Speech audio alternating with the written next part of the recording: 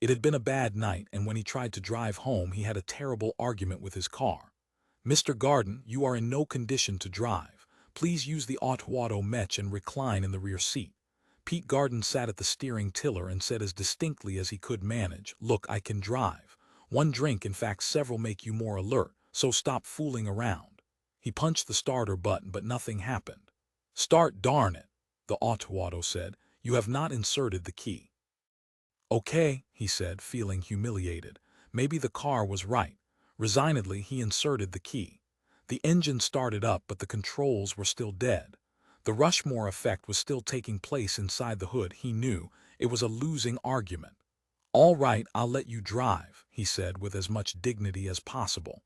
"Since you're so eager, you'll probably louse it all up anyhow, like you always do when I'm not feeling well." He crawled into the back seat, threw himself down as the car lifted from the pavement and skimmed through the night sky, its signal lights blinking. God, he felt bad. His head was killing him. His thoughts turned, as always, back to the game. Why had it gone so badly? Sylvanus Angst was responsible. That clown, his brother-in-law, or rather former brother-in-law. That's right, Pete said to himself. I have to remember. I'm not married to Freya anymore. Freya and I lost, and so our marriage was dissolved, and we're starting over again with Freya married to Clem Gaines, and I'm not married to anybody yet because I haven't managed to roll a 3 yet. I'll roll a 3 tomorrow, he told himself.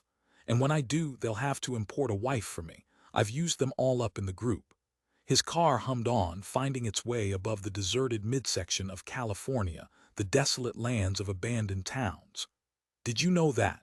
he asked his car. "That I've been married to every woman in the group now, and I haven't had any luck yet, so it must be me." "Right," the car said, "it's you. Even if it were me, it wouldn't be my fault. It's the red Chinese. I hate them." He lay supine, staring up at the stars through the transparent dome of the car. "I love you, though. I've had you for years. You're never going to wear out." He felt tears rise up in his eyes. "Is that all right?" "It depends on the preventative maintenance you faithfully follow." "I wonder what kind of woman they'll import for me." "I wonder," the car echoed. What other group was his group, Pretty Blue Fox, in closest contact with? Probably Straw Man Special, which met in Las Vegas and represented Bindmen from Nevada, Utah, and Idaho. Shutting his eyes, he tried to remember what the women of Straw Man Special looked like. "When I get home to my apartment in Berkeley," Pete said to himself. And then he remembered something dreadful. He could not go home to Berkeley, because he had lost Berkeley in the game tonight. Walt Remington had won it from him by calling his bluff on square 36. That was what had made it such a bad night. "Change course," he said hoarsely to the auto circuit. He still held title deed to most of Marin County. He could stay there. "We'll go to San Rafael," he said, sitting up and rubbing his forehead groggily. A male voice said, "Mrs. Gaines." Freya, combing her short blonde hair before the mirror, did not look around. Absorbed, she thought, "It sounds like that awful Bill Calumine." "Do you want a ride home?" the voice asked. And then Freya realized that it was her new husband, Clem Gaines. "You are going home, aren't you?" Clem Gaines, large and overstuffed with blue eyes, she thought, like broken glass that had been glued there and glued slightly awry, strolled across the game room toward her. It pleased him, obviously, to be married to her. "It won't be for long," Freya thought. "Unless," she thought suddenly, "we have luck." She continued brushing her hair, paying no attention to him.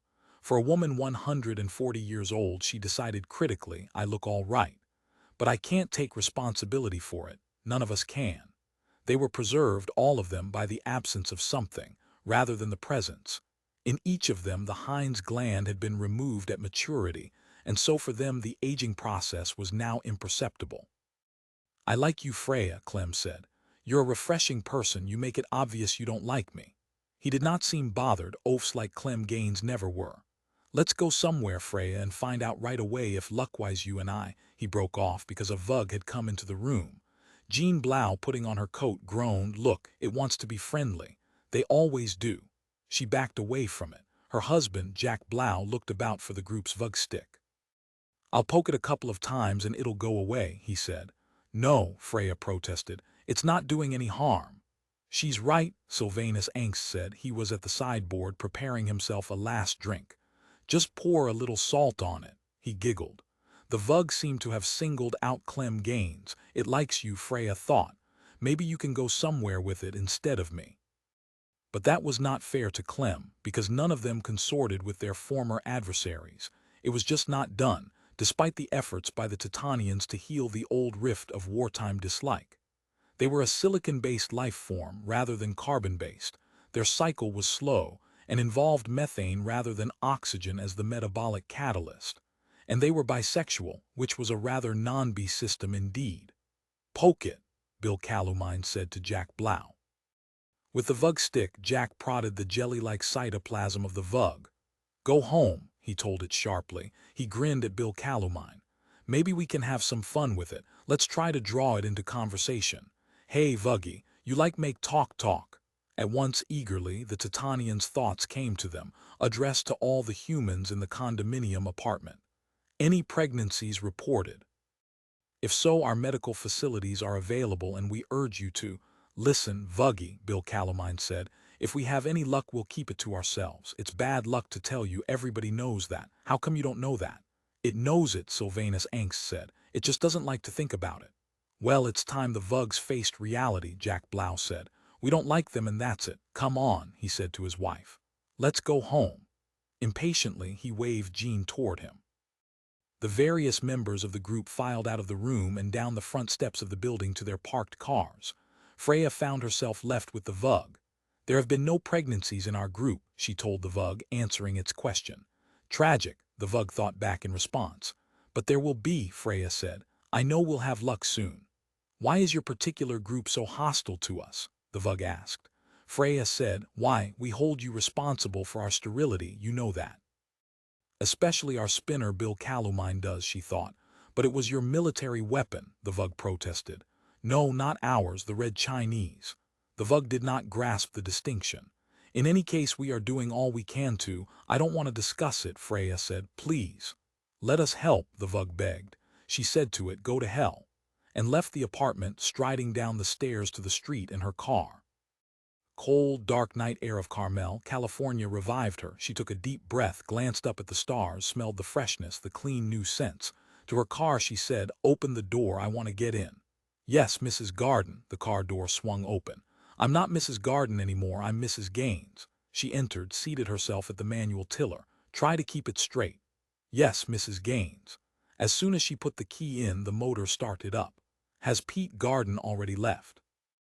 She scanned the gloomy street and did not see Pete's car. I guess he has. She felt sad. It would have been nice to sit out here under the stars so late at night and chat a little. It would be as if they were still married. Damn the game, she thought, and its spins. Damn luck itself, bad luck, that's all we seem to have anymore. We're a marked race. She held her wristwatch to her ear and it said in its tiny voice, 2:15 a.m., Mrs. Garden. Mrs. Gaines, she grated. 2:15 a.m., Mrs. Gaines. How many people, she wondered, are alive on the face of Earth at this moment? 1 million, 2 million. How many groups playing the game? Surely no more than a few 100,000. And every time there was a fatal accident, the population decreased irretrievably by one more. Automatically, she reached into the glove compartment of the car and groped for a neatly wrapped strip of rabbit paper, as it was called. She found a strip. It was the old kind, not the new, and unwrapped it, put it between her teeth and bit. In the glare of the dome light of the car, she examined the strip of rabbit paper. One dead rabbit, she thought, recalling the old days. They were before her time, when a rabbit had to die for this fact in question to be determined. The strip in the dome light was white, not green. She was not pregnant. Crumpling the strip, she dropped it into the disposal chute of the car, and it incinerated instantly. Damn, she thought wretchedly. Well, what did I expect? The car left the ground, started for her home in Los Angeles. Too early, though, to tell about my luck with Clem, she realized. Obviously, that cheered her. Another week or two and perhaps something. Poor Pete, she thought. Hasn't even rolled a 3, isn't back in the game, really. Should I drop by his bind in Marin County, see if he's there? But he was so stewed, so unmanageable, so bitterly unpleasant tonight. There is no law or rule, though, that prevents us meeting outside the game. And yet, what purpose would it serve? We had no luck, she realized, Pete and I, in spite of our feeling for each other. The radio of her car came on suddenly. She heard the call letters of a group in Ontario, Canada, broadcasting on all frequencies in great excitement. "This is Pair Book Hovel," the man declared exultantly. "Tonight at 10 p.m. our time we had luck." A woman in our group, Mrs. Don Palmer, bit her rabbit paper with no more idea of hoping than she ever did, and Freya shut off the radio. When he got home to his unlit, unused, former apartment in San Rafael, Pete Garden went at once to the medicine cabinet in the bathroom to see what medication he could find. I'll never get to sleep otherwise, he knew. It was an old story with him. Snoozex. It now took 3 25 mg tablets of Snoozex to have any effect on him. He had taken too many for too long. I need something stronger, he thought. There's always phenobarbital, but it slugs you for the next day. Scopolamine hydrobromide, I could try that. Or he thought I could try something much stronger. Amphidol. 3 of those, he thought, and I'd never wake up. Not in the strength capsules I've got. Here, he let the capsules lie on his palm as he stood considering. No one would bother me. No one would intervene, the medicine cabinet said. "Mr. Garden, I'm establishing contact with Dr. Macy in Salt Lake City because of your condition." "I have no condition," Pete said. He quickly put the Amphidol capsules back in their bottle. "See," he waited. It was just momentary, a gesture. Here he was, pleading with the Rushmore effect of his medicine cabinet macabre. "Okay," he asked it, hopefully. A click. The cabinet had shut itself off. Pete sighed in relief. The doorbell sounded. What now? He wondered, walking through the faintly musty-smelling apartment, his mind still on what he could take as a soporific without activating the alarm circuit of the Rushmore effect. He opened the door. There stood his blonde-haired previous wife, Freya. "Hi," she said coolly. She walked into the apartment, gliding past him, self-possessed, as if it were perfectly natural for her to seek him out while she was married to Clem Gaines. "What do you have in your fist?" she asked. 7 Snoozex tablets, he admitted. "I'll give you something better than that, it's going the rounds." Freya dug into her leather mailbag-style purse. "A new product manufactured in New Jersey by an Autofac pharmaceutical house there." She held out a large blue spancule. "Nerdual," she said, and then laughed. "Ha ha," Pete said, not amused. It was a gag, ne'er-do-well. "Is that what you came for?" Having been his wife, his Bluff partner, for over 3 months, she of course knew of his chronic insomnia. "I've got a hangover," he informed her, "and I lost Berkeley to Walt Remington tonight, as you well know, so I'm just not capable of banter right now." "Then fix me some coffee," Freya said. She removed her fur-lined jacket and laid it over a chair. "Or let me fix it for you." With sympathy she said, "You do look bad." "Berkeley, why did I put the title deed up anyhow?"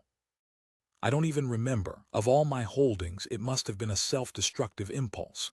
He was silent, and then he said, "On the way here tonight I picked up an all points from Ontario." "I heard it," she said, nodding. "Does their pregnancy elate or depress you?" "I don't know," Freya said somberly. "I'm glad for them, but—" She roamed about the apartment, her arms folded.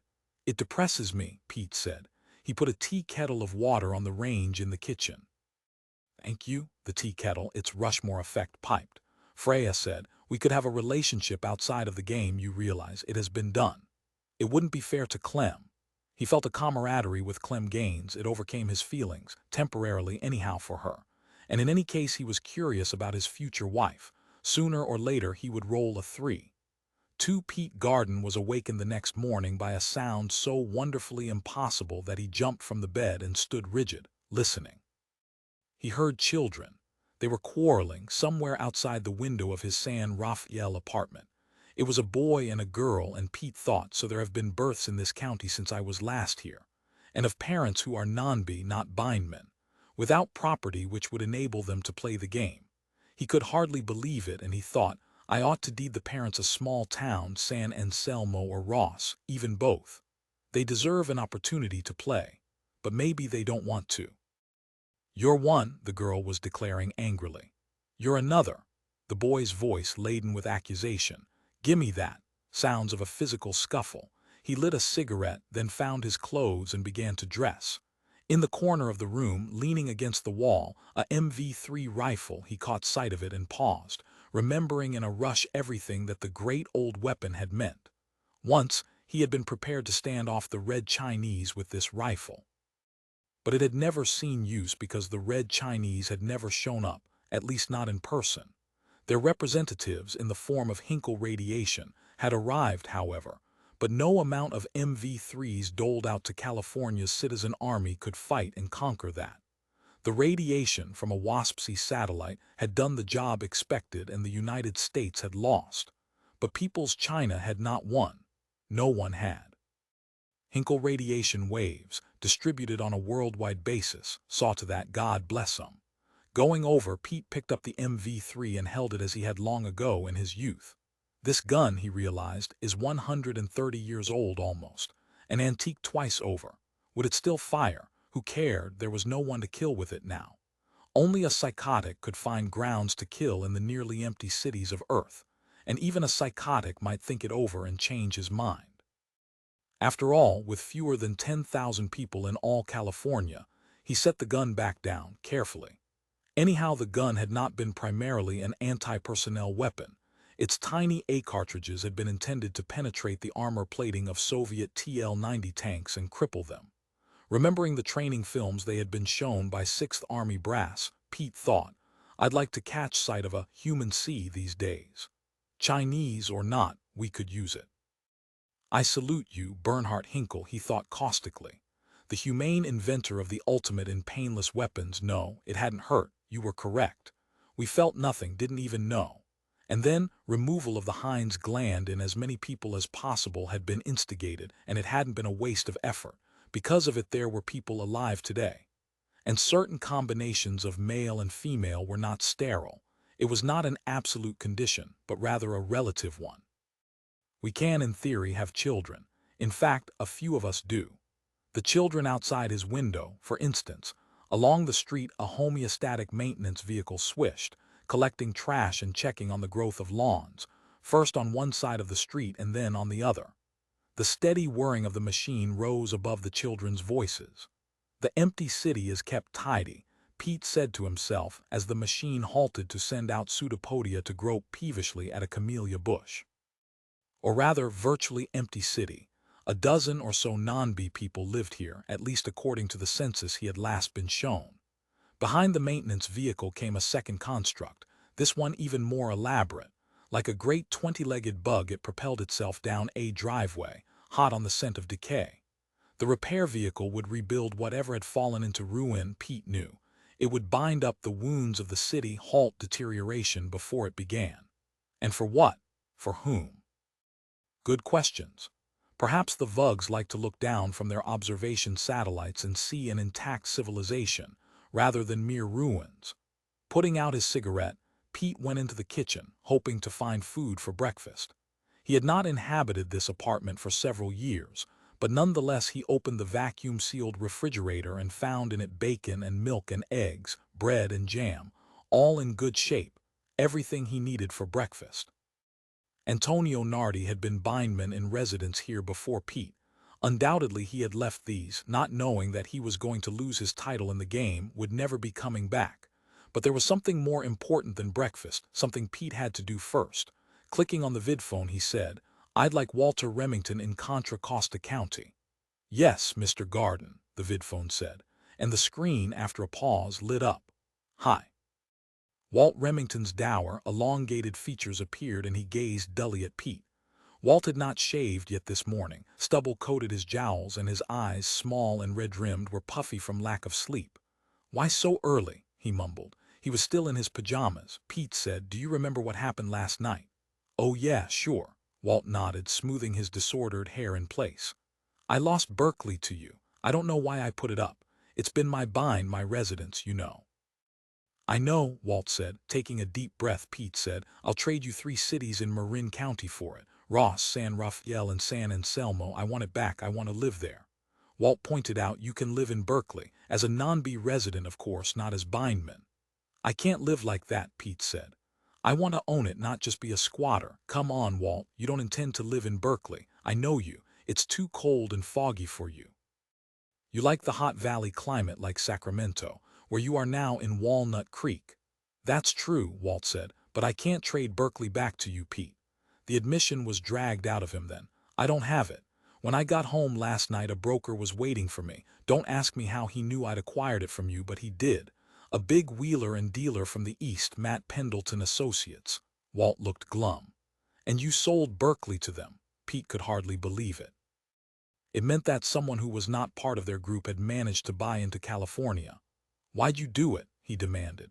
They traded me Salt Lake City for it, Walt said with morose pride. How could I turn that down? Now I can join Colonel Kitchener's group. They play in Provo, Utah. Sorry, Pete. He looked guilty. I was still a little stewed, I guess. Anyhow, it sounded too good to turn down at the time, Pete said. Who'd Pendleton Associates acquire it for? They didn't say. And you didn't ask? No, Walt admitted morosely. I didn't. I guess I should have, Pete said. I want Berkeley back. I'm going to track the deed down and get it back, even if I have to trade off all of Marin County. And in the meantime, I'll be looking forward to beating you at game time. Look for me to take away everything you've got, no matter who your partner is. Savagely, he clicked off the vidphone. The screen became dark.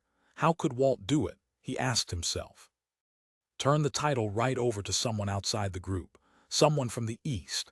I've got to know who Pendleton Associates would be representing in a deal like that, he said to himself. He had a feeling, acute and ominous, that he knew. 3. It was a very good morning for Mr. Jerome Luckman of New York City. Because, and it flashed into his mind the moment he awoke, today was the first time in his life that he owned Berkeley, California. Operating through Matt Pendleton Associates, he had at last been able to obtain a choice piece of California real estate, and this meant that now he could sit in on the game playing of Pretty Blue Fox, which met at Carmel each night. And Carmel was almost as nice a town as Berkeley. Sid, he called, come into my office. Luckman sat back in his chair, puffed on his after-breakfast delicado Mexican cigarette. His secretary, non-Bindmen Sid Mosk, opened the office door and put his head in. Yes, Mr. Luckman. Bring me that precog, Luckman said. I've finally got a use for him. A use, he thought, which justifies the risk of disbarment from the game. What's his name? Dave Muttro or something? Luckman had a hazy memory of interviewing the precog, but a man of his position saw so many people every day. And after all, New York City was well populated, almost 15,000 souls, and many were children, hence new. Make sure he comes up a back way, Luckman said. I don't want anybody to see him. He had his reputation to maintain, and this was a touchy situation. It was illegal, of course, to bring a person with psionic talents to the game, because psi, in terms of game playing, represented a form of cheating pure and simple. For years, EEGs, electroencephalograms, had been given customarily by many groups, but this practice had died out. At least, Luckman hoped so. Certainly, it was done no longer in the East because all the Psi people were known and the East set the style for the whole country, did it not? One of Luckman's cats, a gray and white short-haired Tom, hopped onto his desk. He absently scratched the cat's chin, thinking to himself, if I can't work that precog into the Pretty Blue Fox group, I think I'll go myself. True, he hadn't played the game in a year or more, but he had been the best player around. How else could he have become the Bindman for Greater New York City? And there had been strong competition in those days. Competition which Luckman had rendered non-be single-handedly. There's no one that can beat me at Bluff, Luckman said to himself. And everybody knows that. Still, with a precog, it was a sure thing. And he liked the idea of a sure thing because although he was an expert Bluff player, he did not like to gamble. He had not played because he enjoyed it. He had played to win. He had, for instance, run the great game player Joe Schilling right out of existence. Now Joe operated a little old phonograph record shop in New Mexico. His game-playing days were over. Remember how I beat Joe Schilling, he said to Sid. That last play, it's still in my mind, every detail. Joe rolled a 5 with the dice and drew a card from the 5th deck. He looked at it a long time, much too long. I knew then that he was going to bluff. Finally, he moved his piece 8 squares ahead. That put him on a top win square. You know, that one about inheriting $150,000 from a dead uncle. That piece of his sat on that square and I looked at it. He had, perhaps, a little psionic talent of his own because it had seemed to him that actually he could read Joe Schilling's mind. You drew a 6, he had felt with absolute conviction. Your move 8 squares ahead is a bluff. Aloud, he said that, called Schilling's bluff. At that time, Joe had been New York City Bindman and could beat anyone at the game, It was rare for any player to call one of Joe's moves. Raising his great shaggy, bearded head, Joe Schilling had eyed him. There was silence. All the players waited. "You really want to see the card I drew?" Joe Schilling asked. "Yes." He waited, unable to breathe. His lungs ached. If he were wrong, if the card really were an 8, then Joe Schilling had won again, and his grip on New York City was even more secure. Joe Schilling said quietly, "It was a 6. He flipped over the card. Luckman had been right, it had been a bluff, and the title deed to Greater New York City was his. The cat on Luckman's desk yawped now, hoping for breakfast. Luckman pushed it away and it hopped to the floor. "Parasite," Luckman said to it, but he felt fond of the cat. He believed devoutly that cats were lucky. He had had 2 Toms with him in the condominium apartment that night when he had beaten Joe Schilling. Perhaps they had done it, rather than a latent psionic talent. "I have Dave Muttro on the vid," his secretary said. "He's standing by. Do you want to speak to him personally?" "If he's a genuine precog," Luckman said, "he already knows what I want, so there's no need for me or anyone else to speak to the ZWEP." The paradoxes of precognition always amused and irked him. "Cut the circuit, Sid, and if he never shows up here it proves he's no good." Sid obediently cut the circuit. The screen died. "But let me point out," Sid said, "you never spoke to him, so there never was anything for him to preview, isn't that right?" "He can preview the actual interview with me," Luckman answered, "here in my office when I give him his instructions." "I guess that's right," Sid admitted. "Berkeley," Luckman said musingly. "I haven't been there in 80 or 90 years." Like many Bindmen, he did not like to enter an area which he did not own. It was a superstition, perhaps, but he considered it decidedly bad luck. "I wonder if it's still foggy there. Well, I'll soon see." From his desk drawer he brought forth the title deed which the broker had delivered to him. "Let's see who was Bindman last," he said, reading the deed. "Walter Remington. He's the one who won it last night and then right away sold it. And before him, a fellow named Peter Garden. I wouldn't be surprised if this Peter Garden is angry as hell right now, or will be when he finds out. He probably figured on winning it back. And he'll never win it back now," Luckman said to himself. "Not from me." "Are you going to fly out there to the coast?" Sid asked. "Right," Luckman said. "As soon as I can get packed. I'm going to set up a vacation residence in Berkeley, assuming I like it, assuming it isn't decayed. One thing I can't stand is a decayed town. I don't mind them empty that you expect, but decay." He shuddered. If there was one thing that was surely bad luck, it was a town which had fallen into ruin, as many of the towns in the South had. In his early days he had been Bindman for several towns in North Carolina. He would never forget the FSH Nuger experience. Sid asked, "Can I be honorary Bindman while you're gone?" "Sure," Luckman said expansively. "I'll write you out a parchment scroll in gold and seal it with red wax and ribbon." "Really?" Sid said, eyeing him uncertainly. Luckman laughed. "You'd like that? A lot of ceremony, like Pooh-Bah and the Mikado. Lord High Honorary Bindman of New York City, and tax assessments fixed on the side." "Right," flushing, Sid murmured. "I notice you worked hard for darn near 65 years to get to be Bindman for this area." "That's because of my social plans to improve the milieu," Luckman said. "When I took over the title deed, there were only a few hundred people here. Now look at the population.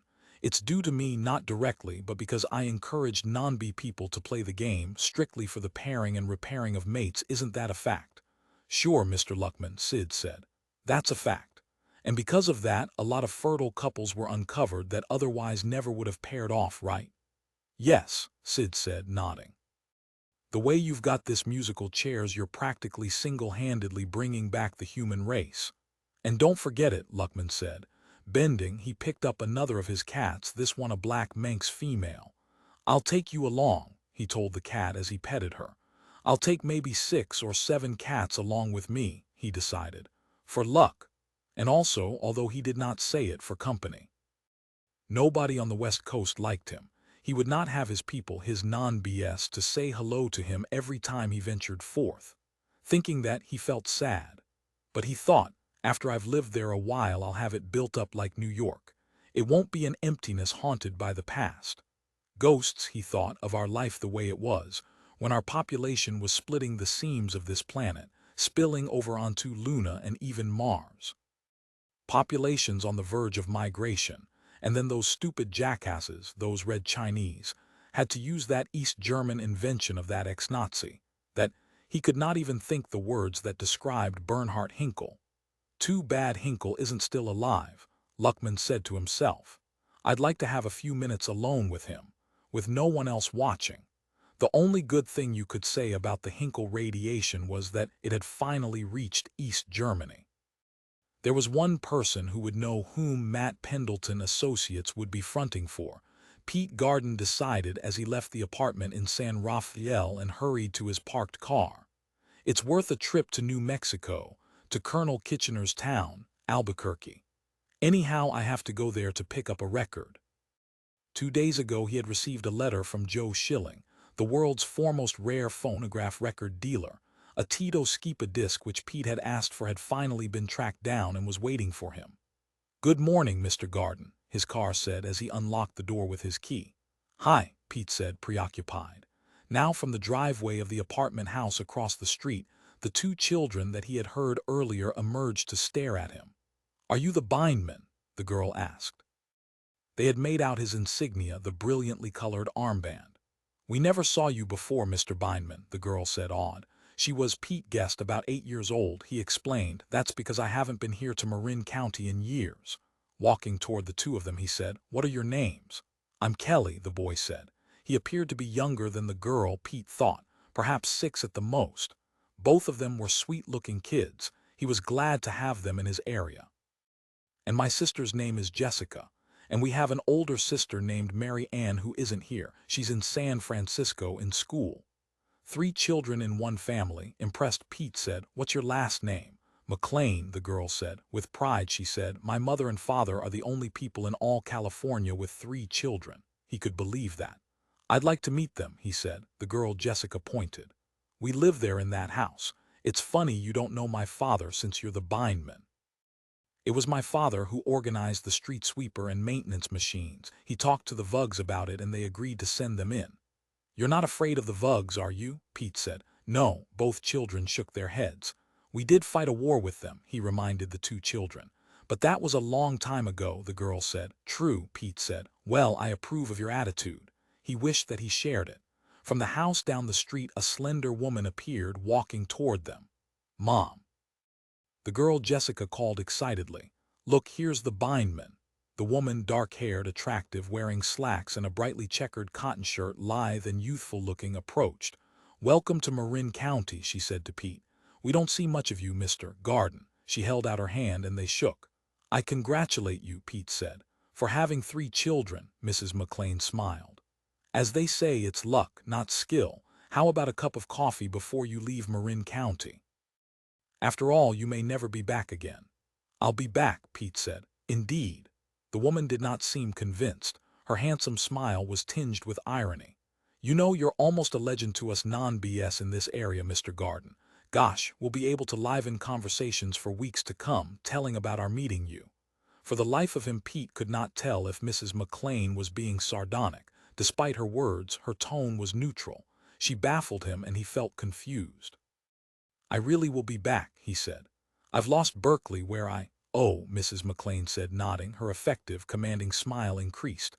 "I see, bad luck at the game, that's why you're visiting us." "I'm on my way to New Mexico," Pete said and got into his car. "Possibly I'll see you later on." He closed the car door. "Take off," he instructed the auto. As the car rose, the 2 children waved. Mrs. McLean did not. Why such animosity, Pete wondered. Or had he only imagined it? Perhaps she resented the existence of the 2 separate groups, B and non-B. Perhaps she felt it was unfair that so few people had a chance at the game board. I wouldn't blame her, Pete realized. But she doesn't understand that any moment any one of us can suddenly become non-B. We have only to recall Joe Schilling, once the greatest Bindman in the Western world and now non-B, probably for the rest of his life. The division is not as fixed as all that. After all, he himself had been non-B once. He had obtained title to real estate the only way legally possible. He had posted his name and then waited for a Bindman somewhere to die. He had followed the rules set up by the Vugs, had guessed a particular day, month, and year. And sure enough, his guess had been lucky. On May 4, 2143, a Bindman named William Russ Lawrence had died, killed in an auto accident in Arizona. and Pete had become his heir, inherited his holdings, and entered his game-playing group. The Vugs, gamblers to the core, liked such chancy systems for inheritance, and they abhorred cause and effect situations. He wondered what Mrs. McLean's first name was. Certainly she was pretty, he thought. He had liked her despite her peculiar bitter attitude, liked the way she looked, carried herself. He wished he knew more about the McLean family. Perhaps they had once been Bindmen and had been wiped out. That would explain it. I could ask around, he thought. After all, if they have 3 children, they're certainly quite well known. Joe Schilling hears everything. I can ask him. For sure, Joseph Schilling said, leading the way through the dusty, utter disorder of his record shop to the living quarters behind. I know Patricia McLean. How'd you happen to run into her? He turned questioningly. Pete said, the McLeans are living in my bind. He managed to thread a passage among the piles of records, packing cartons, letters, catalogs, and posters from the past. How do you ever find anything in this place? He asked Joe Schilling. I have a system, Schilling said vaguely. I'll tell you why Pat McLean's so bitter. She used to be a bee, but she was barred from the game. Why, Pat's a telepath. Joe Schilling cleared a place at the table in the kitchen and set out 2 handle-less teacups. Oolong tea? He asked. Ah, so, Pete said, nodding. I've got your Don Pasquale record, Schilling said as he poured tea from a black ceramic pot. The Skipa aria, da-dum-da-da-da, a beautiful piece. Humming, he produced lemon and sugar from the cupboard over the dish-filled sink. Then, in a low voice, he said, Look, I've got a customer out front. He winked at Pete and pointed, peering past the dusty, stained curtain which separated the living quarters from the store. Pete saw a tall, skinny youth with horn-rimmed glasses and shaved head. The youth was examining a tattered, ancient record catalog. A nut, Schilling said softly. Eats yogurt and practices yoga, and lots of vitamin E for potency. I get all kinds. The youth called in a stammering voice. Say, do you have any Claudia Muzio records, Mr. Schilling? Just the letter scene from Traviata, Schilling said, making no move to rise from the table. Pete said, I found Mrs. McLean physically attractive. Oh yes, very vivacious, but not for you. She's what Jung described as an introverted feeling type. They run deep. They're inclined toward idealism and melancholy. You need a shallow, bright blonde type of woman, someone to cheer you up, someone to get you out of your suicidal depressions that you're always either falling into or out of. Schilling sipped his tea, a few drops spattering his reddish, thick beard. Well, say something. Or are you in a depression right now? No, Pete said. In the front of the store, the tall, skinny youth called, Mr. Schilling, can I listen to this jiggly record of Una Furtive Allagrima? Sure, Schilling said. He hummed that absently, scratching his cheek. Pete, he said, you know, rumors get to me. I hear you've lost Berkeley. Yes, Pete admitted. And Matt Pendleton Associates. That would be Lucky Jerome Luckman, Schilling said. Oy vey, he's a hard man in the game, I ought to know. Now he'll be sitting in with your group, and pretty soon he'll own all of California. Can't anybody play against Luckman and beat him? Sure, Joe Schilling nodded. I can. Pete stared at him. You're serious, but he wiped you out. You're a classic case. Just bad luck, Schilling said. If I had had more title deeds to put up, if I had been able to stay in a little longer. He smiled a bleak, crooked smile. Bluff's a fascinating game. Like poker, it combines chance and skill equally. You can win by either or lose by either. I lost by the former on a single bad run, actually on a single lucky guess by Luckman. Not skill on his part. Hell no, Luckman is to luck as I am to skill. We ought to be called Luckman and Skillman. If I ever get a stake and can start again, Joe Schilling abruptly belched. Sorry. I'll stake you, Pete said suddenly on impulse. You can't afford to. I'm expensive because I don't start winning right away. It takes time for my skill factor to overcome any chance runs, such as the celebrated one by which Luckman wiped me out. From the front of the store came the sounds of the superb tenor Jiggly singing. Schilling paused a moment to listen. Across from the table, his huge, dingy parrot Eeyore shifted about in its cage, annoyed by the sharp, pure voice. Schilling gave the parrot a reproving glance. Thy tiny hand is frozen, Schilling said. The first of the 2 recordings Jiggly made of that, and by far the better. Ever heard the latter of the 2? From the complete opera, and so bad as to be unbelievable. Wait. He silenced himself, listening. A superb record, he said to Pete. You should have it in your collection. I don't care for Jiggly, Pete said. He sobs. A convention, Schilling said irritably. He was an Italian, it's traditional. Skipa didn't. Skipa was self-taught, Schilling said. Tall, skinny youth had approached, carrying the jiggly record. I'd like to buy this, Mr. Schilling. How much? $125, Schilling said. Wow, the youth said dismally. But nevertheless he got out his wallet. Very few of these survived the war with the Vugs, Schilling explained as he took the record and began wrapping it in heavy cardboard. Two more customers entered the shop then, a man and woman, both of them short, squat. Schilling greeted them. Good morning, Les. Ease. To Pete he said, this is Mr. and Mrs. Sibley, like yourself, vocal addicts, from Portland, Oregon. He indicated Pete. Bindmen Peter Garden. Pete rose and shook hands with Les Sibley. Hi, Mr. Garden, Les Sibley said, in the deferential tone used by a non-B with a B. Where do you bind, sir? Berkeley, Pete said, and then remembered. Formerly Berkeley, now Marin County, California. How do you do? Sibley said, in an ultra-fawning manner which Pete found and always had found objectionable. She held out her hand, and when he shook it he found it soft and damp. I'll bet you have a really fine collection. I mean, ours isn't anything, just a few Supervia records. Supervia, Pete said, interested. What do you have? Joe Schilling said. You can't eliminate, Pete.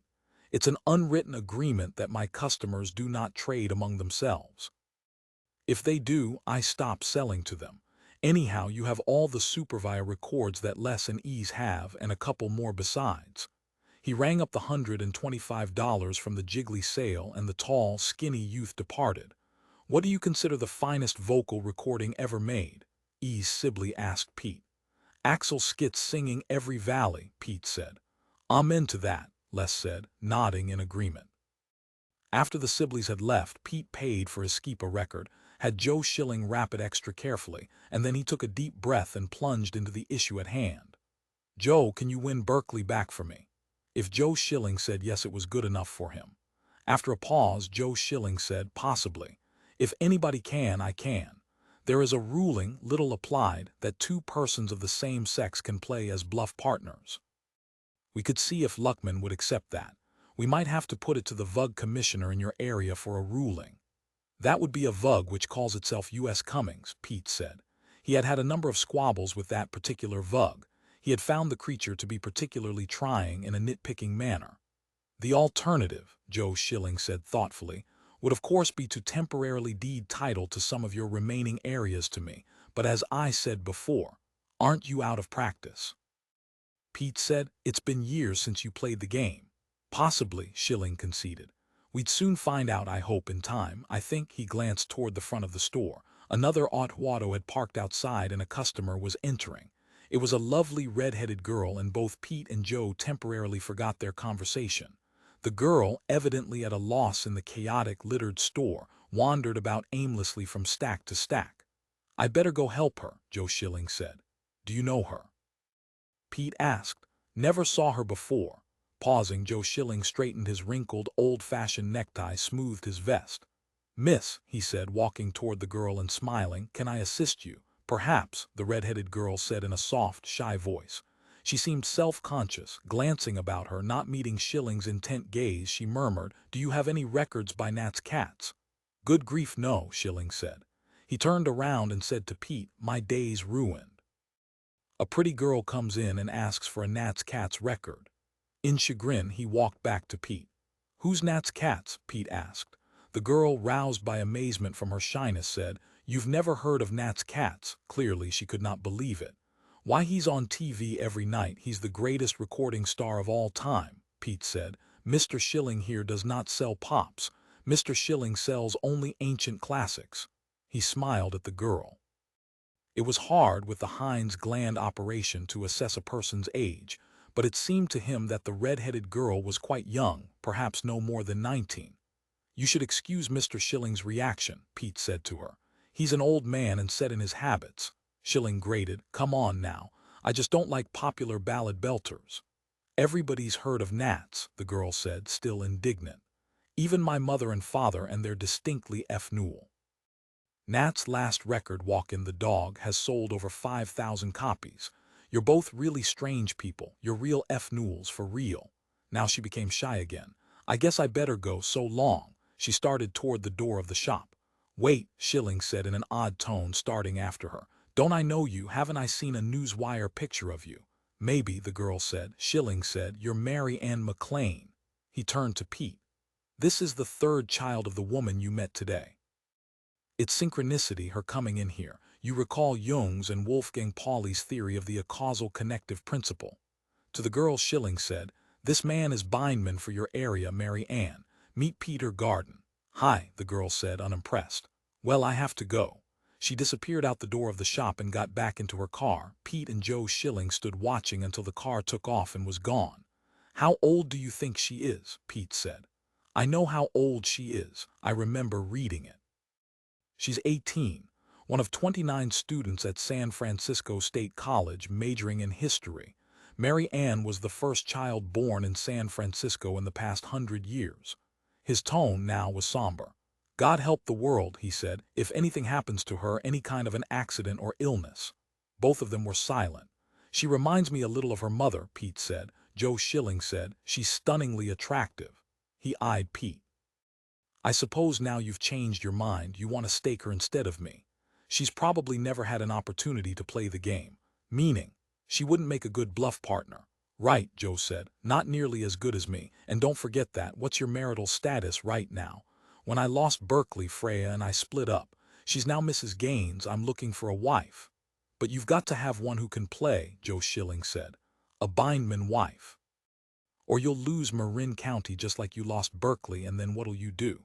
"The world can't use two rare record shops," Pete said. "I've thought over and over again for years what I'd do if I were wiped out at the table. I'd become a farmer." Guffawing, Joe said. "Indeed. Now you say I was never so serious in all my life." Pete said, "I was never so serious in all my life."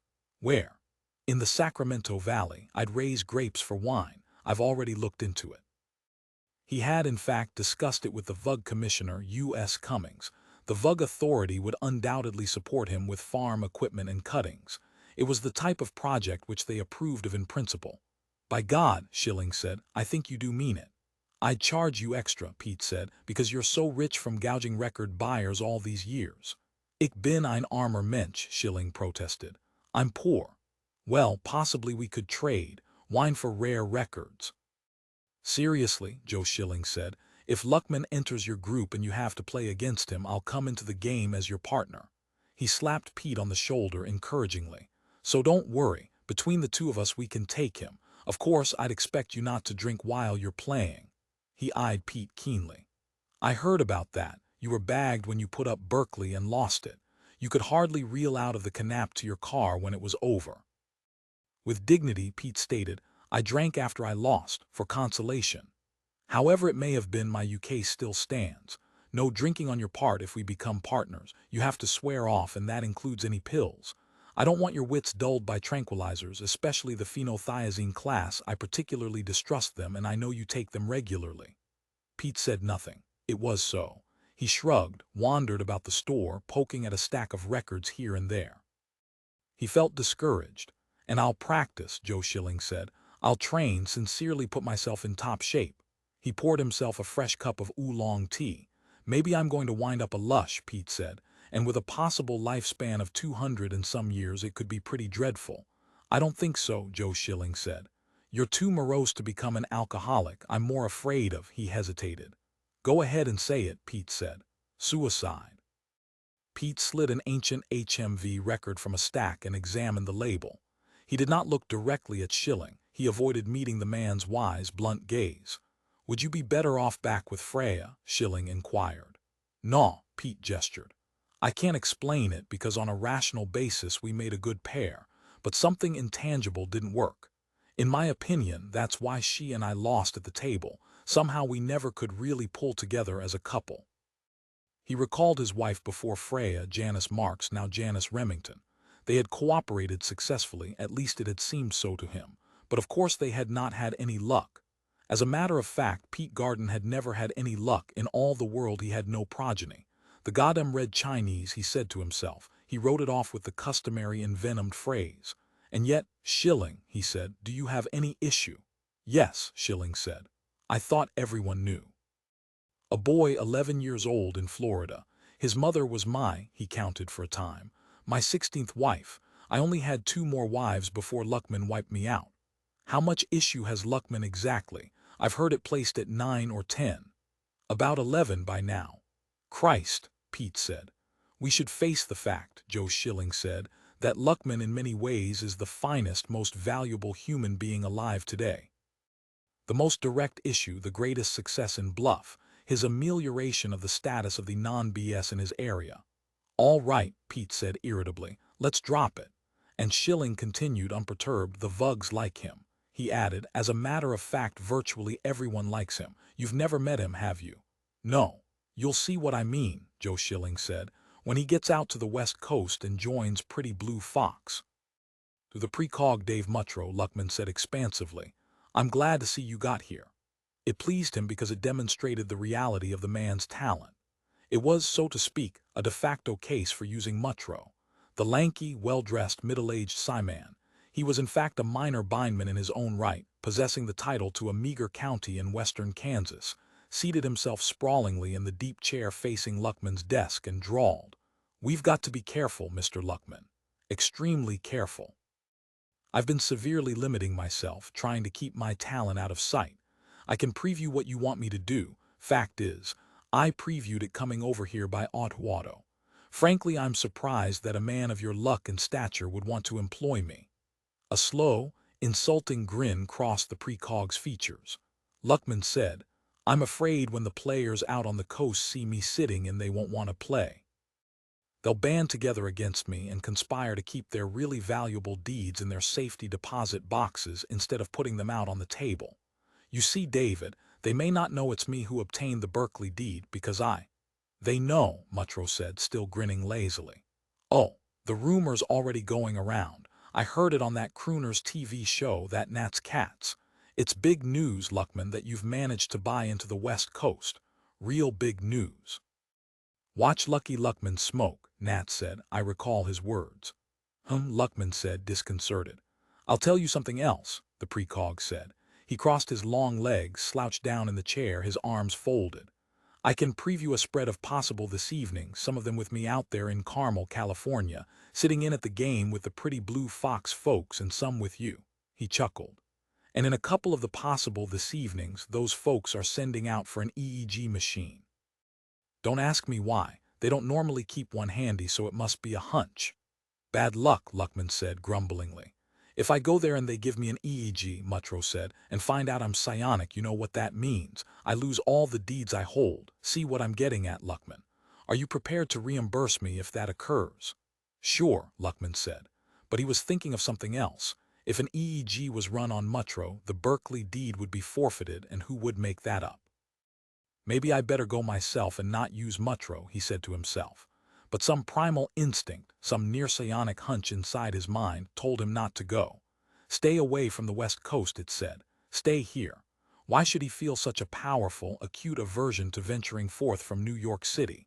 Was it merely the old superstition that a bindman stayed in his own bind, or was it something more? I'm going to send you anyhow, Dave, Luckman said, and risk the EEG. Muttro drawled, however, Mr. Luckman, I decline to go. I don't care to take the risk myself. Unwinding his limbs, he rose awkwardly to his feet. I guess you'll just have to go yourself, he said with a smile bordering on an outright smirk. Damn it, Luckman said to himself. These little two-bit bindmen are haughty. You can't get to them. What have you got to lose by going? Muttro asked. As far as I can preview, Pretty Blue Fox plays with you, and it appears from here that your luck holds out. I see you winning a second California deed the first night you play. He added, this forecast I give you free, no obligation. He touched his forehead in a mock salute. Thanks, Luckman snapped. Thanks for nothing, he thought, because the biting, weak fright was still there in him, the pre-rational aversion to the trip. God, he thought, I'm hooked. I paid plenty for Berkeley. I've got to go. Anyhow, it's unreasonable, this fear. One of his cats, an orange Tom, had ceased washing and was now staring at Luckman with its tongue absurdly protruding. I'll take you, Luckman decided. You can provide me with your magic protection. You and your, what was the old belief, your 9 or 10 lives. Put your Jeslumer tongue back in, he ordered the cat peevishly. The cat irritated him. It was so ignorant of fate, of reality. Extending his hand, Dave Mutrow said, "It's good to see you again, fellow Bindman Luckman, and maybe I can be of use to you some other time. I'm heading back to Kansas now." He glanced at his watch. "It's getting late, almost time to begin this evening's play." Luckman said as he shook hands with the precog, "Should I start this soon with Pretty Blue Fox tonight?" "Why not? Seeing the future must give you a hell of a lot of confidence," Luckman said complainingly. "It is useful," Mutrow agreed. "I wish I had it on my trip," Luckman said, and then he thought, "I'm tired of catering to my superstitions. I don't need any psionic power to protect me. I've got a lot more than that." Sid Mosk, entering the office, glanced from Luckman to Mutrow and then back at his employer again. "You're going," he said. "That's right," Luckman nodded. "Pack my things for me and load them into an auto. I intend to set up a temporary residence in Berkeley before the game begins this evening. So I'll feel comfortable, as if I belong." "Will do," Sid Mosk agreed, making a note of the request. "Before I go to bed tonight," Luckman realized, "I'll have sat in with Pretty Blue Fox, will have begun almost a new life. I wonder what it'll bring." Once more, fervently, he wished for Dave Mutrow talent. 5 in the condominium apartment in Carmel, which the Bluff playing group of Bindmen, Pretty Blue Fox, owned jointly. Mrs. Freya Gaines, making herself comfortable, not sitting too close to her husband Clem, watched the others arrive one by one. Bill Calumine, sauntering aggressively through the open door in his loud sports shirt and tie, nodded to her and Clem. "Greetings." His wife and Bluff partner Arlene followed after him, a preoccupied frown of worry on her rather wrinkled face. Arlene had taken advantage of the Heinz operation somewhat later in life than had the others. "Hiya," Walt Remington said gloomily, glancing furtively around as he entered with his alert, bright-eyed wife Janice. "I understand we've got a new member," he said in a self-conscious, uncomfortable voice. Guilt was written all over him as he shakily removed his coat and laid it over a chair. "Yes," Freya said to him. And you know why, she thought. Now the sandy-haired baby of the group, Stuart Marks, put in his appearance, and with him his tall, masculine, no-nonsense wife Yule, wearing a black suede leather jacket and jeans. "I was listening to Nat's cats," Stuart said, "and he said." "He was correct," Clem Gaines answered. "Lucky Luckman is already on the West Coast setting up residence in Berkeley." Carrying a bottle of whiskey wrapped up in a paper bag, Sylvanus Angst strolled in, smiling broadly at everyone, in a good mood as always. And immediately after him came swarthy Jack Blau, his dark eyes flickering as he looked at everyone in the room. He jerked his head in greeting but did not speak. Jean, his wife, greeted Freya.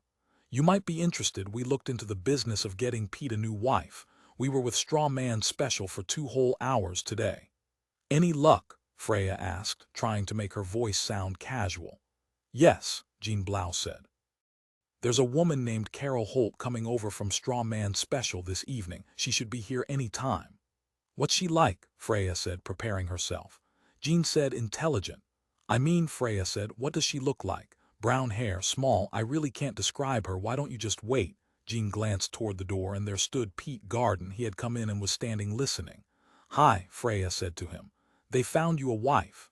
Pete said to Jean, "Thanks." His voice was gruff. "Well, you must have a partner to play," Jean pointed out. "I'm not sore," Pete said. Like Sylvanus Angst, he carried a bottle wrapped up in a paper bag. He now set it down on the sideboard next to Sylvanus and took off his coat.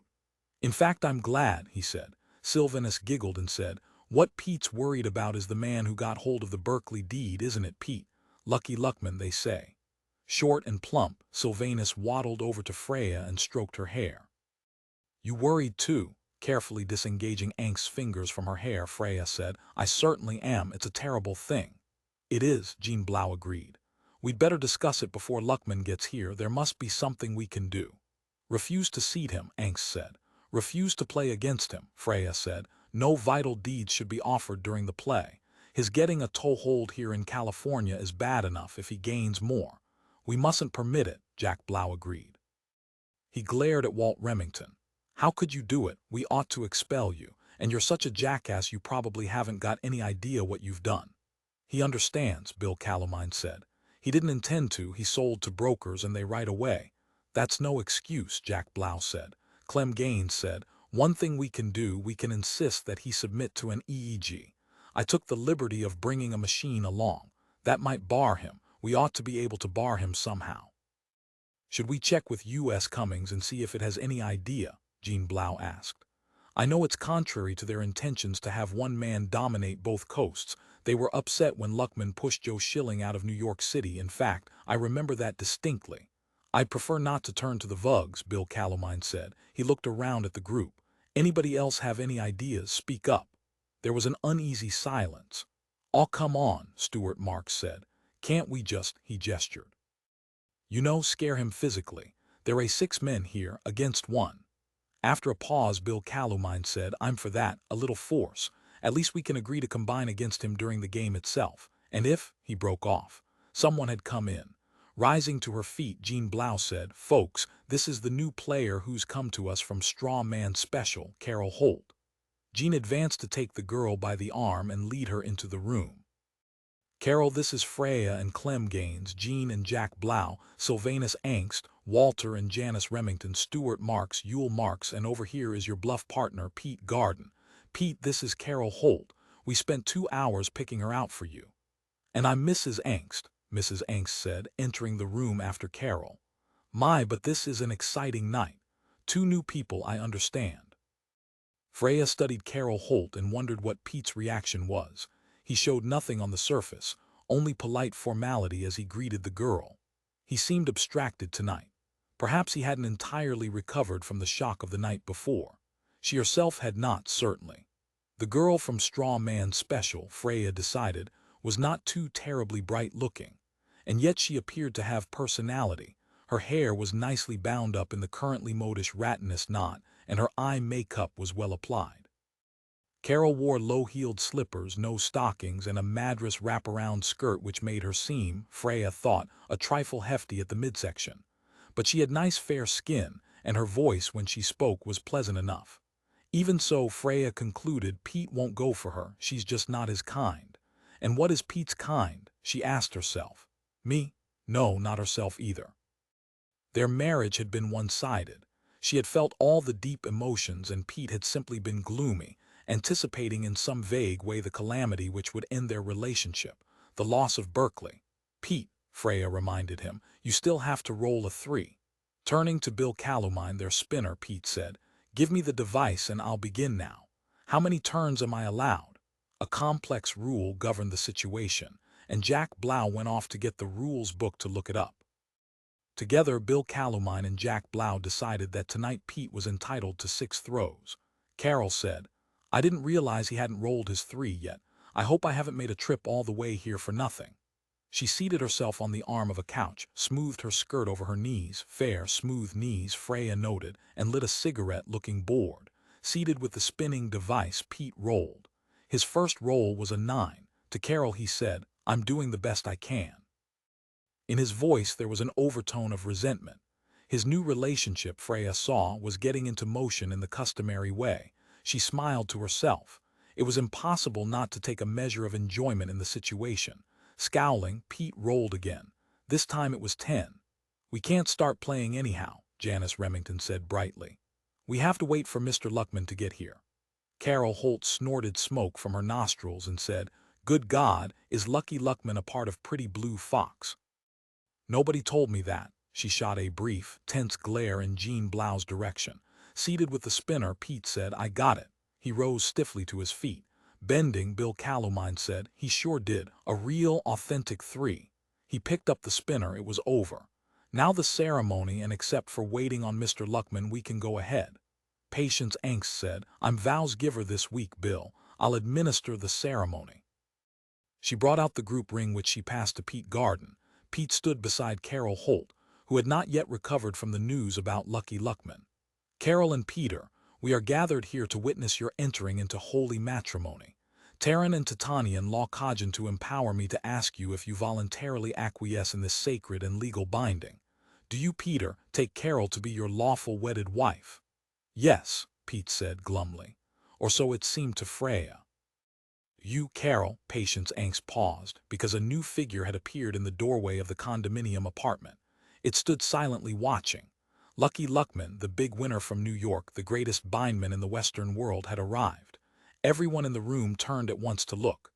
"Don't let me interrupt," Luckman said, and did not budge. Patience then murmuringly continued the ceremony to its conclusion. "So this is what the one and only Lucky Luckman looks like," Freya said to herself. A brawny man, stockily built, with a round, apple-shaped face, all his coloration pale and straw-like, a peculiar vegetable quality as if Luckman had been nourished indoors. His hair had a soft, thin texture and did not hide the pinkish scalp. At least Luckman had a clean, well-washed look, Freya observed.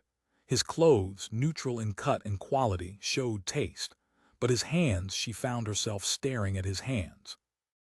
Luckman's wrists were thick and furred with the same pale whisker-like hair. The hands themselves were small, the fingers short, and the skin near his knuckles was spotted with what appeared perhaps to be freckles. His voice was oddly high-pitched, mild. She did not like him. There was something wrong with him. He had a capon-like quality, like a defrocked, barred priest. He looked soft where he should be hard. "And we really have worked out no strategy against him," Freya said to herself. "We don't know how to work together, and now it's too late. I wonder how many of us in this room will be playing a week from now," she thought. "We must find a way to stop this man," she said to herself. "And this is my wife Dottie," Jerome Luckman was saying, introducing to the group an ample, crow-haired, Italian-looking woman who smiled nicely around at them all. Pete Garden scarcely paid any attention. "Let's get the EEG machine in here," he thought. He went over to Bill Calumine and squatted down beside him. "It's EEG time," he said softly to Calumine, "as a starter." "Yes." Calumine nodded, rose, and disappeared into the other room along with Clem Gaines. Presently he returned, the Crofts Harrison machine tagging along behind him, a wheeled egg with coiled receptors, rows of meters sparkling. It had not been used for a long time, the group was quite stable. Until now. But now Pete thought, it's all changed. We have two new members, one of whom is unknown, the other a patent enemy who must be fought with all we've got. And he felt the struggle personally because the deed had been his. Luckman, entrenched at the Claremont Hotel in Berkeley, now dwelt in Pete's own mind. What could constitute a more intimate invasion than that? He stared at Luckman, and now the short, light-haired big Bindman from the east stared back. Neither man said anything. There was nothing to say. "An EEG," Luckman said as he made out the Crofts Harrison machine. An unusual, twisting grimace touched his features. "Why not?" He glanced at his wife. "We don't mind, do we?" He held out his arm, and Calumine strapped the anode belt tightly in place. "You won't find any psi power in me," Luckman said as the cathode terminal was fixed to his temple. He continued to smile. Presently the Crofts Harrison machine excreted its short spool of printed tape. Bill Calumine, as official group spinner, examined it, then passed it to Pete. Together they read the tape, silently conferring. No psionic cephalic activity, Pete decided, at least not at the moment. It might come and go, that's common, certainly. So anyhow, damn it, we can't legitimately bar Luckman on this count. Too bad, he thought, and returned the tape to Calumine, who then passed it to Stu Marks and Sylvanus Angst. "Am I clean?" Luckman asked genially. He seemed utterly confident, and why not?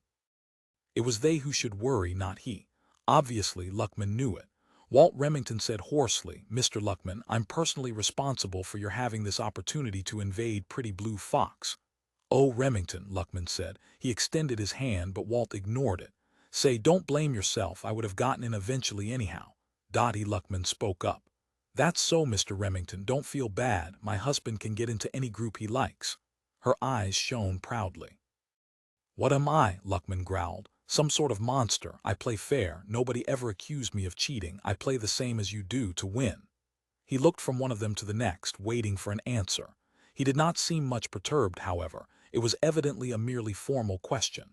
Luckman did not expect to change their feelings, and perhaps he did not even want to. Pete said, "We feel, Mr. Luckman, that you already have more than your share. The game wasn't contrived as an excuse to achieve economic monopoly, and you know it." He was silent then because that fairly well expressed it. The others in the group were nodding in agreement. "I tell you what," Luckman said. "I like to see everyone happy about things. I don't see any reason for this suspicion and gloom. Maybe you're not very confident in your own abilities, maybe that's it. Anyhow, how about this? For every California title deed I win, he paused, enjoying their tension. I'll contribute to the group a title deed for a town in some other state. So no matter what happens, you'll all still wind up Bindmen, maybe not here on the coast, but somewhere. He grinned, showing teeth so regular that, to Pete Garden anyhow, they seemed palpably false. Thanks, Freya said frigidly. No one else spoke. Is it meant to be an insult? Pete wondered. Maybe Luckman sincerely intends it. Maybe he's that primitive, that naive about human feelings. The door opened and a Vug came in. It was, Pete saw, the district commissioner, U.S. Cummings. What did it want, he wondered. Had the Titanians heard about Luckman's move to the west coast? Now the Vug, after its fashion, greeted the members of the group. What do you want? Bill Calamine asked it sourly. We're just about to sit down to play. The Vug's thoughts came to them. Sorry for this intrusion, Mr. Luckman. What is the meaning of your presence here? Produce your document of validation that entitles you to enter this group. Oh, come on, Luckman said. You know I've got the deed. He reached into his coat, brought out a large envelope. What is this, a gag? Extending pseudopodia, the Vug inspected the deed, then returned it to Luckman. You neglected to notify us of your entry into this group. I don't have to, Luckman said. It's not mandatory. Nevertheless, U.S. Cummings declared, it's protocol. What is your intention here at Pretty Blue Fox? Luckman said. I intend to win. The Vug seemed to contemplate him. It was silent for a time. That's my legal right, Luckman added. He seemed a little nervous. You don't have any power to intercede in this. You're not our masters. Let me refer you to the Concordat of 2095 signed between your military and the UN. All you can do is make recommendations and give assistance to us when it's requested. I didn't hear anybody request your presence here in this room tonight. He looked around at the group for agreement. Bill Calamine said to the Vug, we can handle this. That's right, Stuart Marks said. So beat it, Vuggy, go on. He went to get the Vug stick. It was propped up in the corner of the room. U.S. Cummings, with no further thoughts in their direction, departed. As soon as it had gone, Jack Blau said, let's begin playing. Right, Bill Calamine agreed. Producing his key, he went to the locked closet. A moment later, he was laying out the large game board on the table in the center of the room. The others began drawing up their chairs, making themselves comfortable, deciding whom they wanted to sit beside. Coming up to Pete, Carol Holt said, we probably won't do too well at first, Mr. Garden, since we're not used to each other's styles. It was time, Pete judged, to tell her about Joe Schilling. Listen, he said, I hate to say this, but you and I may not be partners very long. Oh, Carol said. Why not? She eyed him. Pete said, I'm frankly more interested in winning Berkeley back than I am in anything else, than in luck, as the popular phrase has it, in the biological sense. Despite the fact, he thought, that both the Terran and Titanian authorities who set up the game considered it primarily a means to that end, rather than to the economic end. You've never seen me play, Carol said. She walked swiftly over to the corner of the room and stood with her hands behind her back, regarding him. I'm quite good. Perhaps good, Pete agreed, but hardly good enough to beat Luckman, and that's the issue. I'll play with you tonight, but tomorrow I want to bring in someone else. No offense meant. But I am offended, Carol said. He shrugged. Then you'll have to be offended. Who is this person you want to bring in? Joe Schilling. The rare record man. The girl's honey-colored eyes widened with amazement. But I know Luckman beat him, Pete said, but I don't think he can do it again. Schilling is a good friend of mine. I have confidence in him. Which is more, Carol Holt said, than you can say about me, right?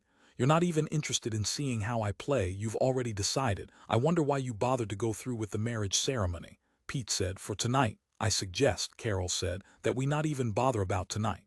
Her cheeks had flushed dark red now. She was quite angry. Now listen, Pete said, uneasy now, wanting to mollify her. I didn't intend to. You don't want to hurt me, Carol Holt said, but you have very much. At Strawman Special, my friends had all the respect in the world for me. I'm not used to this. She blinked rapidly. For God's sake, Pete said, horrified. He took her by the hand, propelled her from the room and outside into the night darkness. Listen. I just wanted to prepare you in case I brought Joe Schilling in. Berkeley was my place of bind, and I'm just not going to give up on it, don't you understand? It has nothing to do with you. You may be the best bluff player on earth for all I know. He took hold of her by the shoulders, gripping her. Now let's stop this bickering and go back in. They're starting to play. Carol sniffed. Just a minute. She found a handkerchief in her skirt pocket and blew her nose. "Come on, you fellows," Bill Calamine called from within the apartment. Sylvanus Angst appeared in the doorway. "We're starting," he giggled, seeing them. "The economic part right now, Mr. Garden, if you please." Together, Pete and Carol returned to the lighted living room and the game. "We were discussing our strategy," Pete said to Calamine. "But as regards to what?" Janice Remington said and winked. Freya glanced first at Pete and then at Carol. She said nothing, however. The others were already involved in carefully watching Luckman. They did not care about anything else. Title deeds were starting to appear. Reluctantly, one by one, they were put into the pot basket. "Mr. Luckman," Yulmark said bluntly, "you have to put up the Berkeley deed. It's the only California real estate you own." She and the rest of the group watched intently as Luckman deposited the large envelope in the basket. "I hope," Yule said, "that you lose it and never show up here again." "You're an outspoken woman," Luckman said with a wry smile. His expression then seemed to harden. It became rigid, fixed in place. "Pete thought he intends to beat us. He's made up his mind. He has no more liking for us than we have for him. It's going to be a dirty, hard business." "I withdraw my offer," Luckman said, "of giving you title deeds to towns outside California." He picked up the stack of numbered cards and began to shuffle them magnificently. "In view of your hostility, it's clear that we can't have even the semblance of cordiality." "That's right," Walt Remington said in answer. No one else spoke, but it was as evident to Luckman as it was to Pete Garden that each person in the room felt the same way. "Draw for first play," Bill Calamine said, and took a card from the shuffled deck. To himself, Jerome Luckman thought, "These people are going to pay for their attitude. I came here legally and decently. I did my part and they wouldn't have that." His turn to draw a card came. He drew, and it was a 17. "My luck's showing up already," he said to himself. He lit a Delicato cigarette, leaned back in his chair, and watched as the others drew. It's a good thing Dave Muttro refused to come here, Luckman realized. The precog was right. They did have the EEG machine to try out as a ploy. They would have had him dead to rights. "Evidently you go first, Luckman," Calamine said. "With your 17, you're high man." He seemed resigned, as did the others. "The Luckman luck," Luckman said to them as he reached for the round metal spinner. Watching Pete out of the corner of her eye, Freya Gaines thought he and she had a fight outside there. Carol, when she came back in, looked as if she had been crying. "Too bad," Freya said to herself with relish. "They won't be able to play as partners," she knew. Carol won't be able to put up with Pete's melancholy, his hypochondria. And in her, he's simply not going to find a woman who will put up with him. "I know he'll turn back to me in a relationship outside the game. He'll have to, or crack up emotionally." It was her turn to play.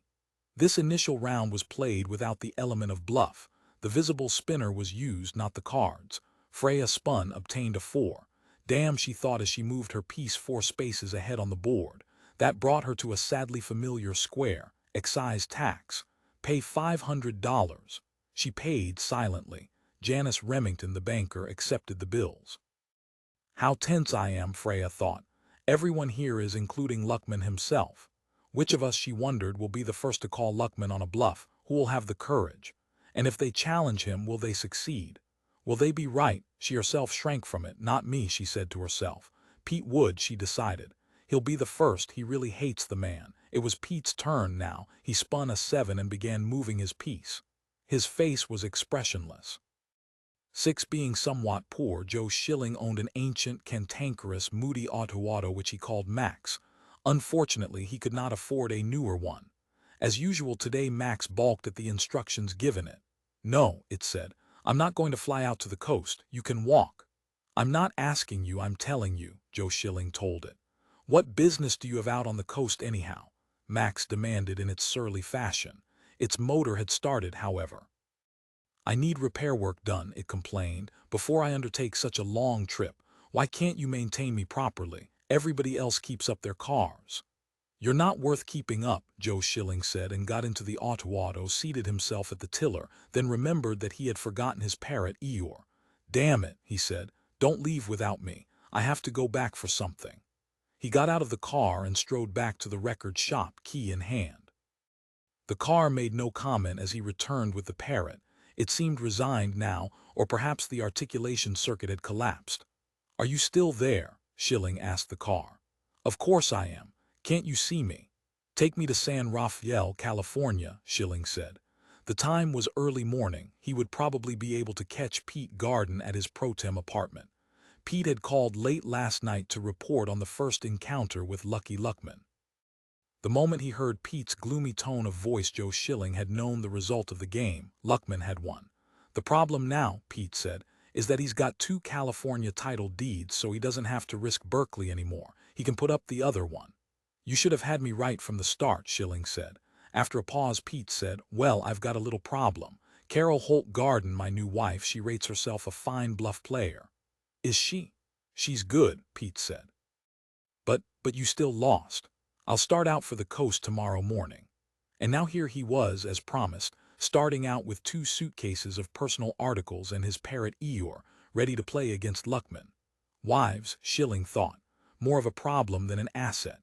The economic aspects of our lives should never have been melded hopelessly with the sexual. It makes things too complex. Blame that on the Titanians and their desire to solve our difficulties with one neat solution covering all. What they've actually done is gotten us entangled even more thoroughly. Pete hadn't said any more about Carol, but marriage had always been primarily an economic entity, Schilling reflected as he steered his auto up into the early morning New Mexico sky. The Vugs hadn't invented that. They had merely intensified an already existing condition. Marriage had to do with the transmission of property, of lines of inheritance, and of cooperation in career lines as well.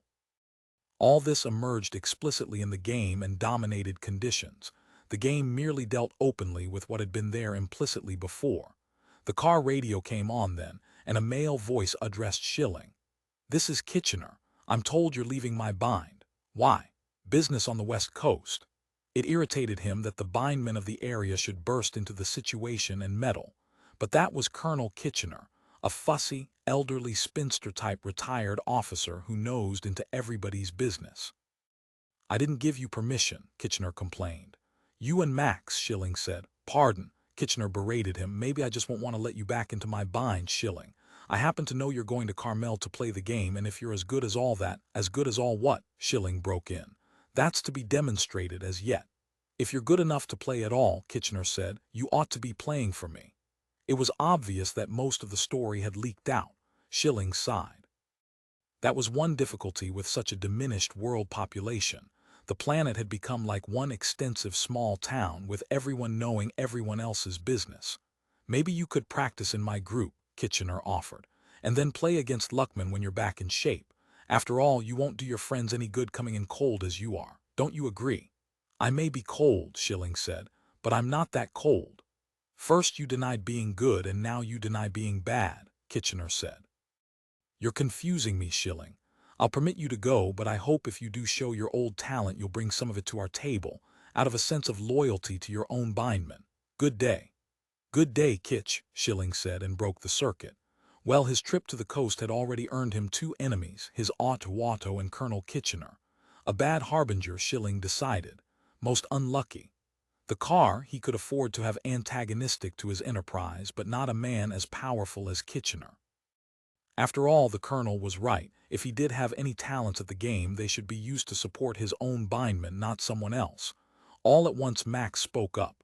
"You see what you got yourself into," it said accusingly. "I realize I should have checked with my Bindman and gotten his approval," Schilling agreed. "You hope to sneak out of New Mexico unnoticed," Max said. It was true. Schilling nodded. Yes, it was decidedly a bad beginning. Waking in the still unfamiliar apartment in San Rafael, Peter Garden jumped in surprise at the sight of the tousled head of brown hair beside him, the bare, smooth shoulders, so eternally inviting, and then remembered who she was and what had happened the evening before. He got out of bed without waking her, went into the kitchen in his pajamas to search for a package of cigarettes. A second California deed had been lost and Joe Schilling was on his way from New Mexico. That's how things stood, he recalled. And he now had a wife who, how exactly did he evaluate Carol Holt Garden? It would be good to know precisely where he stood in relation to her before Joe Schilling put in his appearance, and that could be any time now.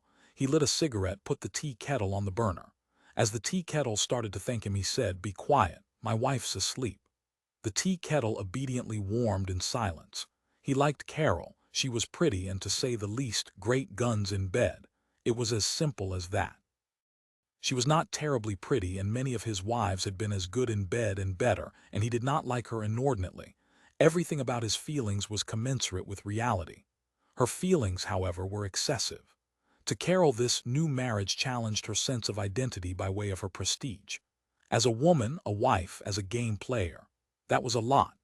Outside the apartment, on the street below, the two McLean children played quietly. He heard their tense, muted voices. Going to the kitchen window, he looked out and saw them, the boy Kelly, the girl Jessica, involved in some sort of knife game. Absorbed, they were oblivious to anything else, to him, to the vacant, auto-maintained city around them. "I wonder how their mother is," Pete said to himself. Patricia McLean, whose story I know, returning to the bedroom, he got his clothes, carried them to the kitchen, and silently dressed, not waking up Carol. "I'm ready," the tea kettle said all at once. He took it from the burner, started to make instant coffee, and then changed his mind. "Let's see if Mrs. McLean will fix breakfast for the Bindmen," he said to himself. Before the full-length mirror in the apartment's bathroom, he stared at himself, concluded that he looked, while not stunning, at least adequate. And then noiselessly he set off out of the apartment and down the stairs to the ground floor. "Hi, kids," he said to Kelly and Jessica. "Hi, Mr. Bindman," they murmured, absorbed. "Where can I find your mother?" he asked them. They both pointed. Pete, taking a deep breath of sweet early morning air, walked that way with fast strides, feeling hungry in several ways, deep and intricate ways. His auto Max landed at the curb before the apartment building in San Rafael, and Joe Schilling stiffly slid across the seat, opened the door manually, and stepped out. He rang the proper buzzer, and an answering buzz unlocked the massive front door. "Carefully locked to bar intruders who no longer exist," he said to himself as he climbed the carpeted stairs to the 4th floor. The apartment door stood open, but it was not Pete Garden waiting for him. It was a young woman with disorderly brown hair and a sleepy expression. "Who are you?" she said. "A friend of Pete S., Joe Schilling said. "Are you Carol?" She nodded, drew her robe around herself consciously. "Pete's not here. I just got up and he's gone, I don't know where. Can I come in?" Schilling asked. "And wait, if you like, I'm going to have breakfast." She padded away from the door and Schilling followed. He found her once more in the kitchen of the apartment, cooking bacon on the range. The tea kettle announced Mr. Garden was here, but he left. "Did he say where he was going?" Schilling asked it. "He looked out the window and then left." The Rushmore effect built into the tea kettle did not amount to much. The tea kettle was little help. Schilling seated himself at the kitchen table. "How are you and Pete getting along?" "Oh, we had a dreadful first evening," Carol said. "We lost. Pete was so morose about it. He didn't say one word all the way home here from Carmel, and even after we got here he hardly said anything to me, as if he thought it was my fault." She turned sadly toward Joe Schilling. "I just don't know how we're going to go on. Pete seems almost suicidal." "He's always been that way," Schilling said. "Don't blame yourself." "Oh," Carol said, nodding. "Well, thanks for letting me know. Could I have a cup of coffee?" "Certainly," she said, putting the tea kettle back on. "Are you by any chance the friend he vidphoned last night after the game?" "Yes," Schilling said. He felt embarrassed. He had come here to replace this woman at the game table. How much did she know of Pete's intentions? In many ways, Schilling thought, Pete's a heel when it comes to women. Carol said, "I know what you're here for, Mr. Schilling." Schilling said cautiously. "I'm not going to step aside," she said, as she spooned ground coffee into the mid-part of the aluminum pot. "Your history of playing isn't a good one. I believe I can do better than you." Schilling said, nodding. After that he drank his coffee and she ate breakfast in awkward, strained silence, both of them waiting for Pete Garden to return. Patricia McLean was dust-mopping the living room of her apartment. She glanced up, saw Pete, and then she smiled a slow, secretive smile. "The Bindman cometh," she said, and continued dust-mopping. "Hello," Pete said self-consciously. "I can read your mind, Mr. Garden. You know quite a bit about me from having discussed me with Joseph Schilling. So you met Mary Ann, my oldest daughter, and you find her stunningly attractive, as Schilling put it, as well as much like me." Pat McLean glanced up at him. Her dark eyes sparkled. "Don't you think Mary Ann is a little young for you?" "You're 140 or thereabouts and she's 18, Pete said. Since the Heinz gland operations. Never mind, Patricia said. I agree.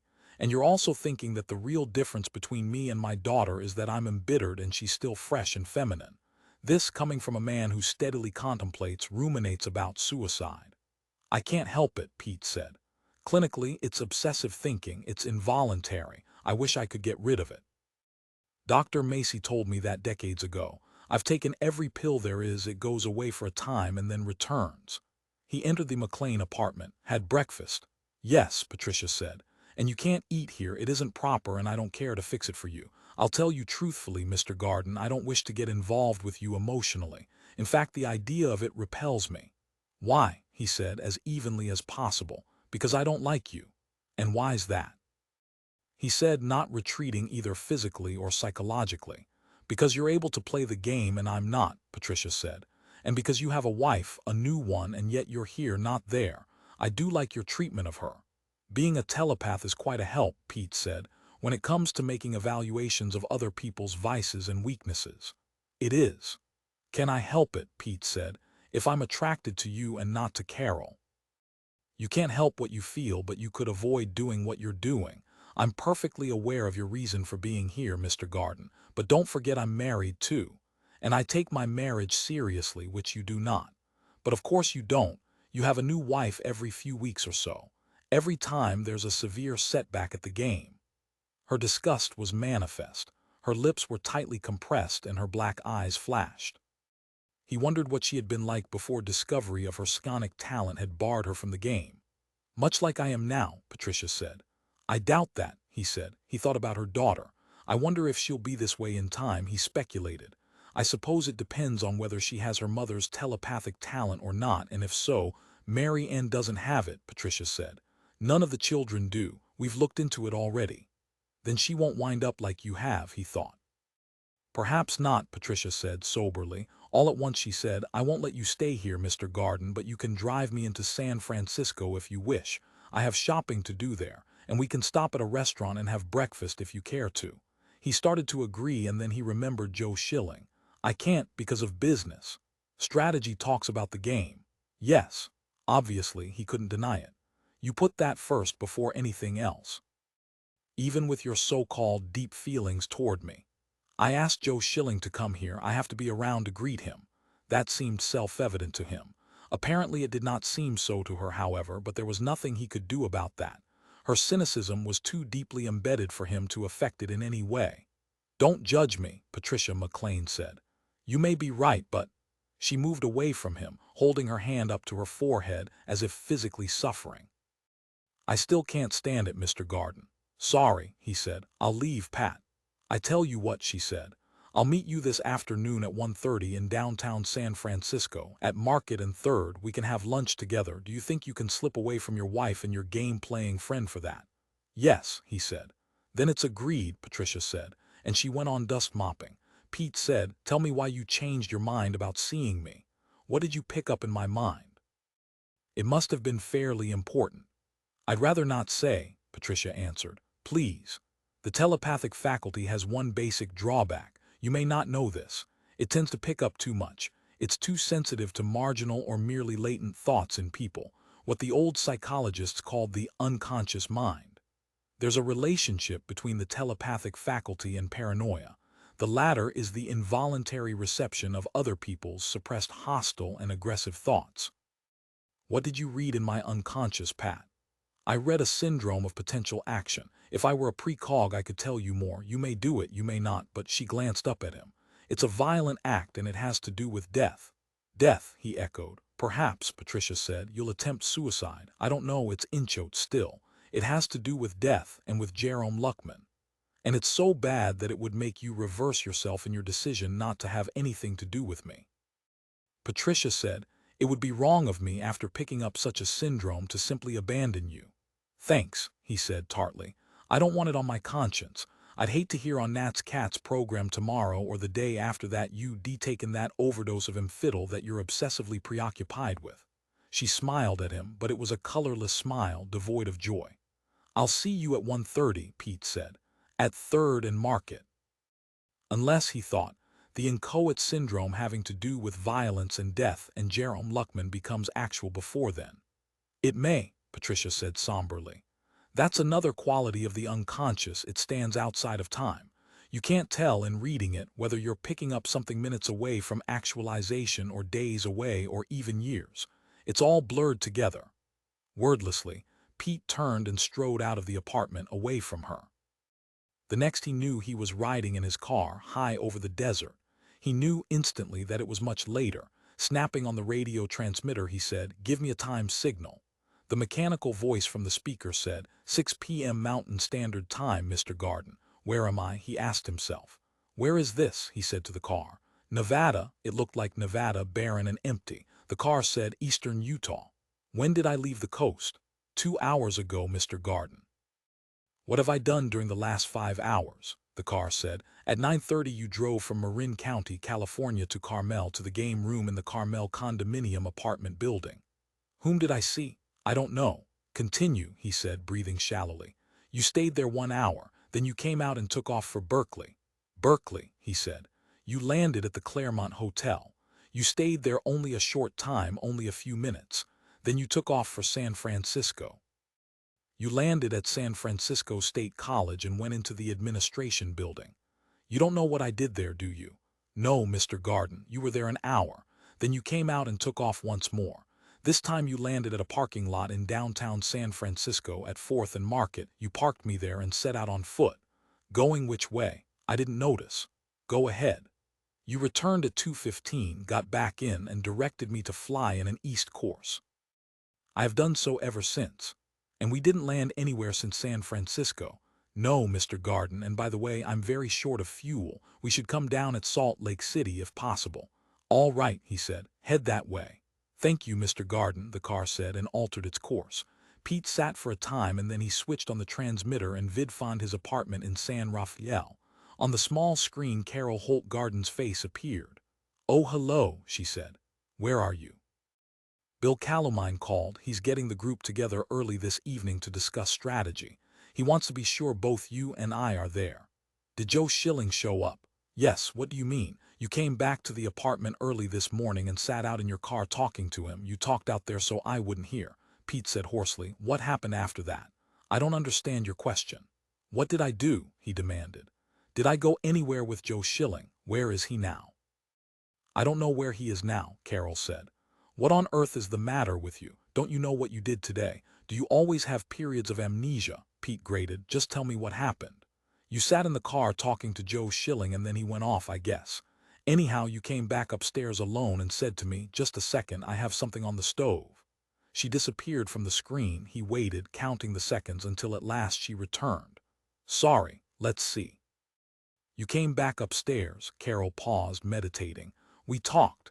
Then you went downstairs again, and that's the last I've seen of you until you called just now. What did you and I talk about? You told me that you wanted to play with Mr. Schilling as your partner tonight. Carol's voice was cold, withdrawn emotionally. We, shall I say, discussed it, argued about it actually. In the end, she glared at him. If you don't know, I don't, he said. Carol said, there's no reason why I should tell you. Ask Joe if you want to know. I'm sure you informed him. Where is he? I have no idea, Carol said, and broke the connection. The tiny image of her on the vidscreen died. I'm sure he said to himself that I arranged with Joe for him to play as my partner tonight. But that's not the problem. The problem, it was not what did I do, but why don't I remember? I may have done nothing at all, that is, nothing that was unusual or important. Although going to Berkeley. Perhaps I wanted to pick up some of my things which I'd left, he decided. But according to the Rushmore effect of the car, he had not gone to his old apartment. He had gone to the Claremont, and that was where Lucky Luckman was staying. Evidently he had seen, or had tried to see, Luckman. He thought, I'd better get hold of Joe Schilling, find him and talk to him, tell him that for reasons unknown to me I'm missing almost an entire day. The shock of what Pat McLean said, could that explain it? And evidently he had met Patricia in downtown San Francisco as they had agreed. If so, what had they done? What was his relationship with her now? Perhaps he had been successful, perhaps, on the other hand, he had only antagonized her further. No way to tell. And the visit to San Francisco State College, evidently he had sought out Pat's daughter, Mary Ann. Good Lord. What a day to lose. Using the car's transmitter, he phoned Joe Schilling's record shop in New Mexico and got a Rushmore variety of answering device. Mr. Schilling is not currently here. He and his parrot are on the Pacific coast. You can contact him through Marin County Bindmen Peter Garden at San Rafael. Oh no you can't, Pete said to himself, and cut the connection with a wild swipe of his hand. After a time he vidphoned Freya Garden Gaines. Oh, hello there, Peter, Freya said, looking pleased to hear from him. Where are you? We're all supposed to get together at. I'm hunting for Joe Schilling, he said. You know where he is? No, I haven't seen him. Did you bring him out to the coast to play against Luckman? If you hear from him, Pete said, tell him to go to my apartment in San Rafael and stay there. Okay, Freya said. Is something wrong? Maybe so, he said and rang off. I wish to hell I knew, he said to himself.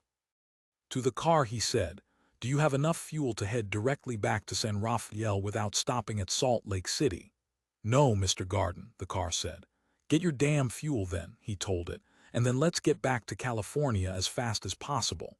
All right, but there's no point in being angry at me. It was your instructions that brought us to this place.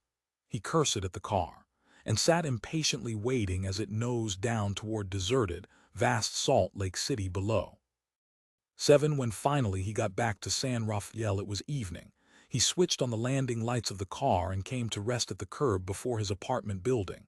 As he stepped out, a shape emerged from the darkness, hurrying toward him. Pete. It was, he made out, Patricia McLean. She wore a long, heavy coat and her hair was tied back in a knot. What is it? He said, catching her air of alarm and urgency. Just a second. She came close to him, breathless, gasping, her eyes dilated with fear. I want to scan your mind. What has happened? My God, she said. You don't remember. The whole day's lost to you, Pete. Be careful. I better go. My husband's waiting. Goodbye. I'll see you as soon as I can. Don't try to get in touch with me. I'll call you. She stared at him for an instant and then she disappeared down the street, rushing away into the evening darkness. He went on then up the stairs to his apartment.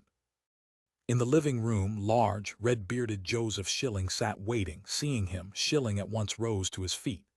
Where have you been? Pete said. Is Carol here or are you alone? He glanced around him. There was no sign of her. I haven't seen her since this morning, since the three of us were together here in the apartment. I was talking to your former wife, Freya, and she told me that you... How did you get in? Pete said. If Carol isn't here. The apartment was unlocked. Pete said, listen, Joe. Something has happened today. You mean Luckman's disappearance? Staring at him, chilled, Pete said. I didn't know Luckman had disappeared. Of course you do, you're the one who told me. Now Schilling stared back at him. They were both silent. Schilling said, you called me from your car. You caught me at the Connaught in Carmel. I was studying recordings of your group's past gameplays. And then later on I heard it over Nat's Cat's afternoon program. Luckman disappeared this morning. He hasn't been found. No, Schilling grabbed Pete by the shoulder. Why don't you remember? I had an encounter with a telepath. Pat McLean, you told me you were remarkably upset. I could tell. I know you. You alluded to something she had picked up in your unconscious, something having to do with your obsessive suicidal impulses, you said. And then you suddenly signed off and broke the circuit. I saw her again just now, Pete said. Her warning, probably it had to do with Luckman's disappearance. Did Patricia think he had something to do with it? Schilling said, I'll fix you a drink. He went over to the cabinet by the large living room windows. While I was waiting for you, I managed to find where you keep it. This scotch isn't bad, but as far as I'm concerned, there's nothing quite like. I haven't eaten dinner, Pete said. I don't want a drink. He went into the kitchen, to the refrigerator, with the vague idea of preparing some sort of meal.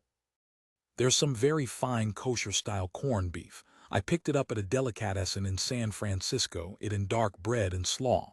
Okay, Pete got the food out.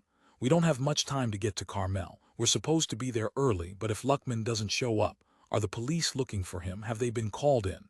I don't know, you didn't say, and neither did Katz. Pete said, did I tell you how I happened to know about it? No. This is terrible, Pete said. He cut 2 thick slices of the dark bread. His hands were shaking. Why? I don't know why. Doesn't it strike you that way? Schilling shrugged. Maybe it would be a good thing if someone did him in. We should have such bad luck every day. Wouldn't this solve our collective problems? His widow would have to play his hand and we can beat Dottie Luckman. I know her system and it's mediocre. He too cut himself some of the dark bread and helped himself to the kosher-style corned beef. The vidphone rang. "You get it," Pete said. He felt dread. "Sure." Schilling strode into the living room. "Hello," his voice came to Pete. Bill Calumine's voice. "Something's come up. I want everyone at Carmel immediately." "Okay, we'll leave now." Schilling returned to the kitchen. "I heard," Pete said. "Leave a note for your wife Carol." "Telling her what?" "Don't you know that either?" "Telling her to get down to Carmel. The agreement we arrived at, remember, is for me to play the hands but for her to sit in and watch from behind me, seeing what I draw and how I play each turn. You don't remember that either, do you?" Pete said no. She wasn't very pleased. Schilling got his hat and coat from the closet. "But you figured you'd come up with something just dandy there. Come on, it's time to leave. Bring your corned beef sandwich along." As they left the apartment and came out into the hall, they met Carol Holt Garden. She was stepping from the elevator. Her face looked tired. Seeing them, she halted. "Well," she said listlessly, "I suppose you heard." Schilling said, "We heard from Bill Calumine, if that's what you mean." "I mean," Carol said, "about Luckman. Since I've already called the police. If you want to see, come downstairs." By the elevator, the three of them descended to the ground floor, and Carol led them to her car, parked behind Schilling S and Pete S at the curb. "I discovered it in mid-flight," she said woodenly, leaning against the hood of the car, hands in her coat pockets. "I was flying along and I happened to wonder if I'd left my purse at my old apartment, where I and my previous husband lived.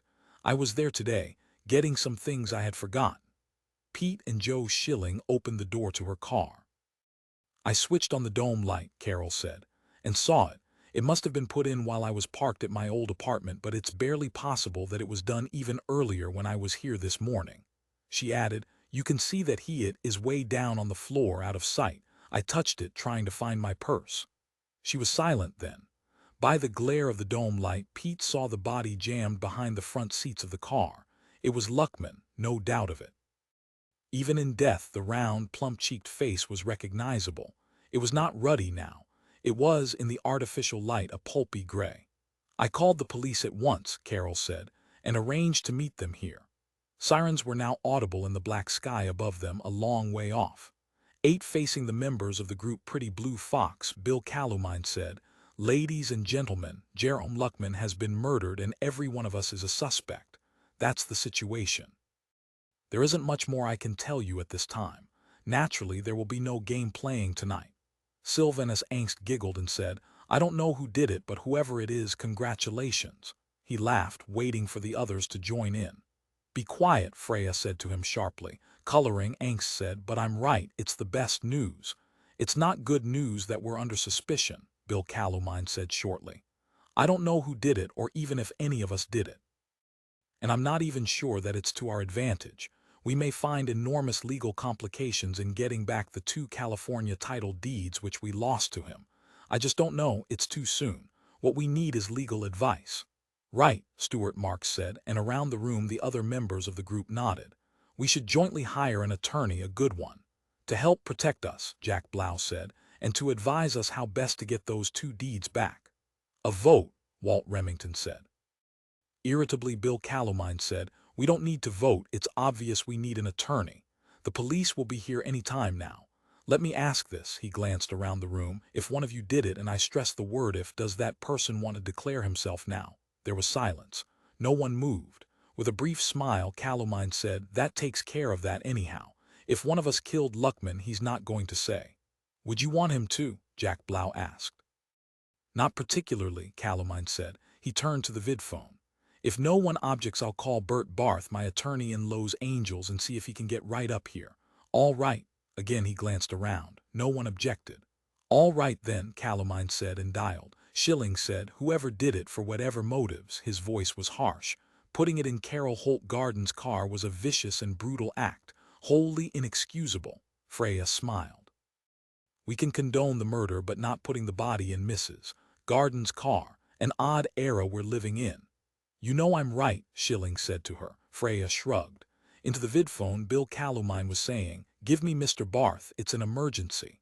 He turned toward Carol, who sat by Pete and Joe Schilling on the large center sofa.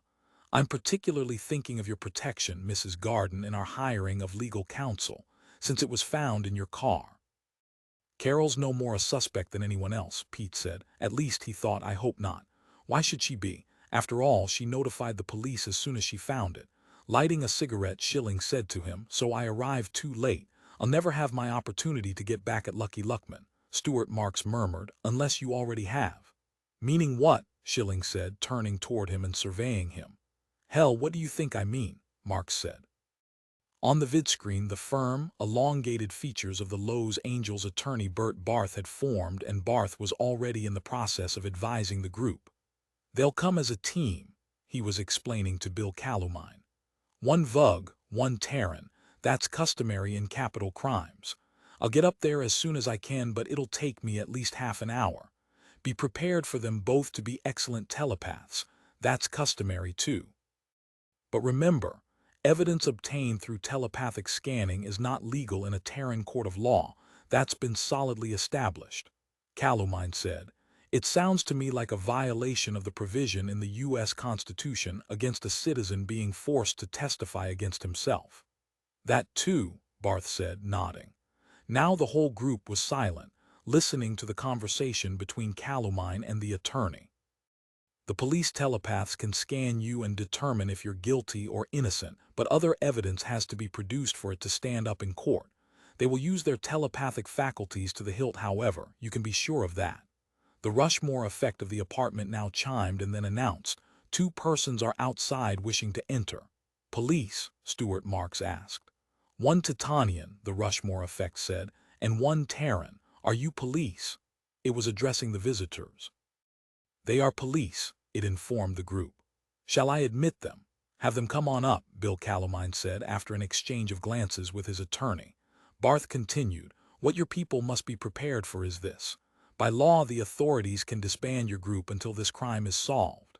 In principle, it's supposed to act as a deterrent to future crimes committed by game-playing groups. Actually, it works out more as a simple punitive gesture, punishing everyone involved. Dismally, Freya said, disband the group? Oh no. Sure, Jack Blau said grimly. Didn't you know that? It's the first thing I thought of when I heard about Luckman's death. I knew they'd disband us. He glared around the room as if seeking for the person responsible for the crime. Well, maybe they won't, Walt Remington said. There was a knock at the apartment door itself. The police. I'll stay on the vidphone, Bert Barth offered, instead of trying to make it up there. I can probably advise you better this way.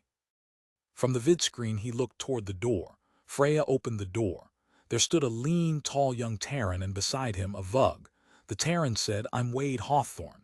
He produced a black-backed leather wallet which contained their identification. The Vug merely rested in its customary fashion, overtaxed by the ascent to this floor. Stitched to it was the name thread E.B. Black. Come in, Bill Calumine said, striding toward the door. I'm the group spinner. Bill Calumine's my name. He held the door wide and the 2 officers entered the apartment, the Vug E.B. Black coming first.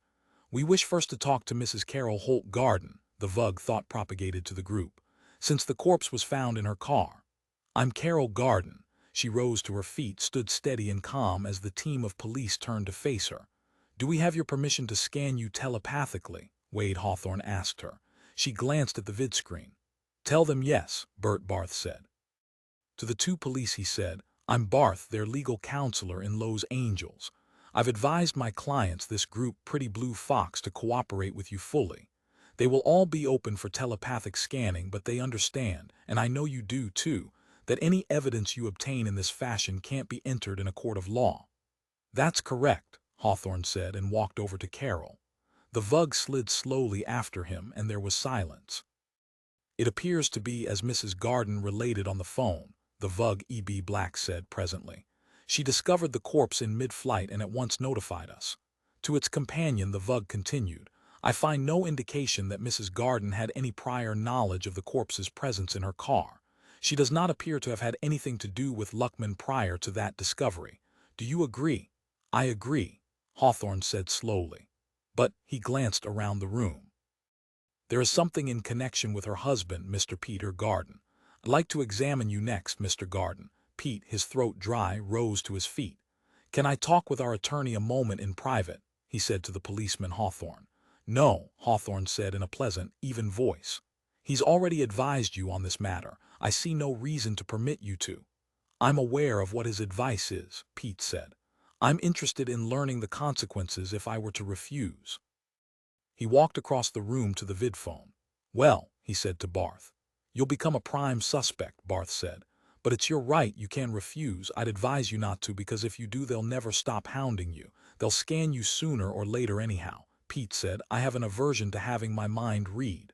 Once they discovered his amnesia, he realized they would be certain he had killed Luckman, and perhaps he had. The obvious was confronting him brutally.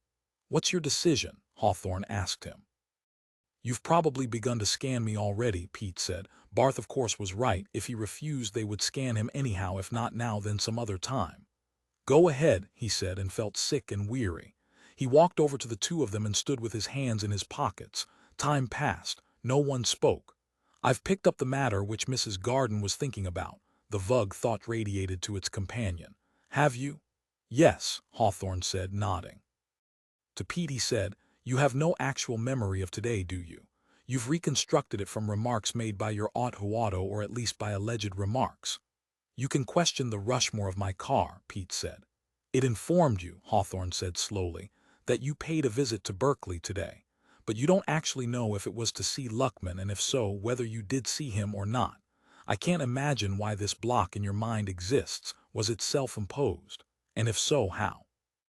I can't tell you the answer to that, Pete said, as you can certainly read for yourself.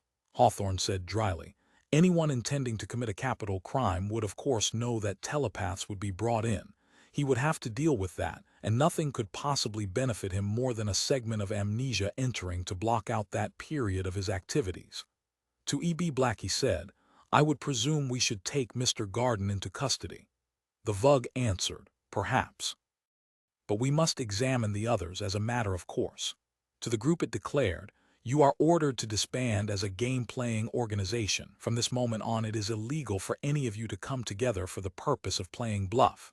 This ruling will hold until the murderer of Jerome Luckman has been found. They turned instinctively to the vidscreen. Barth said, it's legal, as I warned you. He seemed resigned. Speaking for the group, Bill Calumine said to the two police, I protest this. Hawthorne shrugged. He did not seem particularly worried by Calumine's protest. I have picked up something unusual, the Vug said to its companion. Please scan the rest of the group as a whole and see if you agree. Glancing at him, Hawthorne nodded. He walked slowly about the room from person to person and then back to the Vug. Yes, he said. Mr. Garden is not the only person here unable to recall what he did today. In all, 6 persons in this group show similar lapses of memory. Mrs. Remington, Mr. Gaines, Mr. Angst, Mrs. Angst, Mrs. Calumine, and Mr. Garden. None of them have intact memories. Astonished, Pete Garden looked around the room and saw by the expressions on the faces of the other 5 that it was true. They were in the same situation that he was, and probably, like himself, each of them had believed his situation unique, so none of them had discussed it. I can see, Hawthorne said, that we're going to have difficulty establishing the identity of the murderer of Mr. Luckman in view of this. However, I'm sure it can be done. It merely will take longer. He glared at the group with displeasure. In the kitchen of the Connaught, Janice Remington and Freya Gaines fixed coffee. The others remained in the living room with the team of detectives. How was Luckman killed? Pete asked Hawthorne. By a heat needle, evidently. We're having an autopsy performed, of course. We'll have certain knowledge then. What the hell is a heat needle? Jack Blau asked. Hawthorne said, a sidearm left over from the war. They were all called in, but a large number of servicemen kept theirs, and we find them being used every now and then. It employs a laser beam and is accurate from quite a distance, assuming there is no intervening structure. Coffee was brought. Hawthorne accepted a cup and seated himself. His companion, the Vug E.B. Black, declined. On the vidscreen, the miniature image of their attorney Bert Barth said, Mr. Hawthorne, whom do you intend to hold? All 6 persons with defective memories. I'd like to know now because I'm going to have to ring off this line soon. I have other commitments. It seems probable we'll hold the 6 and release the others. Do you find that objectionable, Mr. Barth? Hawthorne seemed amused. Mrs. Angst broke in. They're not going to hold me, not without a charge. They can hold you anybody 72 hours at least, Barth said. For observation, There are several blanket charges they can bring in. So don't fight that, Mrs. Angst. After all, a man has been killed. This is a serious matter. Thanks for the help, Bill Calumine said to Barth. A little bit ironically, it seemed to Pete. I'd like to ask you one more thing. Can you begin work getting the stricture on our meeting for game playing removed? I'll see what I can do, Barth said. Give me some time. There was a case last year in Chicago. A group there was dissolved under the same statute for several weeks, and naturally they took it to court. As I recall, the group won its case. Anyhow, I'll look into it. Barth rang off. We're lucky, Jean Blau said, that we've got legal representation. She looked frightened. Going over to her husband, she stood close by him. Sylvanus Angst said, I still say we're better off. Luckman would have wiped us out. He grinned at the two police. Maybe I did it, like you say. I don't remember. Frankly, if I did it, I'm glad. He did not appear to have any fear of the police. Pete envied him. Mr. Garden, Hawthorne said, I catch a very interesting thought from you. Early this morning you were warned by someone, I can't catch by whom, that you were about to commit an act of violence having to do with Luckman. Am I correct? Rising, he walked over to Pete. Would you mind thinking as clearly as possible about this? His tone was informal. Pete said, this is a violation of my rights. He wished that the attorney were still on the vidphone. As soon as Barth had rung off, the attitude of the police had stiffened. The group was now at their mercy. Not precisely, Hawthorne said. We're governed by many regulations. Our pairing off biracially is to protect the rights of those we investigate. Actually, we're hampered by such an arrangement. Bill Calumine said, did both of you agree on shutting down our group, or was that its idea? He jerked his head in the direction of E.B. Black. I fully concur in the action of banning Pretty Blue Fox, Hawthorne said, despite what your inborn prejudices may tell you. Pete said, you're wasting your time baiting him for his association with the Vugs. It was obvious that Hawthorne was used to it by now. He probably encountered it everywhere the two detectives went. Coming over beside Pete, Joe Schilling said softly, I'm just not satisfied with the attitude of that Bert Barth. He's giving in too easily. A good aggressive lawyer would stand up for us more. Perhaps so, Pete said. It had seemed that way to him too. I have my own attorney back in New Mexico. His name is Laird Sharp. I've known him professionally and socially a long time. I'm familiar with his way of operating, and it's in great contrast to Barth S. And since they're evidently going to book you, I'd like to see you get him instead of this attorney of Calumine S. I know he could get you right out. The problem, Pete said, is that military law still prevails in many situations. The concordat between Terrans and Titanians had been a military one. He felt pessimistic. If the police want to take us, and they probably can, he said to Schilling, something was terribly wrong. Something with enormous power was in operation. It had acted against 6 members of the group already, and who knew what its limits were. If it could deplete them of their recent memories, the Vug E.B. Black said, I agree with you, Mr. Garden. It is unique and disconcerting. Up to now, we have not run into anything exactly like it. Individuals, to avoid being scanned, have procured electroshock and managed to obliterate memory cells, but that does not seem to be the case here. How can you be sure of that? Stuart Marks said. Maybe these 6 people acted together to get electroshock equipment. They could have done it through almost any psychiatrist and psychiatric hospital. The machinery is readily available. He glowered at Pete hostilely. Look what you've done. Because of you, our group has been banned. Because of me, Pete said. Because of the 6 of you. Marks looked suddenly around at all of them. Obviously, one or more of you killed Luckman. You should have looked into the legal situation before you did it. Mrs. Angst said, we did not kill Luckman. You don't know that, Stuart Marks said. You don't remember, right? So don't try to have it both ways, remembering that you didn't do it and not remembering that you did. Bill Calumine spoke up. His voice was icy. Marks, damn it, you have no moral right for acting this way. What do you mean by accusing your fellow group members? I'm going to insist that we continue to act together and not let ourselves be split apart this way. If we start to fight among ourselves and begin accusing each other, the police will be able to, he broke off. Be able to what? Hawthorne said mildly. Be able to locate the slayer. That's all we intend to do, and you know it. Calumine said to the group, I still insist we should stick together, those with intact memories and those without. We're still a group, and it's up to the police to voice the accusations, not us. To Stuart Marks he said, "If you do that again I'll ask for a vote to have you dropped from the group." "That's not legal," Marks said. "And you know it." "I still say what I said. One or more of these 6 people killed Luckman and I don't see why we should protect them. It means the obliteration of our group. It's to our best interest to have the slayer discovered. Then we can resume playing." Walt Remington said, "Whoever killed Luckman didn't do it for himself. He did it for all of us. It may have been the act of an individual decision, but we all benefited. That person saved our hides, and as far as I'm concerned it's ethically loathsome for a member of the group to assist the police in apprehending him." Shaking with anger, he faced Stuart Marks. "We didn't like Luckman," Jean Blau said, "and we were terribly afraid of him, but that didn't create a mandate for someone to go out and kill him, supposedly in the name of the group. I agree with Stuart. We should cooperate with the police in determining who did it." "A vote," Sylvanus Angst said. "Yes," Carol agreed. "We should decide on policy. Are we to hang together or are we, as individuals, to betray one another?" "I'll tell you my vote right now. It's thoroughly wrong for any of us to—" The policeman Wade Hawthorne interrupted her. "You have no choice, Mrs. Garden. You must cooperate with us. It's the law. You can be compelled to." "I doubt that," Bill Calamine said. Joe Schilling said, "I'm going to contact my own attorney in New Mexico." He crossed the room to the vidphone, clicked it on, and began to dial. "Is there any way," Freya was saying to Hawthorne, "that the lapsed memories can be restored?"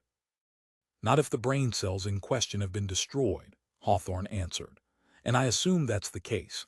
It's hardly likely that these 6 members of Pretty Blue Fox have simultaneously suffered hysterical loss of memory." He smiled briefly. Pete said to him, "My day was fairly well reconstructed by the Rushmore effect of my car, and it didn't put me at any time near a psychiatric hospital where I could have obtained electroshock." "You stopped at San Francisco State College," Hawthorne said. "And their psych department possesses ETS equipment. You could have gotten it there." "What about the other 5?" Pete said. "Their days have not been reconstructed by Rushmore circuitry as has yours," Hawthorne said. "And there are major omissions in yours. A good deal of your activity today is far from clear." Joe Schilling said, "I have Sharp on the vid. You want to talk to him, Pete? I've sketched the situation briefly." The Vug E.B. Black said suddenly, "Just a moment, Mr. Garden." It conferred telepathically for a time with its colleague, and then it said to Pete, "Mr. Hawthorne and I have decided not to book any of you. There's no direct evidence involving any one of you in the crime. But if we let you go, you must agree to carry tattletales with you at all times. Inquire of your attorney, Mr. Sharp, if that will be acceptable." "What the hell is a tattletale?" Joe Schilling asked. "A tracing device," Hawthorne said. "It will inform us where each of you are at all times." "Does it have a telepathic content?" Pete asked. "No," Hawthorne said, "although I wish it had." On the vidscreen, Laird Sharp, youthful and active-looking, said, "I heard the proposal, and without going into it any further I'd be inclined to label it as a clear violation of these people's rights." "Suit yourself," Hawthorne said. "Then we'll have to book them." "I'll have them out at once," Sharp said. To Pete he said, "Don't allow them to hook any sort of monitoring devices to you, and if you discover they have, rip them off. I'll fly right out there. It's obvious to me that your rights are being resoundingly violated." Joe Schilling said to Pete, "Do you want him?" "Yes," Pete said. Bill Calamine said, "I have to agree. He seems to have more on the ball than Barth." Turning to the group, Calamine said, "I offer the motion that we retain this man Sharp collectively." Hands went up. The motion carried. "I'll see you shortly then," Sharp said, and broke the connection. "A good man," Schilling said, and reseated himself. Pete felt a little better now. It was a good feeling, he thought, to have someone battling hard on your side. The group as a whole seemed less stunned now. They were coming out of their stupor. "I'm going to make a motion," Freya said to the group. "I move that we order Bill Calamine to step down and that we elect someone else, someone more vigorous, as group spinner." Astonished, Bill Calamine said, "Why? Because you sick that do-nothing attorney on us," Freya said. "That Bert Barth who just let the police walk all over us." Jean Blau said, "True, but it's still better to let him remain as spinner than to stir up trouble." "But trouble," Pete said, "is something we can't avoid. We're in it already." After an interval he said, "I second Freya's motion." Taken by surprise, the group began to murmur. "Vote," Sylvanus Angst said. Snickering, he added, I agree with Pete. I vote for Calamine's removal. Bill Calamine stared at Pete and said hoarsely, how could you second a motion like that? Do you want someone more vigorous? I would think you wouldn't. Why not? Pete said. Because, Calamine said, his face red with anger, his voice trembling, you personally have so much to lose. What causes you to say that? The detective Hawthorne asked him. Calamine said, Pete killed Jerome Luckman. How do you know that? Hawthorne said, frowning. He called me and told me he was going to do it, Calamine said. Early this morning. If you had scanned me more thoroughly, you would have found that it wasn't very far down in my mind. For a moment Hawthorne was silent, evidently scanning Calamine. Then he turned to the group. Thoughtfully, he said, what he says is true. The memory is there in his mind. But it wasn't there earlier when I scanned him a little while ago. He glanced at his partner, E.B. Black. It was not there, the Vug replied in agreement. I scanned him too, yet it's clearly there now. They both turned toward Pete.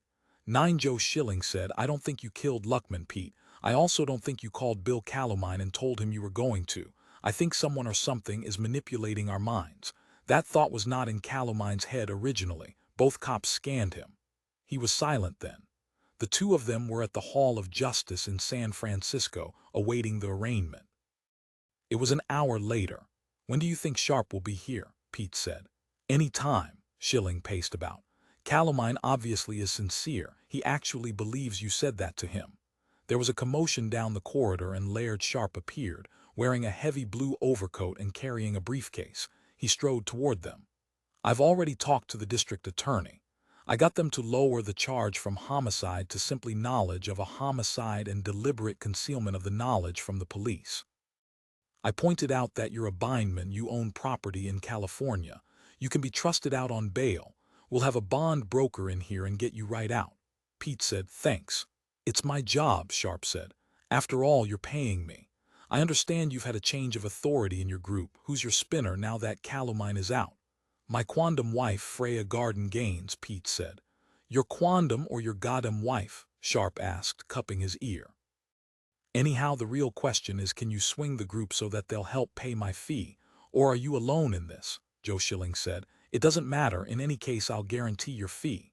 I ask, Sharp said, because my fee would differ according to whether it's an individual or a group. He examined his watch.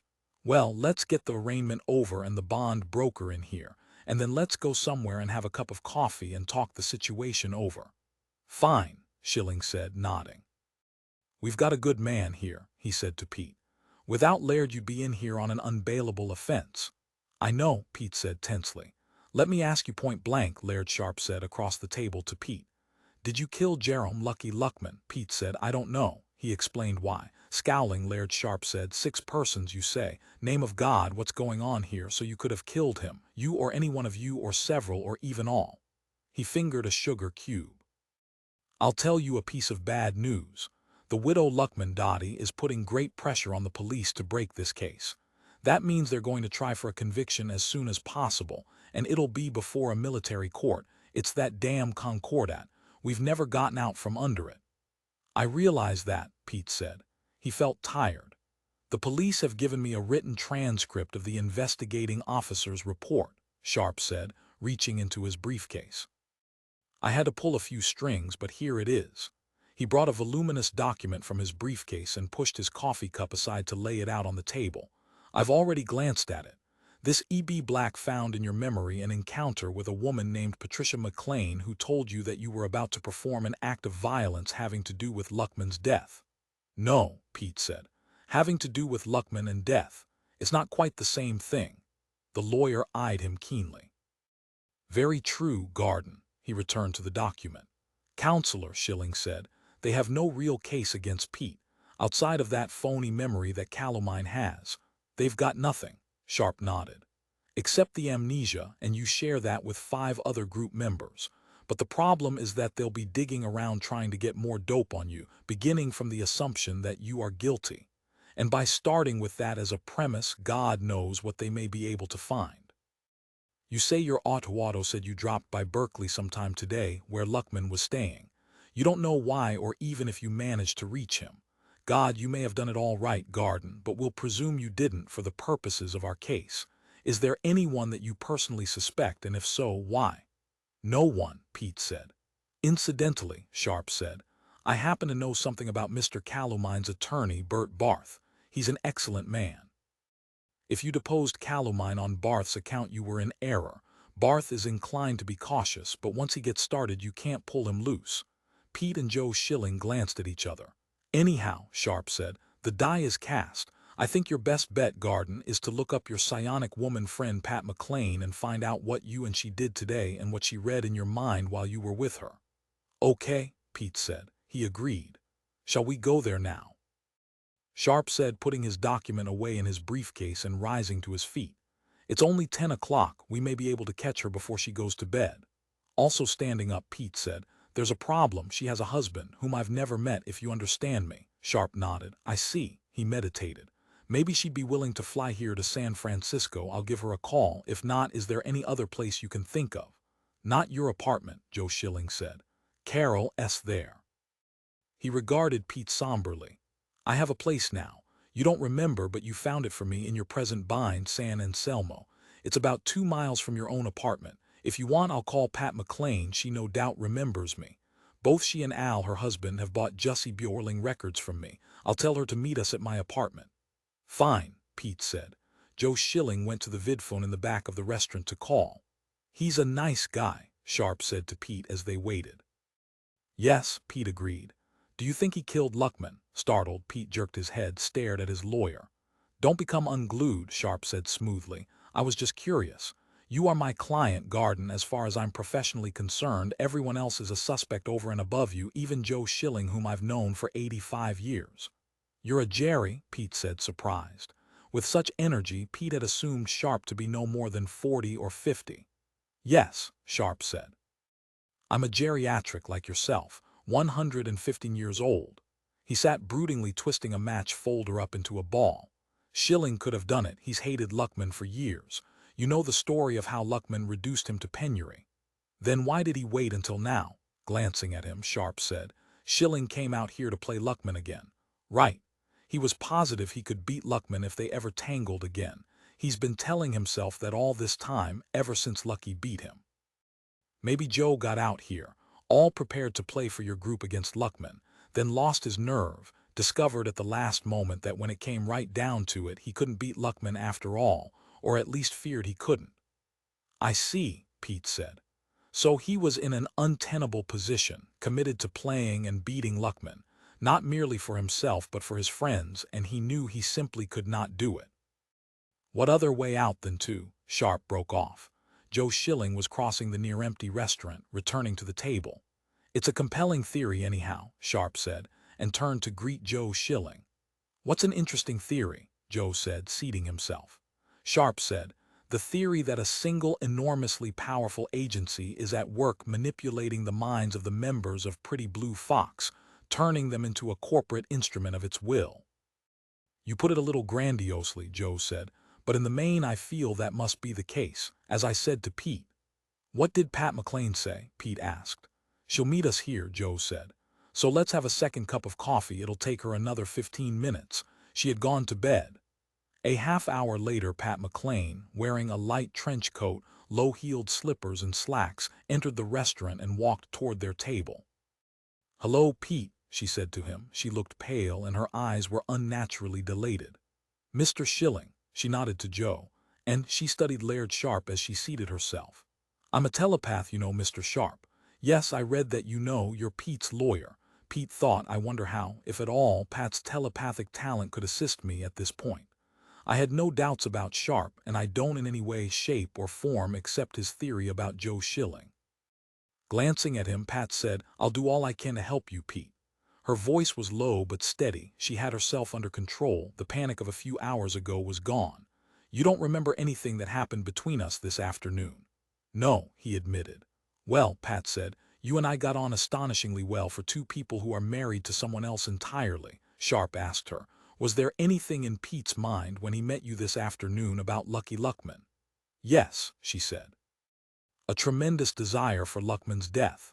Then he didn't know Luckman was dead, Joe said. Is that correct? Sharp asked her. Pat nodded. He was terribly afraid. He felt that. She hesitated. He felt that Luckman would beat Joe again as he did years ago. Pete was going into a psychological fugue, a retreat from the whole situation regarding Luckman. "No plans to kill Luckman, I assume," Sharp said. "No," Pat said.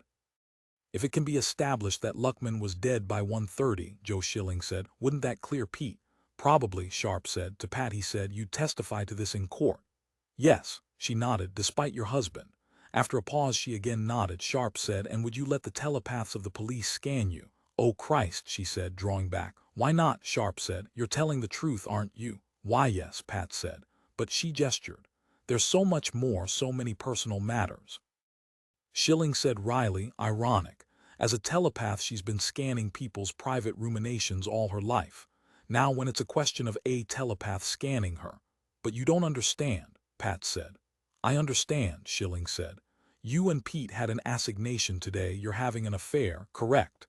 And your husband isn't to know and Pete's wife isn't to know. But that's the stuff life is made of. You know that perfectly well. If you allow the telepathic police to scan you, possibly you will save Pete's life. Isn't that worth being scanned for? Or perhaps you're not telling the truth and they'd find out." "I'm telling the truth," Pat said angrily, her eyes blazing. "But I can't allow the police telepaths to scan me, and that's that." She turned to Pete. "I'm sorry. Maybe someday you'll know why. It has nothing to do with you or with my husband finding out." "There really isn't anything to find out anyhow. We met, walked, had lunch, then you left." Sharp said astutely. "Joe, this girl's obviously mixed up in something extra legal. If the police scan her, she's lost." Pat said nothing.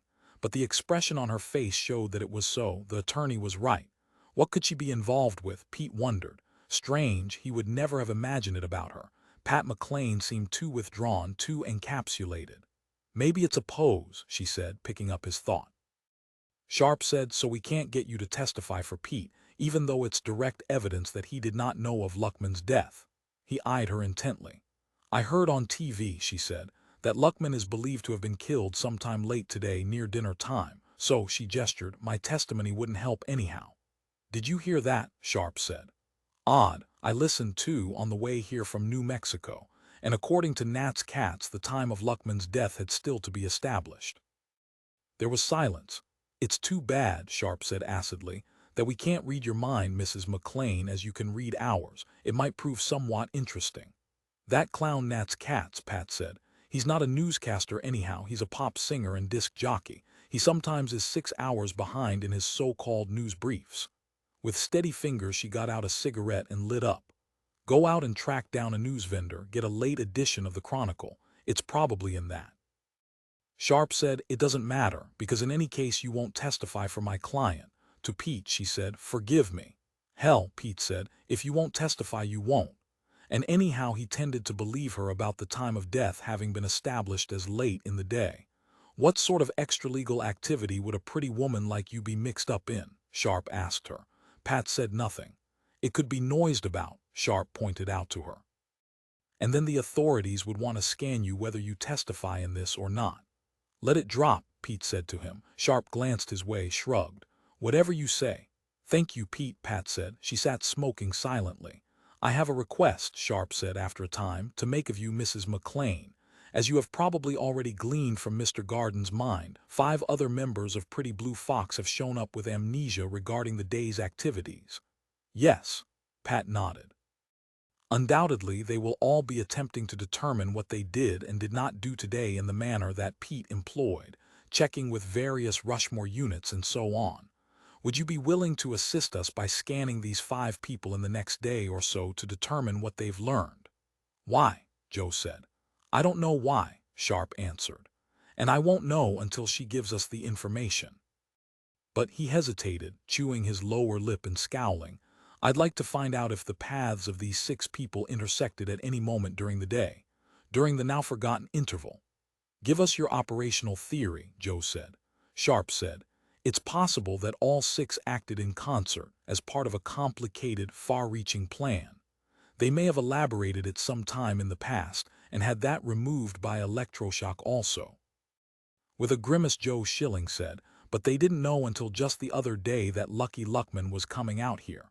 "The death of Luckman may be nothing more than a symptom of a greater strategy," Sharp said. "His presence here may have spoiled the effective operation of this larger plan." He eyed Pete. What do you say to this? I say you've got a theory much more ornate than the situation itself, Pete said. Possibly, Sharp said. But evidently it was necessary to mentally blind 6 people today, when one would expect 2 or 3 to be sufficient.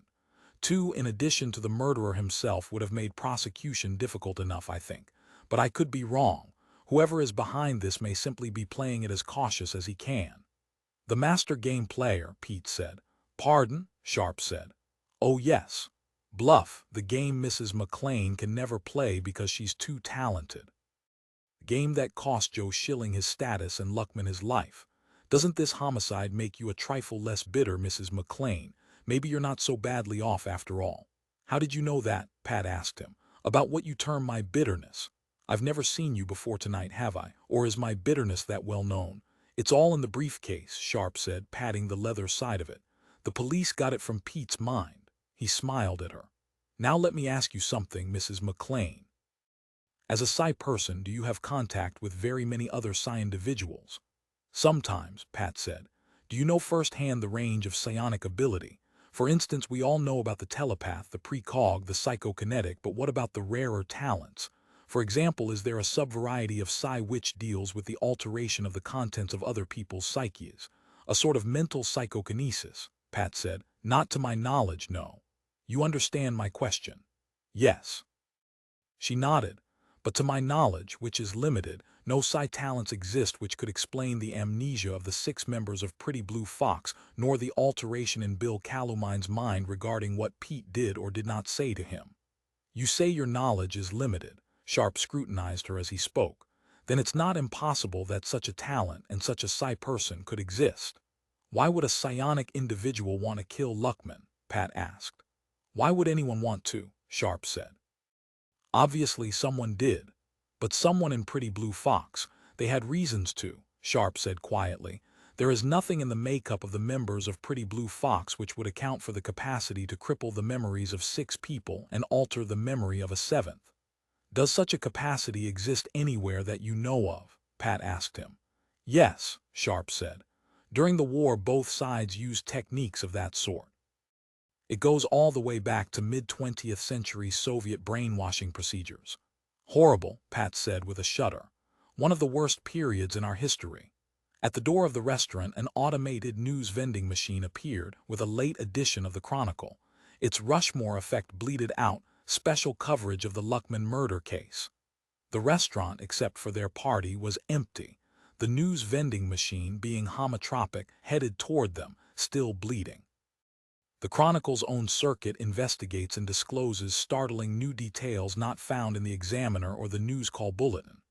It waved the newspaper in their faces. Getting out a coin, Sharp inserted it in the slot of the machine. It at once presented him with a copy of the paper and rolled back out of the restaurant to hunt for more people. What does it say? Pat asked, as Sharp read the lead article. You're correct, Sharp said, nodding. Time of death believed to be late in the afternoon. Not too long before Mrs. Garden found the body in her car, so I owe you an apology. Joe Schilling said, maybe Pat's also a precog. The news wasn't out yet when she told you that. She previewed this edition in advance of its release. How useful she'd be in the newspaper business. Not very funny, Pat said. That's one of the reasons why psis become so cynical. We're so mistrusted no matter what we do. Let's go somewhere that we can get a drink, Joe Schilling said. To Pete he said, what's a good bar in the Bay Area? You must know the situation around here. You're a sophisticate, urbane, and cosmopolitan. Pete said, we can go to the Blind Lemon in Berkeley. It's almost 2 centuries old, or should I stay out of Berkeley? He asked Sharp. No reason to avoid it, Sharp said. You're not going to run into Dottie Luckman at a bar, that's certain. You don't have a bad conscience about Berkeley, do you? No, Pete said. I have to go home, Pat McLean said.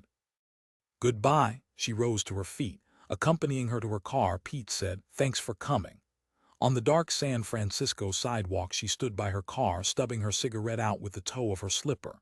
Pete, she said, even if you did kill Luckman or helped kill him, I still want to know you better. We were just beginning to become acquainted this afternoon. I like you a lot. She smiled at him. What a mess this all is, you crazy game players taking it so seriously. Willing, at least some of you, to kill a human being because of it. Maybe I am glad I had to leave it, maybe I'm better off. She stood on tiptoe, kissed him. I'll see you. I'll vidphone you when I can. He watched her car shoot rapidly into the night sky, its signal lights winking red on and off. What's she mixed up in? He asked himself as he walked back into the restaurant. She'll never tell me. Perhaps I can find out through her children. For some reason it seemed important for him to know. You don't trust her, Joe Schilling said to him as he sat down once more at the table. That's too bad. I think she's fundamentally an honest person, but God knows what she's got herself involved in. You're probably right to be suspicious. I'm not suspicious, Pete said. I'm just concerned. Sharp said, Psi people are different from us. You can't put your finger on exactly what it is I mean in addition to their talent. That girl, he shook his head. I was sure she was lying. How long has she been your mistress, Garden, did you say? She's not, Pete said. At least he didn't think so. Ashamed to forget something like that, not to be certain in that aspect of one's life. I don't know whether to wish you luck or not, Laird Sharp said thoughtfully. Wish me luck, Pete said. I can always use it in that area. So to speak, Schilling said and smiled. When he got home to his apartment in San Rafael, Pete Garden found Carol standing at the window, gazing sightlessly out. She barely greeted him, her voice was distant and muted. Sharp got me out on bail, Pete said. They've got me charged with, I know. Her arms folded, Carol nodded. They were here, the two detectives, Hawthorne and Black, Mudd and Jeff, only I can't figure out which is the easygoing one and which is supposed to be tough. They both seem tough. What were they doing here, he demanded. Searching the apartment. They had a warrant. Hawthorne told me about Pat. After a pause, Pete said, That's a shame. No, I think it's very good. Now we know exactly where we stand, you and I, in relationship to each other. You don't need me in the game, Joe Schilling does that, and you don't need me here either. I'm going back to my own group, I've decided. She pointed toward the bedroom of the apartment and he saw on the bed 2 suitcases. Maybe you can help carry them downstairs to the car, Carol said. I wish you'd stay, he said, to be jeered at. Nobody's jeering at you. Of course they are. Everybody in Pretty Blue Fox is or will be, and it'll be in the papers. Maybe so, he said. He hadn't thought of that. If I hadn't found Luckman's body, Carol said, I wouldn't know about Pat, and if I didn't know about Pat I would have tried and possibly succeeded in being a good wife of yours, so you can blame whoever killed Luckman for destroying our marriage. Maybe that's why they did it, he said. Killed Luckman. I doubt it. Our marriage is hardly that important. How many wives have you had in all? 18, Carol nodded. I've had 15 husbands, that's 33 combinations of male and female, and no luck, as they say, from any of them. When did you last bite into a piece of rabbit paper? Carol smiled thinly. Oh, I do all the time, it wouldn't show up from us yet, it's too early. Not with the new West German kind, Pete said. I read about it, it records even an impregnation only an hour old. Good grief, Carol said. Well, I don't have any of the new kind, I didn't even know it existed. I know an all-night drugstore, Pete said, in Berkeley. Let's fly over there and pick up a packet of the new rabbit paper. Why? There's always the chance, the possibility, and if we had luck you wouldn't want to dissolve our relationship. All right, Carol said. You take my 2 suitcases down to the car and we'll fly over to the all-night drugstore, and if I am pregnant I'll come back here with you. And if I'm not, then goodbye. Okay, he said. There wasn't much else he could say, he couldn't force her to remain. Do you want me to stay? Carol asked as he carried the 2 heavy suitcases downstairs to her car. Yes, he said. Why? He didn't know why. Well, he began. Forget it, Carol said and got into her car. You follow me in yours. I don't feel like riding with you, Pete. Presently he was in the air over San Rafael, riding on the beam created by her tail lights. He felt melancholy. Damn those cops, he thought. Anything to split the members of the group apart so they can be picked off one at a time. But it wasn't the 2 police that he blamed. It was himself. If she hadn't found out this way, she would have run onto it by another. I let my life become overly complex, he decided. Too much for me to keep straight and handle. Carol has certainly received a bad handful of cards since she came to Pretty Blue Fox. First Luckman arrives, then I bring Schilling in to take her place at the game table, then Luckman's body turns up in her car, now this. No wonder she wants to leave. Why should she stay? He asked himself. Give me one good reason. He couldn't.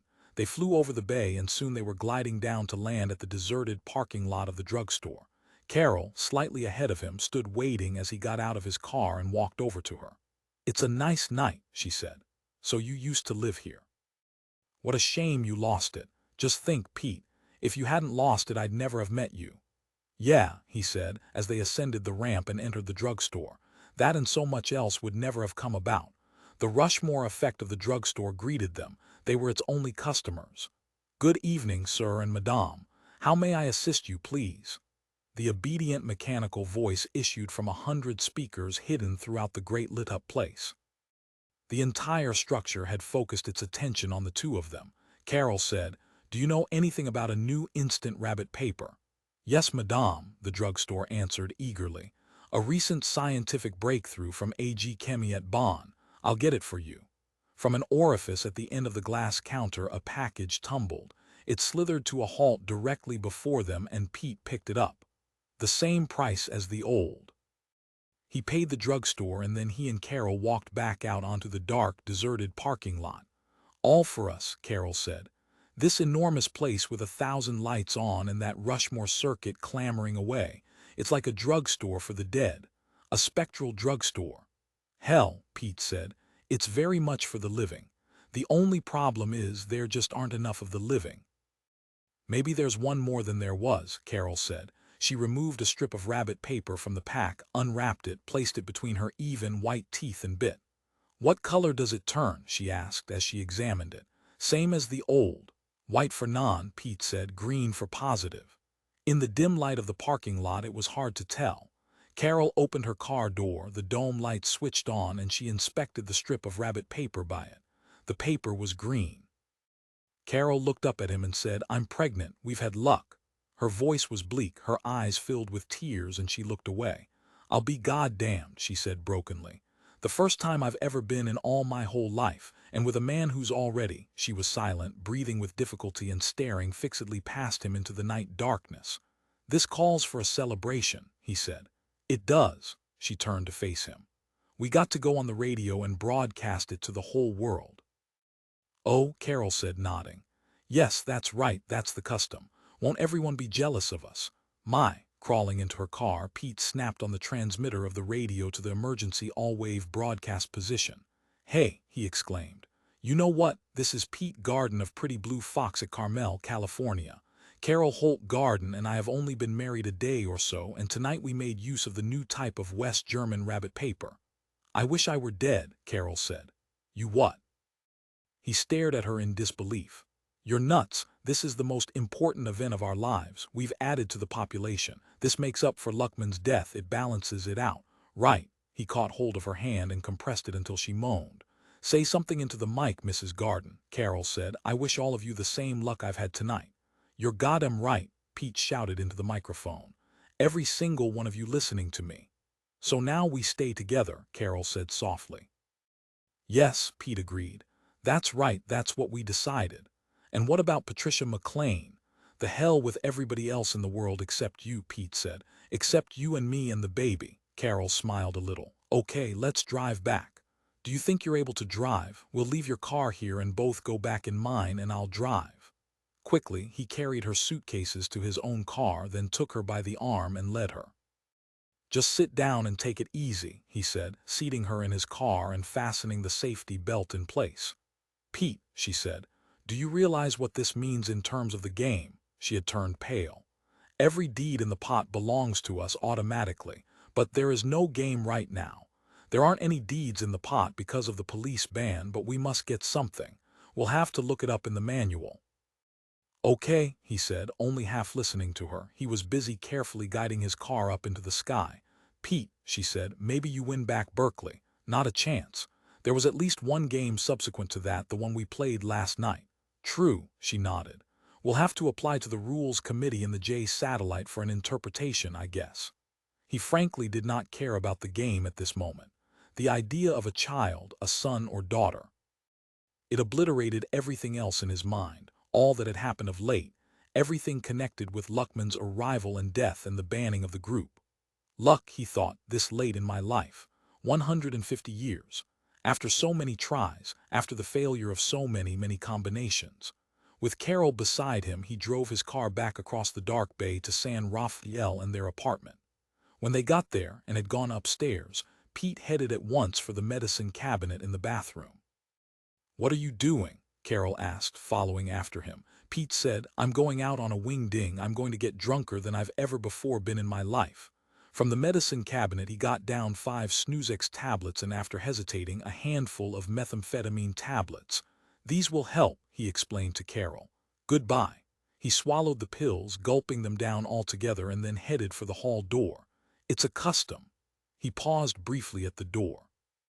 "When you learn you're going to have a child. I've read about it."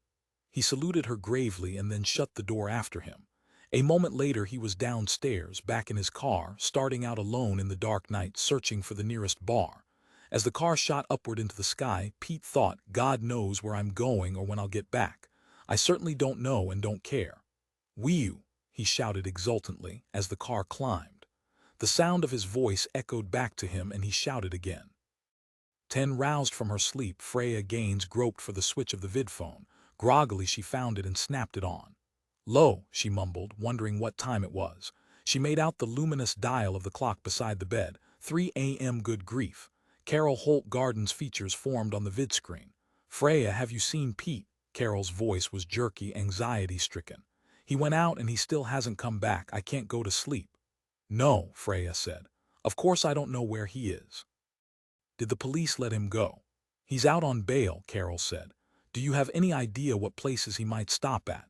"The bars are all closed now. I was waiting for 2 o'clock thinking he'd show up no later than 2:30. But try the Blind Lemon in Berkeley," Freya said, and started to cut the connection. Maybe he's dead, she thought. Threw himself off one of the bridges or crashed his car finally. Carol said, "He's celebrating." "Good God, why?" Freya said. "I'm pregnant." Fully awake, Freya said, "I see. Astonishing, right away. You must be using that new rabbit paper they're selling." "Yes," Carol said.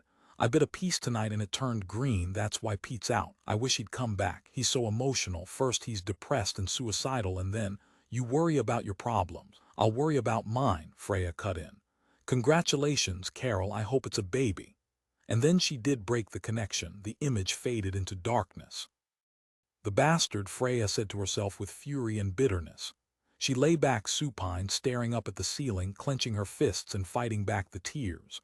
"I could kill him," she said to herself. "I hope he's dead. I hope he never comes back to her. Would he come here?" She sat up, stricken. "What if he does?" she asked herself. Beside her in the bed, Clem Gaines snored on. "If he shows up here I won't let him in," she decided. "I don't want to see him." But for some reason she knew Pete would not come here anyhow. "He's not looking for me," she realized. "I'm the last person he's looking for." She lit a cigarette and sat in bed, smoking and staring straight ahead of her silently.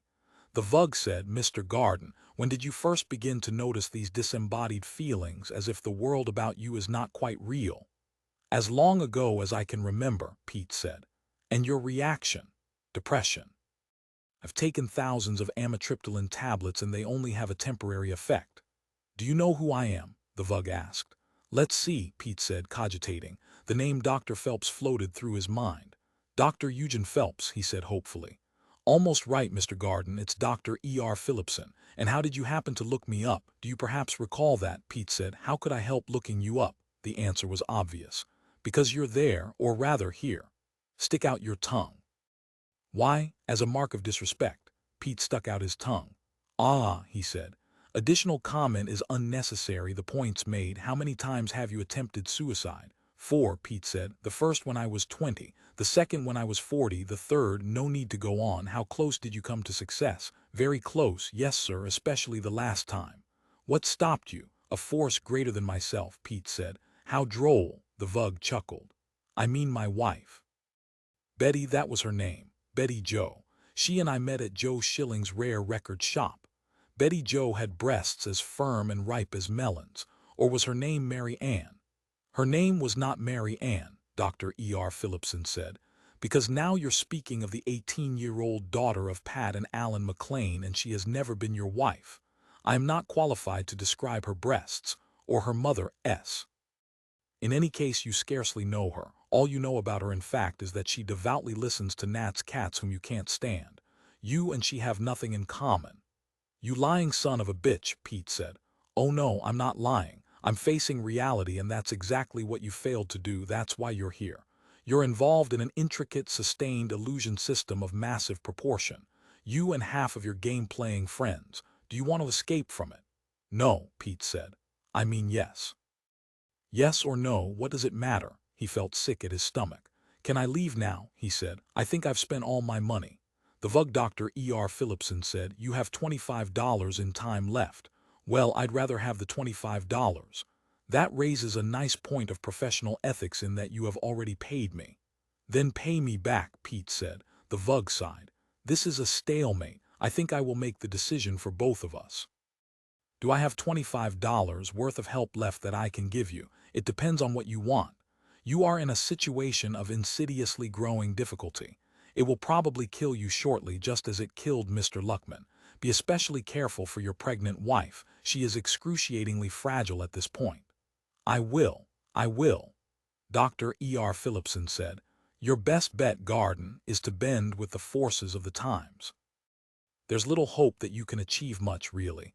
You're one person and you do, in some respects, properly see the situation, but physically you're powerless. Who can you go to? E.B. Black, Mr. Hawthorne. You could try. They might help you, they might not. Now as to the time segment missing from your memory. Yes, Pete said. The time segment missing from my memory, how about that?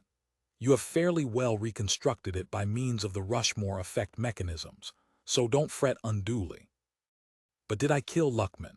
Ha ha, the Vug said. Do you think I'm going to tell you? Are you out of your mind? Maybe so, Pete said. Maybe I'm being naive. He felt even sicker now, too sick to go on any further. Where's the men's room? He asked the Vug. Or shall I say the human's room? He looked around, squinting to see. The colors were all wrong, and when he tried to walk he felt weightless, or at least much lighter. Too light. He was not on Earth. This was not 1G pulling at him. It was only a fraction. He thought, I'm on Titan. Second door to the left, the Vug Dr. E.R. Phillipson said. Thank you, Pete said, walking with care so that he would not float up and rebound from one of the white-painted walls. Listen, he said, pausing. What about Carol? I'm giving up Patricia. Nothing means anything to me except the mother of my child. Nothing means anything, you mean, Dr. E.R. Phillipson said. A joke, and a poor one. I'm merely commenting on your state of mind. Things are seldom what they seem. Skim milk masquerades as cream. A wonderful statement by the Terran humorist W.S. Gilbert. I wish you luck, and I suggest you consult E.B. Black. He's reliable. You can trust him. I'm not so sure about Hawthorne. The Vug called loudly after Pete and closed the bathroom door after you so I won't have to listen. It's disgusting when a Terran is sick. Pete shut the door. How do I get out of here? He asked himself. I've got to escape. How'd I get here to Titan in the first place? How much time has passed? Days, weeks, perhaps. I have to get home to Carol. God, he thought. They may have killed her by now the way they killed Luckman. They who? He did not know. It had been explained to him, or had it? Had he really gotten $150 worth? Perhaps. It was his responsibility, not theirs, to retain the knowledge. A window high up in the bathroom. He moved the great metal paper towel drum over, stood on it, and managed to reach the window. Stuck shut, painted shut. He smashed upward against its wooden frame with the heels of his hands. Creaking, the window rose. Room enough. He hoisted himself up, squeezed through. Darkness, the Titanian night. He dropped, fell, listening to himself whistle down and down like a feather, or rather like a bug with large surface area in proportion to mass. Wooey, he shouted, but he heard no sound except the whistle of his falling. He struck, pitched forward, lay suffering the pain in his feet and legs. I broke my goddamn ankle, he said to himself. He hobbled up to his feet. An alley, trash cans and cobblestones. He hobbled toward a street light. To his right, a red neon sign, Dave's Place. A bar. He had come out the back, out of the men's washroom, minus his coat. He leaned against the wall of a building, waiting for the numbing pain in his ankles to subside. A Rushmore circuit cruising past, automatic policeman. Are you all right, sir? Yes, Pete said. Thank you, just stopped to you-know-what, nature called, he laughed. Thanks. The Rushmore cop wheeled on. What city am I in? He asked himself. The air damp smelled of ashes. Chicago, St. Louis, warm, foul air, not the clean air of San Francisco. He walked unsteadily down the street away from Dave's Place. The Vug inside, cadging drinks, clipping Terran customers, rolling them in an educated way. He felt for his wallet in his pants pocket. Gone, Jesus Christ. He felt at his coat, there it was. He sighed in relief. Those pills I took, he thought, didn't mix with the drinks, or rather did mix, that's the problem. But I'm okay, not hurt, just a little shaken up and scared, and I'm lost. I've lost myself in my car and separately. Car, he called, trying to summon its auto mech system, its Rushmore effect. Sometimes it responded, sometimes not. Chance factor. Lights, twin beams. His car rolled along the curb, bumped to a halt by him. "Mr. Garden, here I am." "Listen," Pete said, fumbling, finding the door handle. "Where are we, for Christ's sakes?" "Pocatello, Idaho." "For Christ's sakes." "It's God's truth, Mr. Garden, I swear it," Pete said. "You're awfully articulate for a Rushmore circuit, aren't you?" Opening the car door, he peered in, blinking in the glare of the dome light, peered suspiciously and in fright. Someone sat behind the tiller. After a pause, the figure said, "Get in, Mr. Garden." "Why?" he said. "So I can drive you where you want to go." "I don't want to go anywhere," he said. "I want to stay here." "Why are you looking at me so funny? Don't you remember coming and getting me? It was your idea to do several towns, as a matter of fact." She smiled. It was a woman, he saw that now. "Who the hell are you?" he said. "I don't know you." "Why, you certainly do. You met me at Joseph Schilling's rare record shop in New Mexico." "Mary Ann McLean," he said then. He got slowly into the car beside her. "What's been going on?" Mary Ann said calmly. "You've been celebrating your wife Carol's pregnancy. But how'd I get mixed up with you? First you dropped by the apartment in Marin County. I wasn't there because I was at the San Francisco Public Library doing research. My mother told you, and you flew to San Francisco, to the library, and picked me up. And we drove to Pocatello because you had the idea that an 18-year-old girl would be served in a bar in Idaho, and she isn't in San Francisco, as we found out. Was I right?" "No, so you went in alone to Dave's place, and I've been sitting out here in the car waiting for you, and you just now came out of that alley and began yelling." "I see," he said. He lay back against the seat. "I feel sick. I wish I was home." Mary Ann McLean said, "I'll drive you home, Mr. Garden." The car now had lifted into the sky. Pete shut his eyes. "How'd I get mixed up with that Vug?" he said after a time. "What Vug? In the bar, I guess, Dr. something Phillipson. How would I know? They wouldn't let me in." "Well, was there a Vug in there? Didn't you see in?" "I saw in. I went in at first, but there was no Vug while I was there. But of course I came right back out. They made me leave." "I'm quite a heel," Pete said, "staying inside drinking while you sat out here in the car." "I didn't mind," Mary Ann said. "I had a nice conversation with the Rushmore unit. I learned a lot about you, didn't I, car?" "Yes, Miss McLean," the car said. "It likes me," Mary Ann said. "All Rushmore effects like me," she laughed. "I charm them." "Evidently," Pete said. "What time is it?" "About 4 a.m. He couldn't believe it. How come the bar was still open? They don't allow bars open that late in any state. "Maybe I looked at the clock wrong," Mary Ann said. "No," Pete said. "You looked at it right, but something's wrong, something's terribly wrong." "Ha ha," Mary Ann said. He glanced at her. At the tiller of the car sat the shapeless slime of a Vug. "Car," Pete said instantly. "What's at the tiller? Tell me." "Mary Ann McLean, Mr. Garden," the car said, but the Vug still sat there. He saw it. "Are you sure?" Pete said. "Positive," the car said. The Vug said, "As I said, I can charm Rushmore circuits." "Where are we going?" Pete said. "Home. To take you back to your wife Carol." "And then what?" "And then I'm going home to bed." "What are you?" he said to it. "What do you think you can see? Tell someone about it. Tell Mr. Hawthorne the detective, or better yet, tell E.B. Black the detective." E.B. Black would get a kick out of it. Pete shut his eyes. When he opened them again, it was Mary Ann McLean sitting there beside him at the tiller of the car. "You were right," he said to the car. Or were you? He wondered. God, he thought, I wish I was home. I wish I hadn't come out tonight. I'm scared. Joe Schilling, he could help me. Aloud he said, "Take me to Joe Schilling's apartment, Mary Ann, or whatever your name is. At this time of night, you're crazy. He's my best friend in all the world. It'll be 5 a.m. when we get there." "He'll be glad to see me," Pete said, "with what I have to tell him." "And what's that?" Mary Ann said. Cautiously, he said, "You know about Carol, the baby." "Oh yes," Mary Ann said. She nodded. "As Freya said, I hope it's a baby." "Freya said that, who to?" "To Carol." "How do you know?" Mary Ann said. "You telephoned Carol from the car before we went to Dave's place. You wanted to be sure she was all right. She was very upset and you asked why, and she said that she had called Freya looking for you and Freya had said that." "Damn that Freya," Pete said. "I don't blame you for feeling like that. She's a hard, schizoid type, it sounds like. We studied about that in psych." "Do you like school?" "Love it," Mary Ann said. Do you think you could be interested in an old man of 150 years? You're not so old, Mr. Garden, just confused. You'll feel better after I get you home. She smiled at him briefly. I'm still potent, he said, as witness Carol's impregnation. Wooey, he cried. 3 cheers, Marianne said. Just think, one more Terran in the world. Isn't that delightful? We don't generally refer to ourselves as Terrans, Pete said. We generally say people. You made a mistake. Oh, Marianne said, nodding. Mistake noted, Pete said. Is your mother part of this? Is that why she didn't want the police to scan her? Yep, Marianne said. How many are in it? Oh, thousands, Marianne, or rather the Vug said. Despite what he saw, he knew it to be a Vug. Just thousands and thousands all over the planet. But not everyone's in on it, Pete said, because you still have to hide from the authorities. I think I will tell Hawthorne, Marianne laughed. Reaching into the glove compartment, Pete fumbled about. Marianne removed the gun, the car informed him. She was afraid if the police stopped you and they found it, they'd put you back in jail. That's right, Marianne said. You people killed Luckman. Why? She shrugged. I forget, sorry. Who's next? The thing. What thing? Marianne, her eyes sparkling, said. The thing growing inside Carol. Bad luck, Mr. Garden, it's not a baby. He shut his eyes. The next he knew, they were over the Bay Area. Almost home, Marianne said.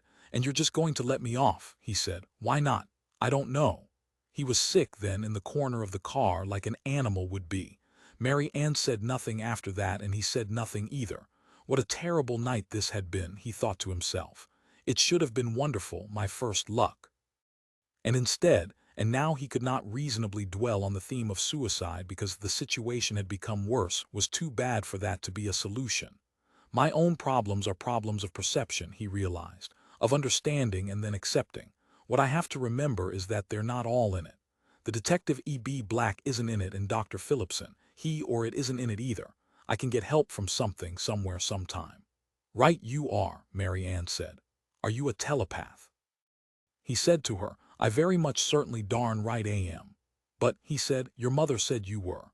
My mother lied to you, Pete said. Is Nat's Katz the center of all this? Yes, she said. I thought so, he said, and lay back against the seat, trying not to be sick again. Marianne said, here we are. The car dipped down, skimmed above the deserted pavement of a San Rafael street. Give me a kiss, she said, before you get out. She brought the car to a halt at the curb, and looking up he saw his apartment building. The light was on in his window. Carol was still up, waiting for him, or else she had fallen asleep with the lights on. A kiss, he echoed. Really? Yes, really, Marianne said, and leaned expectantly toward him. I can't, he said. Why not? Because, he said, of what you are, the thing that you are. Oh, how absurd, Marianne said. What's the matter with you, Pete? You're lost in dreams. I am. Yes, she said, glaring at him in exasperation. You took dope tonight and got drunk, and you were terribly excited about Carol, and also you were afraid because of the police. You've been hallucinating like mad for the last 2 hours. You thought that psychiatrist, Dr. Phillipson, was a Vug, and then you thought I was a Vug. To the car, Marianne said, Am I a Vug? No, Marianne, the Rushmore circuit of the car answered for the second time.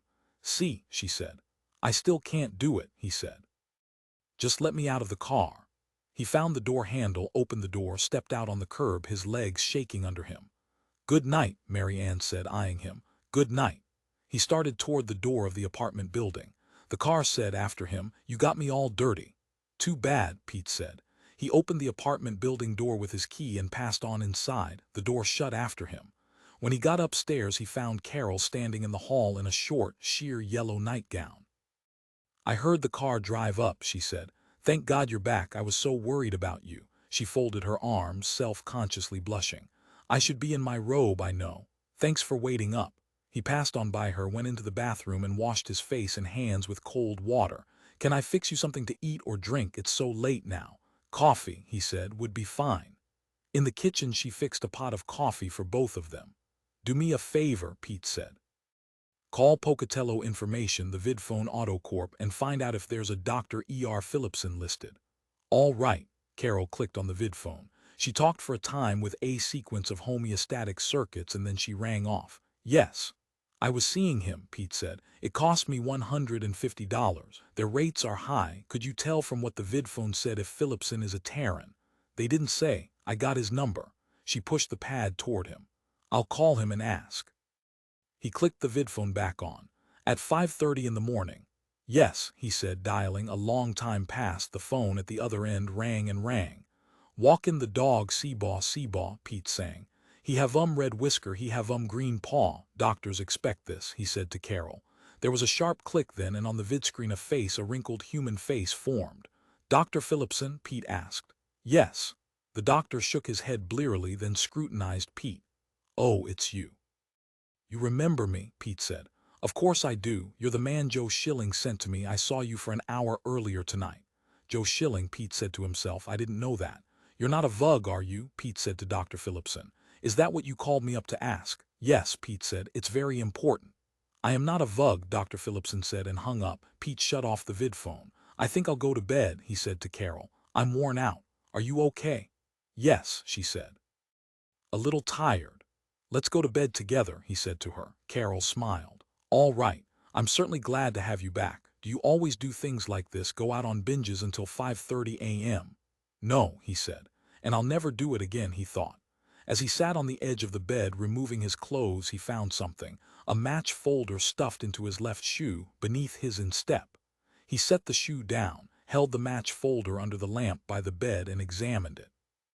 Carol beside him had already gotten into bed and apparently had gone directly to sleep. On the match folder in his own hand, penciled words. We are entirely surrounded by bugs, rugs, vugs. That was my discovery tonight, he remembered. My bright crowning achievement, and I was afraid I'd somehow forget it. I wonder when I wrote that. In the bar. On the way home. Probably when I first figured it out, when I was talking to Dr. Phillipson. Carol, he said, I know who killed Luckman. Who? She said, still awake.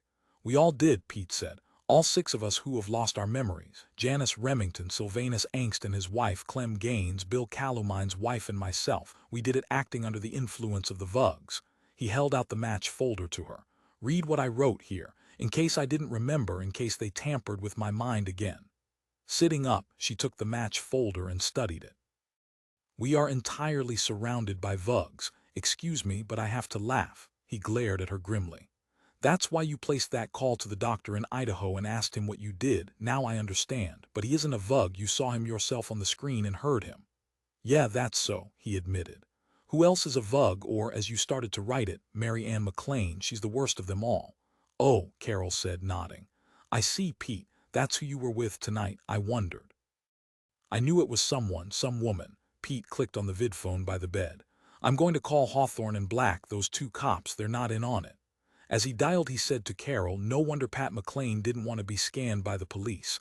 Pete, don't do it tonight. She reached out and cut the circuit off. But they may get me tonight, any time, tomorrow. Carol smiled at him coaxingly. Please. Can I call Joe Schilling then, if you want? I just don't think you should talk to the police right now the way you're feeling. You're in so much trouble with them already. He dialed information, got Joe Schilling's new number in Marin County. Presently Schilling's hairy, ruddy face formed on the screen, fully alert. Yes, what is it? Pete, listen, Carol called and told me the good news about your luck. My God, that's terrific, Pete said. Did you send me to a Dr. Phillipson in Pocatello? Who? Pete repeated the name. Joe Schilling's face screwed up in bafflement. Okay, Pete said. Sorry I woke you. I didn't think you did. Wait a minute, Schilling said. Listen, about 2 years ago when you were at my shop in New Mexico, we had a conversation. What was it about? It was something about the side effects of a methamphetamine hydrochloride. You were taking them then, and I warned you against them. There was an article in Scientific American by a psychiatrist in Idaho. I think it was this Phillipson you mentioned. And he said that the methamphetamines can precipitate a psychotic episode. I have a dim memory, Pete said. Your theory, your answer to the article, was that you were also taking a trifluoperazine, a dihydrochloride of some sort which you swore compensated for the side effects of the methamphetamines. Pete said, I took a whole bunch of methamphetamine tablets tonight, 7 5-milligram ones too. And you also drank, yes. Oi, Jewel, you remember what Phillipson said in his article about a mixture of the methamphetamines and alcohol? Vaguely. They potentiate each other. Did you have a psychotic episode tonight? Not by a long shot. I had a moment of absolute truth. Here, I'll read it to you. To Carol, Pete said, hand me back that match folder. She passed it to him and he read from it. "That was my revelation, Joe, my experience. There are Vugs all around us." Schilling was silent a moment and then he said, "About this Dr. Phillipson in Idaho. Did you go to him? Is that why you ask?" "I paid $150 to him tonight," Pete said, "and in my opinion I got my money's worth." After a pause, Schilling said, "I'm going to suggest something to you that'll surprise you. Call that Detective Hawthorne." "That's what I wanted to do," Pete said, "but Carol won't let me." "I want to talk to Carol," Joe Schilling said. Rising to a sitting position in the bed, Carol faced the vidscreen.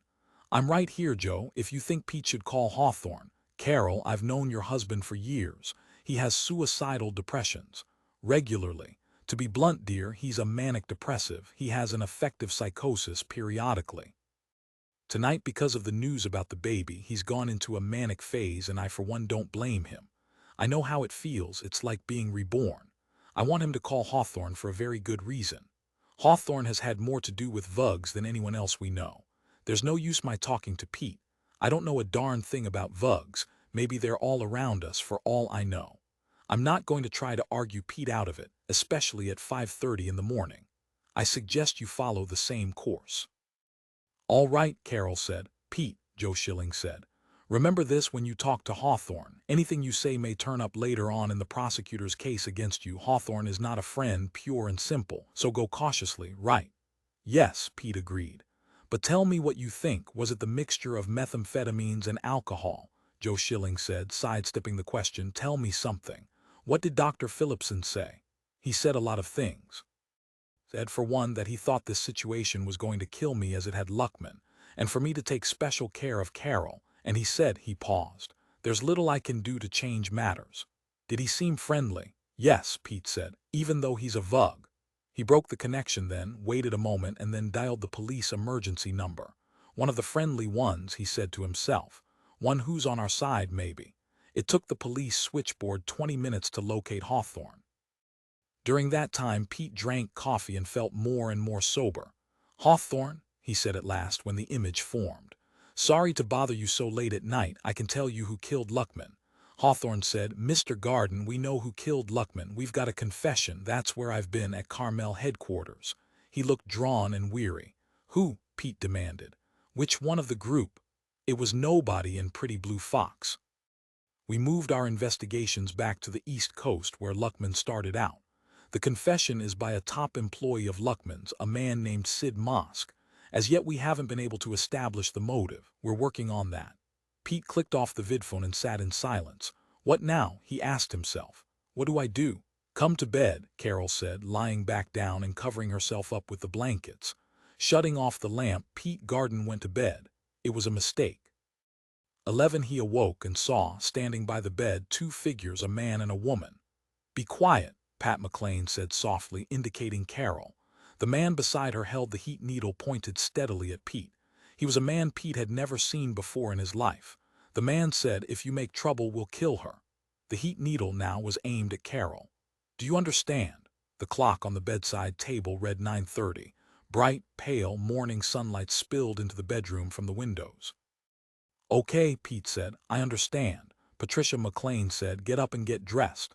"Where?" Pete said, sliding from the bed. "Here in front of the two of you." Glancing at the man, Patricia said, "In the kitchen." The two of them followed after him from the bedroom to the kitchen. Patricia shut the door. "You stay with him while he dresses," she said to the man. "I'll watch his wife." Bringing out a second heat needle, she returned stealthily to the bedroom. "He won't make any trouble if Carol's in danger. I can pick that up from his mind. It's acutely pronounced." As the unfamiliar man held the heat needle on him, Pete dressed. "So your wife's had luck," the man said. "Congratulations." Glancing at him, Pete said, "Are you Pat's husband?" "That's right," the man said. "Alan McLean. I'm glad to meet you at last, Mr. Garden." He smiled a thin, brief smile. "Pat's told me so much about you." Presently the three of them were walking down the corridor of the apartment building toward the elevator. "Did your daughter get home all right last night?" Pete said. "Yes," Patricia said. "Very late, however. What I scanned in her mind was interesting, to say the least. Fortunately, she didn't go to sleep right away. She lay thinking, and so I got it all." Alan McLean said, "Carol won't wake up for another hour, so there's no immediate problem of her reporting him missing. Not until almost 11. How do you know she won't wake up? Pete said. Alan said nothing. You're a precog, Pete asked. There was no answer, but it was obviously so. And Alan McLean said to his wife, he jerked his head at Pete, Mr. Garden here won't try to escape. At least most of the parallel possibilities indicate that. 5 out of 6 futures, a good statistic, I think. At the elevator, he pressed the button. Pete said to Patricia, yesterday you were concerned about my safety. Now this. He gestured at the 2 heat needles. Why the change? Because in the meantime you were out with my daughter, Patricia said. I wish you hadn't been. I told you that she was too young for you. I warned you away from her. However, Pete pointed out, as you read in my mind at the time, I found Mary Ann to be stunningly attractive. The elevator came, the doors slid open. In the elevator stood the detective Wade Hawthorne. He gaped at them, then fumbled inside his coat. Alan McLean said, being a precog helps. You can never be surprised. With his heat needle he shot Hawthorne in the head. Hawthorne crashed back against the far wall of the elevator, then fell sloppily and lay sprawled face first on the floor of the elevator. Get in, Patricia McLean said to Pete. He got in, and so did the McLeans. With the body of Wade Hawthorne, they descended to the ground floor. Pete said to the Rushmore unit of the elevator, they're kidnapping me and they've killed a detective. Get help. Cancel that last request, Patricia McLean said to the elevator. We don't need any help, thank you. All right, miss, the Rushmore effect said obediently. The elevator doors opened. The McLeans followed behind Pete through the lobby and out onto the sidewalk. To Pete, Patricia McLean said, do you know why Hawthorne was in that elevator riding up to your floor? I'll tell you, to arrest you. No, Pete said. He told me on the vidphone last night that they'd gotten Luckman's murderer, a man back east. The McLeans glanced at each other but said nothing. You killed an innocent man, Pete said. Not Hawthorne, Patricia said. Hardly innocent. I wish we could have got that E.B. Black at the same time, but it wasn't along. Well, maybe later on. That damn Mary Ann, Alan McLean said as they got into the car parked at the curb. It was not Pete's car. Evidently the McLeans had come in it. Somebody ought to wring her neck. He started the car and it spun upward into the morning haze. That age is amazing. When you're 18 you believe you know everything, you possess absolute certitude. And then when you're 150 you know you don't. You don't even know you don't, Patricia said. You just have a queasy intimation that you don't. She sat in the back seat behind Pete, still holding the heat needle pointed at him. I'll make a deal with you, Pete said. I want to be sure Carol and the baby are all right.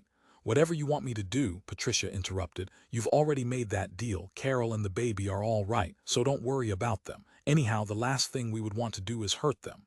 That's right, Alan said, nodding. It would defeat everything we stand for, so to speak. He smiled at Pete. How does it feel to have luck? You ought to know, Pete said. You've got more children than any other man in California. Yes, Alan McLean agreed. But it's been over 18 years since that first time, many years indeed. You really went out and tied one on last night, didn't you? Mary Ann said you were in a trance, absolutely blind. Pete said nothing. Gazing down at the ground below, he tried to make out the direction of the car's motion. It seemed to be heading inland, toward the hot Central Valley region of California and the Sierras beyond. The utterly desolated Sierras where no one lived. Tell us a little more about Dr. Phillipson, Patricia said to him. I catch some ill-formed thoughts. You called him last night after you got home. Yes. To her husband, Patricia said. Pete called him up and asked him if Dr. Phillipson was a Vug. Grinning, Alan McLean said, what did he say? He said that he is not a Vug, Patricia said.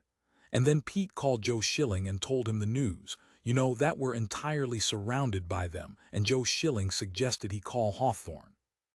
Which he did, and that's why Hawthorne came over this morning. I'll tell you who you should have called instead of Wade Hawthorne, McLean said to Pete. Your attorney, Laird Sharp. Too late now, Patricia said, but we'll probably run into Sharp somewhere along the line anyhow. You can talk to him then, Pete. Tell him the whole story, how we're an island of humans swamped in a sea of non-terrestrials. She laughed, and so did her husband. I think we're scaring him, McLean said. No, Patricia said. I'm scanning him and he's not scared, at least not like he was last night. To Pete she said, that was an ordeal for you, wasn't it, that trip home with Mary Ann? I'll bet you never get over it as long as you live. To her husband she said, his 2 frames of reference kept switching back and forth. First he'd see Mary Ann as a girl, as an attractive 18-year-old Terran, and then he'd peek over out of the corner of his eye. "Shut up," Pete said savagely. Patricia continued, and there it would be. The amorphous mass of cytoplasm spinning its web of illusion, to mix a metaphor. Poor Pete Garden. It sort of takes the romance out of life, doesn't it, Pete? First you couldn't find a bar that would serve Mary Ann, and then— "Stop it," her husband said. "That's really enough. He's gone through enough already. This rivalry of yours with Mary Ann, it's bad for both of you. You shouldn't be competing with your own daughter." "Okay," Pat said, and was silent as she lit a cigarette. Below them the Sierras passed slowly. Pete watched them drop behind. "Better call him," Patricia said to Alan. "Right." Her husband clicked on the radio transmitter. "This is Dark Horse Ferry," he said into the microphone. "Calling Sea Green Lamb. Come in, Sea Green Lamb. Come in, Dave." A voice from the radio said, "This is Dave Muttro. I'm at the Dig Inn Motel in Sparks waiting for you." "Okay, Dave, we'll be right there. Another 5 minutes." Alan McLean switched his transmitter off. "All set," he said to Patricia. "I can preview it. There won't be any gaffes." "Splendid," Patricia said. "By the way," Alan McLean said to Pete, "Mary Ann will be there. She came direct in her own car, and several other people, one of whom you know. It'll be interesting for you, I think. They're all size. Mary Ann, by the way, is not a telepath as her mother is. Despite what she told you, that was irresponsible of her. A good deal of what she told you was hogwash. For instance, when she said— "Enough," Patricia said firmly. McLean shrugged. "He'll know in another half hour. I can preview that. It just makes me nervous, that's all. I'd rather wait until we're at the Dig Inn." To Pete she said, "By the way, you would have been better off if you had listened to her and kissed her good night as she asked you to." "Why?" Pete said. "Then you would have known what she was." She added, "Anyhow, how many opportunities do you get in your lifetime to kiss stunningly beautiful girls?" Her voice, as before, was bitter. "You're eating your heart out for nothing," Alan McLean told her. "Christ, I'm sorry to see you do it, Pat said, "and I'm going to do it again later on with Jessica when she's older." "I know," McLean said, nodding. "I can preview that even without my talent." He looked morose. On the flat sand outside the Dig Inn Motel the car landed. With the heat needle the McLeans ushered Pete Garden out and toward the single-story Spanish-style adobe building. A long-limbed man, well-dressed, middle-aged, strode toward them from the motel, his hand extended. "Hi, McLean. Hi, Pat." He glanced at Pete. "Mr. Garden, the one-time owner of Berkeley, California. You know, Garden, I darn near came to Carmel to play in your group, but sorry to say, you scared me off with your EEG machine." He chuckled. "I'm David Muttro, formerly on Jerome Luckman's staff." He held out his hand to Pete, but Pete did not accept it. "That's right," Muttro drawled. "You don't understand the situation. Yet I'm a little muddled about what's happened and what's shortly to come. Old age, I suppose." He led the way up the flagstone path to the open doorway of the motel office. "Mary Ann got in a few minutes ago. She's taking a swim in the pool." Hands in her pockets, Pat walked over to the swimming pool and stood watching her daughter. "If you could read my mind," she said, to no one in particular, "you'd see envy." She turned away from the pool. "You know, Pete, when I first met you I lost some of that. You're one of the most innocent people I've ever known. You helped me purge myself of my shadow side, as Jung and Joe Schilling call it. How is Joe, by the way? I enjoyed seeing him again last night. How'd he feel being awakened at 5:30 in the morning?" "He congratulated me," Pete said shortly, "on my luck." "Oh yes," Muttro said in a jolly tone of voice. He slapped Pete good-naturedly on the back. "Lots of best wishes on the pregnancy," Pat said. "That was an awful remark your ex-wife made, that to Carol about hoping it was a baby. And that daughter of mine, she relished it. I suppose she derives that cruel streak from me. But don't blame Mary Ann too much for what she said last night, Pete, because most of what you experienced was not Mary's fault. It was in your mind. Hallucinated. Joe Schilling was right in what he told you. The amphetamines were responsible. You had an authentic psychotic occlusion." "Did I?" Pete said. She met his gaze. "Yes, you did." "I doubt it," Pete said. "Let's go inside," Alan McLean said. He cupped his hands and shouted, "Mary Ann, get out of the pool." Splashing, the girl approached the rim of the pool. "Go to hell." McLean knelt down. "We have business. Get inside. You're still my child." In the air above the surface of the pool, a ball of shiny water formed, whipped toward him, broke over his head, splattering him. He jumped back, cursing. I thought you were such a great precog, Mary Ann called, laughing. I thought you couldn't be taken by surprise. She caught hold of the ladder, hoisted herself lithely from the pool. The mid-morning Nevada sun sparkled from her moist, smooth body as she ran and picked up a white terry cloth bath towel.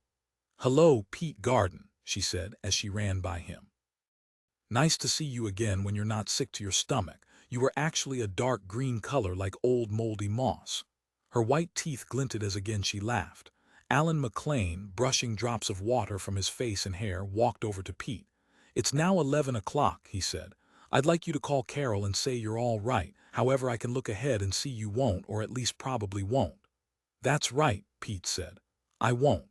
McLean shrugged. "Well, I can't see what she'll do. Possibly she'll call the police, possibly not. Time will tell." They walked toward the motel building, McLean still shaking himself dry. An interesting element about psionic abilities is that some tend to invalidate others. For instance, my daughter's psychokinesis. As she aptly demonstrated, I can't predict it. Paulie's synchronicity comes in, a causal connective event that throws someone like me entirely off. To Dave Muttro, Patricia said, "Did Sid Mosk actually confess to having killed Luckman?" "Yes," Muttro answered. "Rothman put pressure on him to take pressure off Pretty Blue Fox. The police out in California were probing a little too deeply, we felt." "But they'll know after a while that it's spurious," Patricia said.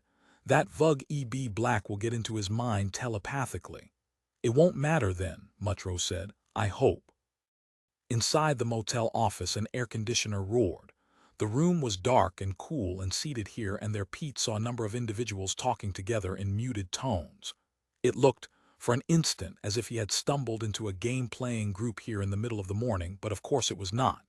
He had no illusions about that. These were not Bindmen.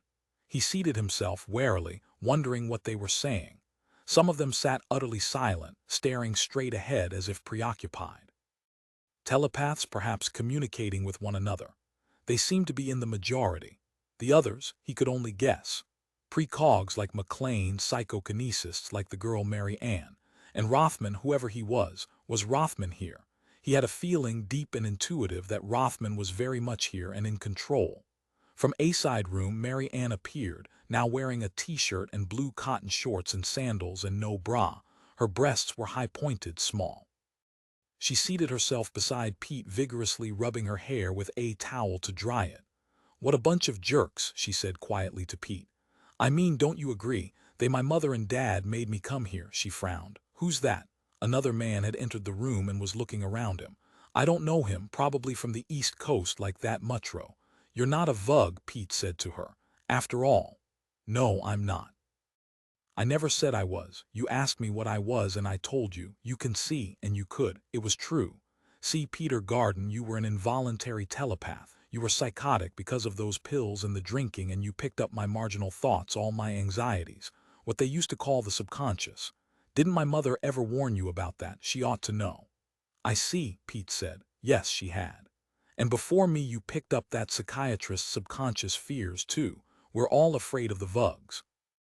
It's natural. They're our enemies. We fought a war with them and didn't win, and now they're here. See?" She dug him in the ribs with her sharp elbow. "Don't look so stupid. Are you listening or not?" Pete said. "I am." "Well, you gape like a guppy. I knew last night you were hallucinating like mad along a paranoid line, having to do with hostile, menacing conspiracies of alien creatures. It interfered with your perceptions, but fundamentally you were right. I actually was feeling those fears, thinking those thoughts. Psychotics live in a world like that all the time. Anyhow, your interval of being a telepath was unfortunate because it happened around me, and I know about this." She gestured at the group of people in the motel room. "See? So from then on you were dangerous, and you had to go right away and call the police. We got you just in time." Did he believe her? He studied her thin, heart-shaped face. He could not tell.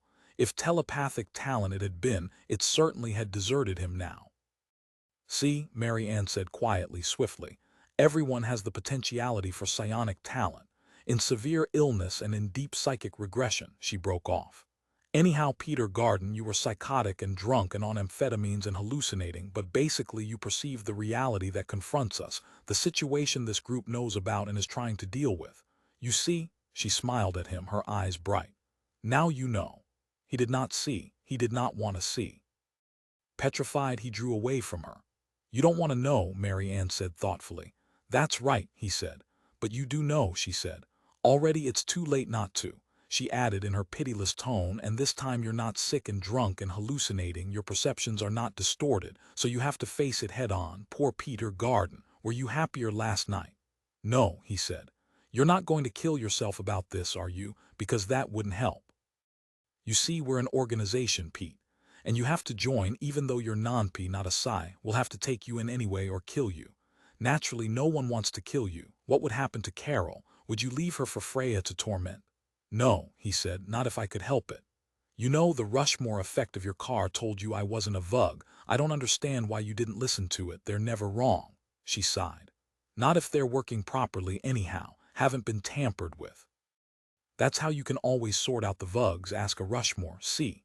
Again she smiled at him cheerfully. "So things aren't really so bad, it's not the end of the world or anything like that, we just have a little problem of knowing who our friends are. They have the same problem too, they get a little mixed up at times." "Who killed Luckman?" Pete asked. "Did you?" "No," Mary Ann said. "The last thing we'd do is kill a man who's had so much luck, so many offspring, that's the whole point." She frowned at him. "But last night," he said slowly, "I asked you if your people had done it, and you said," he paused, trying to think clearly, trying to sort out the confusion of those events. "I know what you said. I forget," you said, "and you said our baby is next. You called it a thing. You said it was not a baby." For a long time Mary Ann stared at him. "No," she whispered, stricken and pale. "I didn't say that. I know I didn't." "I heard you," he insisted. "I remember that. It's a mess, but honest to God I have that part clear." Mary Ann said, "Then they've gotten to me." Her words were scarcely audible. He had to bend toward her to hear. She continued to stare at him. Opening the door of the sun-drenched kitchen, Carol Holt Garden said, "Pete, are you in there?" She peered in. He was not in the kitchen. Bright, yellow, and warm, it was empty. Going to the window, she looked out at the street below. Pete's car and hers at the curb. He had not gone in his car then. Tying the cord of her robe, she hurried out of the apartment and down the hall to the elevator. "I'll ask it," she decided. "The elevator will know whether he went out, whether anyone was with him, and if so, who." She pressed the button and waited. The elevator arrived. The doors slid back. On the floor of the elevator lay a man, dead. It was Hawthorne. She screamed. The lady said no help was necessary, the Rushmore circuit of the elevator said apologetically. With difficulty Carol said, "What lady?" "The dark-haired lady." It did not elaborate. "Did Mr. Garden go with them?" Carol asked. "They came up without him but returned with him from his apartment, Mrs. Garden. The man, not Mr. Garden, killed this person here. Mr. Garden then said, 'They've kidnapped me and they've killed a detective. Get help.'" "What did you do?" The elevator said, the dark-haired lady said, "Cancel that last request. We don't need any help, thank you," so I did nothing. The elevator was silent for a moment. "Did I do wrong?" it inquired. Carol whispered, "Very wrong. You should have gotten help," as he said. "Can I do anything now?" the elevator asked. "Call the San Francisco Police Department and tell them to send someone here. Tell them what happened." She added, "That man and woman kidnapped Mr. Garden and you didn't do anything." "I'm sorry, Mrs. Garden," the elevator apologized. Turning, she made her way step by step back to the apartment. In the kitchen, she seated herself unsteadily at the table. Those stupid, maddening Rushmore circuits, she thought. They seem so intelligent, and they actually are. All it takes is something unusual, something unexpected. But what did I do? Not much better. I slept while they came and got Pete, the man and woman. It sounds like Pat McLean, she thought, dark-haired. But how do I know? The vidphone rang. She did not have the energy to answer it. Trimming his red beard, Joe Schilling sat by his vidphone, waiting for an answer. Strange, he thought. Maybe they're still asleep. It's only 10:30. But he did not think so. Hurriedly, he finished trimming his beard. He put on his coat and strode from his apartment and downstairs to Max, his car. "Take me to the Gardens apartment," he instructed as he slid in. "Up yours," the car said. "It's curtains for you if you don't take me there," Schilling said. The car reluctantly started up and drove down the street, making the trip the hard way by surface. Schilling impatiently watched the buildings and maintenance equipment pass, one by one, until at last they reached San Rafael. "Satisfied," the car Max said, as it pulled to a bucking, clumsy halt before the Gardens apartment building. Pete's car and Carol's car were both parked at the curb, he noticed as he got out, and so were 2 police cars. By elevator he ascended to their floor, rushed down the hall. The door to the Gardens' apartment was open. He stepped inside. A Vug met him. Mr. Schilling. Its thought propagation was questioning in tone. "Where are Pete and Carol?" he demanded. And then he saw, past the Vug, Carol Garden seated at the kitchen table, her face waxen. "Is Pete okay?" he said to her, pushing past the Vug. The Vug said, "I'm E.B. Black. Probably you remember me, Mr. Schilling. Be calm. I catch from your thoughts a complete innocence of this, so I will not bother to interrogate you." Raising her head, Carol said starkly to Schilling, "Wade Hawthorne, the detective, has been murdered and Pete's gone. A man and woman came and got him, according to the elevator. They killed Hawthorne. I think it was Pat McLean. The police checked at her apartment and nobody's there. And their car is gone." "But do you know why they would take Pete?" Schilling asked her. "No, I don't know why they would take Pete. I don't even know who they are really." With a pseudo-podium, the Vug E.B. Black held something small. It extended it toward Joe Schilling. "Mr. Garden wrote this interesting inscription," the Vug said. "We are entirely surrounded by Vugs. That, however, is not so, as Mr. Garden's disappearance testifies to. Last night Mr. Garden called my ex-colleague Mr. Hawthorne and told him that he knew who had killed Mr. Luckman. At that time we imagined we had the killer, and so we were not interested. Now we have learned we were in error. Mr. Garden did not say who had killed Mr. Luckman, unfortunately, because my ex-colleague refused to listen." The Vug was silent a moment. "Mr. Hawthorne has paid for his foolishness rather fully." Carol said, "E.B. Black thinks that whoever killed Luckman came and got Pete and ran into Hawthorne in the elevator on their way out. But it doesn't know who that is," Schilling said. "Correct," E.B. Black said. "From Mrs. Garden I have managed to learn a great deal, however. For instance, I have learned whom Mr. Garden saw last night. A psychiatrist in Pocatello, Idaho, first of all. Also Mary Ann McLean. We have not been able to locate her, however." Mr. Garden was drunk and confused. He told Mrs. Garden that the murder of Mr. Luckman had been committed by 6 members of Pretty Blue Fox, the 6 with defective memories. This would include himself. "Do you have any comment on that, Mr. Schilling?" "No," Joe Schilling murmured. "We hope to get back Mr. Garden alive," E.B. Black said. It did not sound very confident. 12 Patricia McLean picked up her daughter's frightened thoughts. At once she said, "Rothman, we've been infiltrated. Mary Ann says so." "Is she right?" Rothman, old, hard-eyed and tough, demanded from where he as their leader sat. Looking into Pete Garden's mind, Patricia saw his memory of the visit to Dr. E.R. Phillipson, the strange sense of lightness, of fractional gravity as he walked down the corridor. "Yes," Patricia said. "Mary's right. He's been on Titan." She turned to the 2 precogs, Dave Mutrow and her husband Alan. "What's going to happen?" "A variable," Alan murmured, ashen-faced, "clouds it up." Mutrow said hoarsely, "Your daughter, she's going to do something, impossible for us to tell what." "I have to get out of here," Mary Ann said to them all. She rose to her feet, her thoughts scattered by her terror. "I'm under Vug influence. That Dr. Phillipson, Pete must have been right. He asked me what I saw in the bar and I thought he was hallucinating. But it wasn't my fear he was picking up. He saw reality." She started toward the door of the motel room, panting. "I have to get away. I'm dangerous to the organization." As Mary Ann went out the door, Patricia said urgently to her husband, "The heat needle, set it on low so it doesn't injure her." "I'll cut her down," Alan said, and pointed the heat needle at his daughter's back. Mary Ann turned for an instant and saw the heat needle. The heat needle jumped from Alan McCain's hand, climbed and reversed its flight. It smashed against the wall. "Poltergeist effect," Alan said. "We can't stop her." Now the heat needle in Patricia's hands quivered, struggled, and tore loose from her fingers. "Rothman," he said, appealing to the highest authority in the organization present, "ask her to stop." "Leave my mind alone," Mary Ann said to Rothman. Pete Garden, on his feet, sprinted after Mary Ann. The girl saw that too. "No," Patricia called after her. "Don't." Rothman, his forehead bulging, concentrated on Mary Ann, his eyes virtually shut. But all at once Pete Garden flopped forward like a rag doll, boneless, danced in the air, his limbs jiggling. He drifted then toward the wall of the motel room, and Patricia McLean screamed at Mary Ann. The dangling figure hesitated briefly and then swooped into the wall. It passed through the wall until only its outstretched arm and hand remained, projecting absurdly. "Mary Ann," Patricia shouted. "For God's sake, bring him back."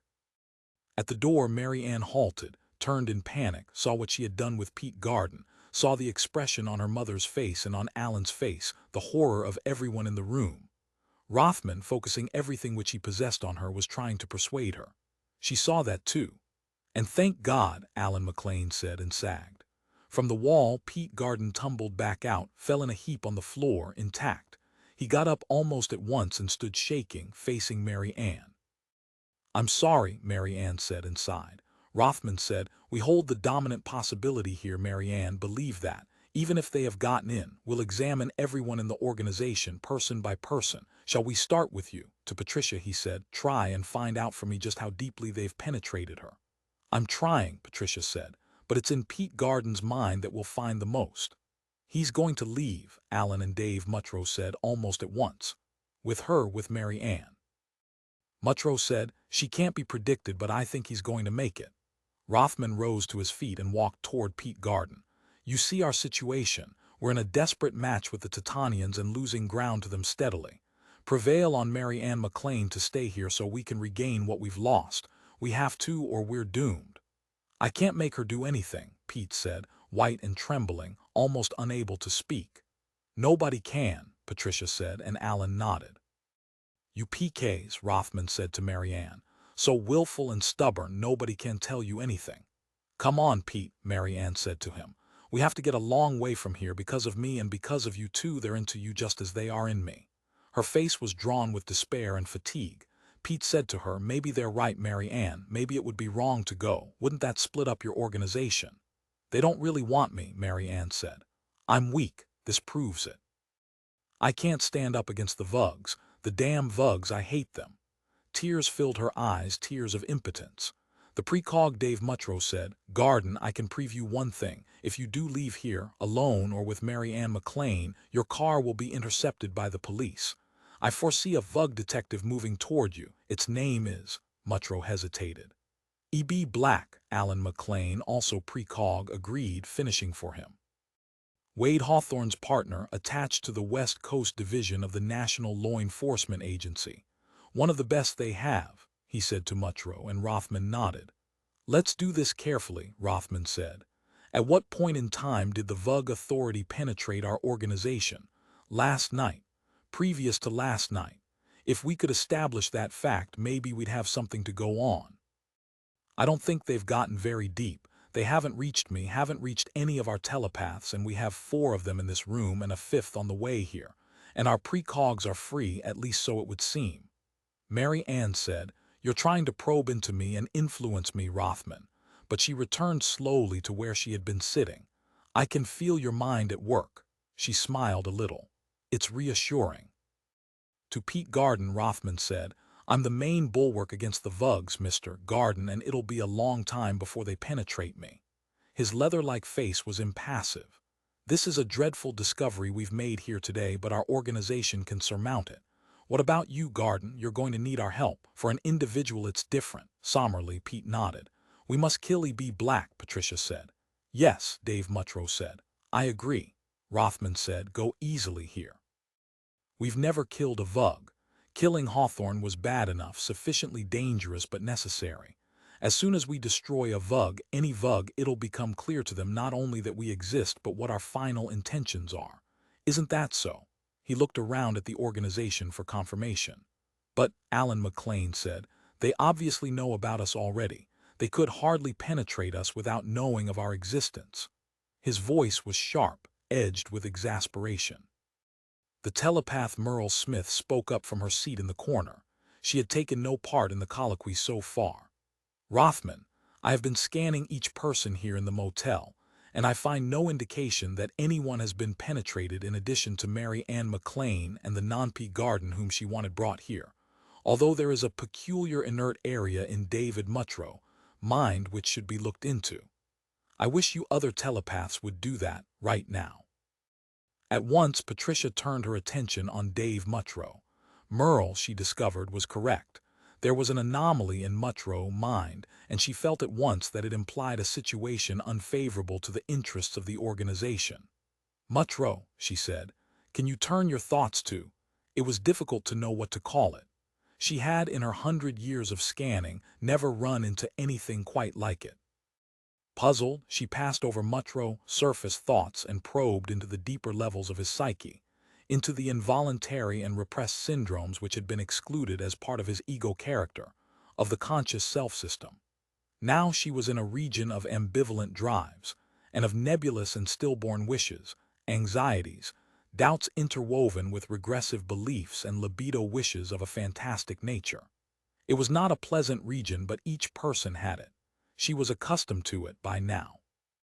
This was what made her existence so rife with difficulty, running into this hostile area of the human mind. Each perception and observation which Dave Mutro had rejected in himself existed here, imperishable, living on in a kind of half-life, feeding deeply on his psychic energy. He could not be held responsible for these, and yet there they were anyhow, semi-autonomous and feral, opposed to everything Mutro consciously, deliberately believed in opposition to all his life aims. Much could be learned about Mutro's psyche by this examination of what he chose to, or had to, reject from consciousness. "The area in question," Patricia said, "simply will not open up to scanning. Can you control it, Dave?" Mutro said haltingly, a bewildered expression on his face. "I don't understand what's being discussed. Everything in me is open to you as far as I know. I'm certainly not deliberately holding back." Now she had picked up the precognitive region of Mutro's mind, and by entering it she made herself, temporarily, a precog. It was an eerie sensation to possess this talent as well as her customary one. She saw, as if arranged in neat boxes, a supple, viable sequence of time possibilities, each one obviating all the others, strung so as to be knowable simultaneously. It was pictorial and oddly static rather than dramatic. Patricia saw herself, frozen in a variety of actions. Some she blanched at, they were hideous, sequences in which she yielded to her most deranged suspicions, and my own daughter, she thought bleakly. So it's possible that I might do that to her, possible but not probable. The majority of sequences showed a rapprochement with Mary Ann, and a healing of the split within the organization rather than a widening. And yet, it could happen. And in addition, she saw in one swift instant a scene in which the telepaths within the organization pounced on Mutro. And Mutro himself certainly was aware of this. The scene after all existed in his consciousness. But why, Patricia wondered. What could he do that would warrant this, or what could we discover? Mutro's thoughts became diffused all at once. "You're evading," Patricia said, and glanced at Merle and then at the other telepaths in the room. "It's the arrival of Don," she said to them. Don was the missing telepath, on his way now from Detroit. He would arrive any time. In Mutro's precog area there's a sequence in which Don will, on his arrival here, ferret out the inert area involved, will open and explore it. And she hesitated, but the three other telepaths had picked up her thought anyhow, and will destroy Mutro because of it, she had thought. But why? There was nothing to suggest the Vuggish power about it or about him. This was something else, and it completely baffled her. Was it certain that Don would do this? No, only probable. And how did Mutro feel knowing this, knowing that his death was imminent? What did a precog do under such circumstances? The same as anyone else, she discovered as she scanned Mutro's mind. The precog ran. Mutro, rising to his feet, said huskily, "I've got to get back to the New York area, I'm afraid." His manner was easy, but inside the opposite. "Sorry I can't stay," he said to Rothman. "Don is our best telepath," Rothman said meditatively. "I'm going to have to ask you to remain until he gets here. Our only defense against the penetration of our organization is the existence of 4 telepaths who can dig in and tell us what's going on. So you must sit down, Mutro." Mutro reseated himself. Closing his eyes, Pete Garden listened to the discussion between Patricia McLean, Mutro, and Rothman. "This secret organization composed of Psi people stands between us and the Titanian civilization, its domination over us or some such thing." His thoughts ran together muddily. He still had not recovered from last night and the manner in which he had been awakened this morning, that and Hawthorne's pointless, shocking death. I wonder if Carol's all right, Pete thought. God, he thought, I wish I could get out of here. He thought of the moment when Mary Ann, through her psychokinetic talent, had made him a floating particle and tossed him into and through the material wall of the room, and then somehow, for reasons unclear to him, had let him come back. She had changed her mind at the last instant. I'm afraid of these people, he said to himself. Of them and their talents. He opened his eyes. In the motel room, discoursing in shrill, chattery voices, sat 9 Vugs, and one human being besides himself, Dave Muttro. He and Dave Muttro standing in opposition to the rest of them, hopeless and impossible. He did not stir, he simply stared at the 9 Vugs. One Vug, it spoke in the voice of Patricia McLean, said agitatedly, Rothman, I've picked up an incredible thought from Garden. I have too, another Vug said in agreement. Garden perceives us all as, it hesitated. He sees us, with the exception of Muttro, as Vugs. There was silence. The Vug which spoke as Rothman said, Garden, this implies then that the penetration of our group is complete. Is that right? Complete with the exception of David Muttro, at least. Pete said nothing. How can we consider this? The Vug calling itself Rothman said, and keep on being sane. We've already lost if Garden's perceptions are to be believed. We must try to consider rationally, possibly there's some hope. What do you say, Muttro? If Garden is right, you're the only authentic Terran among us. Muttro said, I have no understanding of this. He glanced at Pete. Ask him, not me. Well, Mr. Garden, the Vug Rothman said calmly. What do you say? Please answer, the Patricia McLean one pleaded. Pete, in the name of all we hold holy, Pete said, I think you know now what there is in Muttro that your telepaths couldn't scan. He's a human being and you're not, that's the difference. And when your last telepath gets here, we'll destroy Muttro, the Rothman Vug said slowly, thoughtfully. 13 Joseph Schilling said to the homeostatic informational circuit of the vidphone, I want the attorney-at-law Laird Sharp. He's somewhere on the west coast. I don't know any more than that. It was past noon now. Pete Garden had not returned home and Joe Schilling knew that he was not going to. There was no point in contacting the other members of Pretty Blue Fox. Pete wasn't with any of them. Whoever had taken him lay outside the group. If this identity problem has actually been solved, he thought, if Pat and Al McLean did it, then why? And killing the detective Hawthorne a mistake, whatever their reasons. No one could convince him of the rightness of such an action as that. Going into the bedroom of the apartment, he asked Carol, How are you feeling? She sat by the window, wearing a gaily colored cotton print dress, listlessly watching the street below. I'm okay, Joe.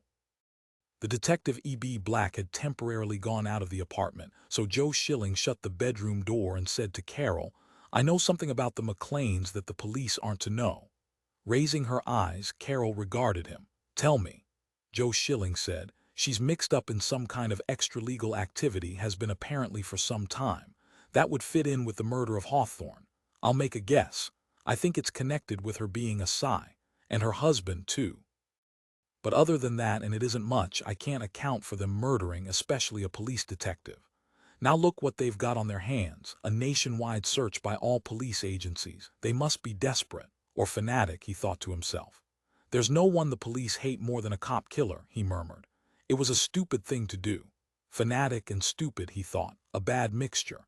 The vidphone rang and said, Your party, Mr. Schilling, the attorney Laird Sharp.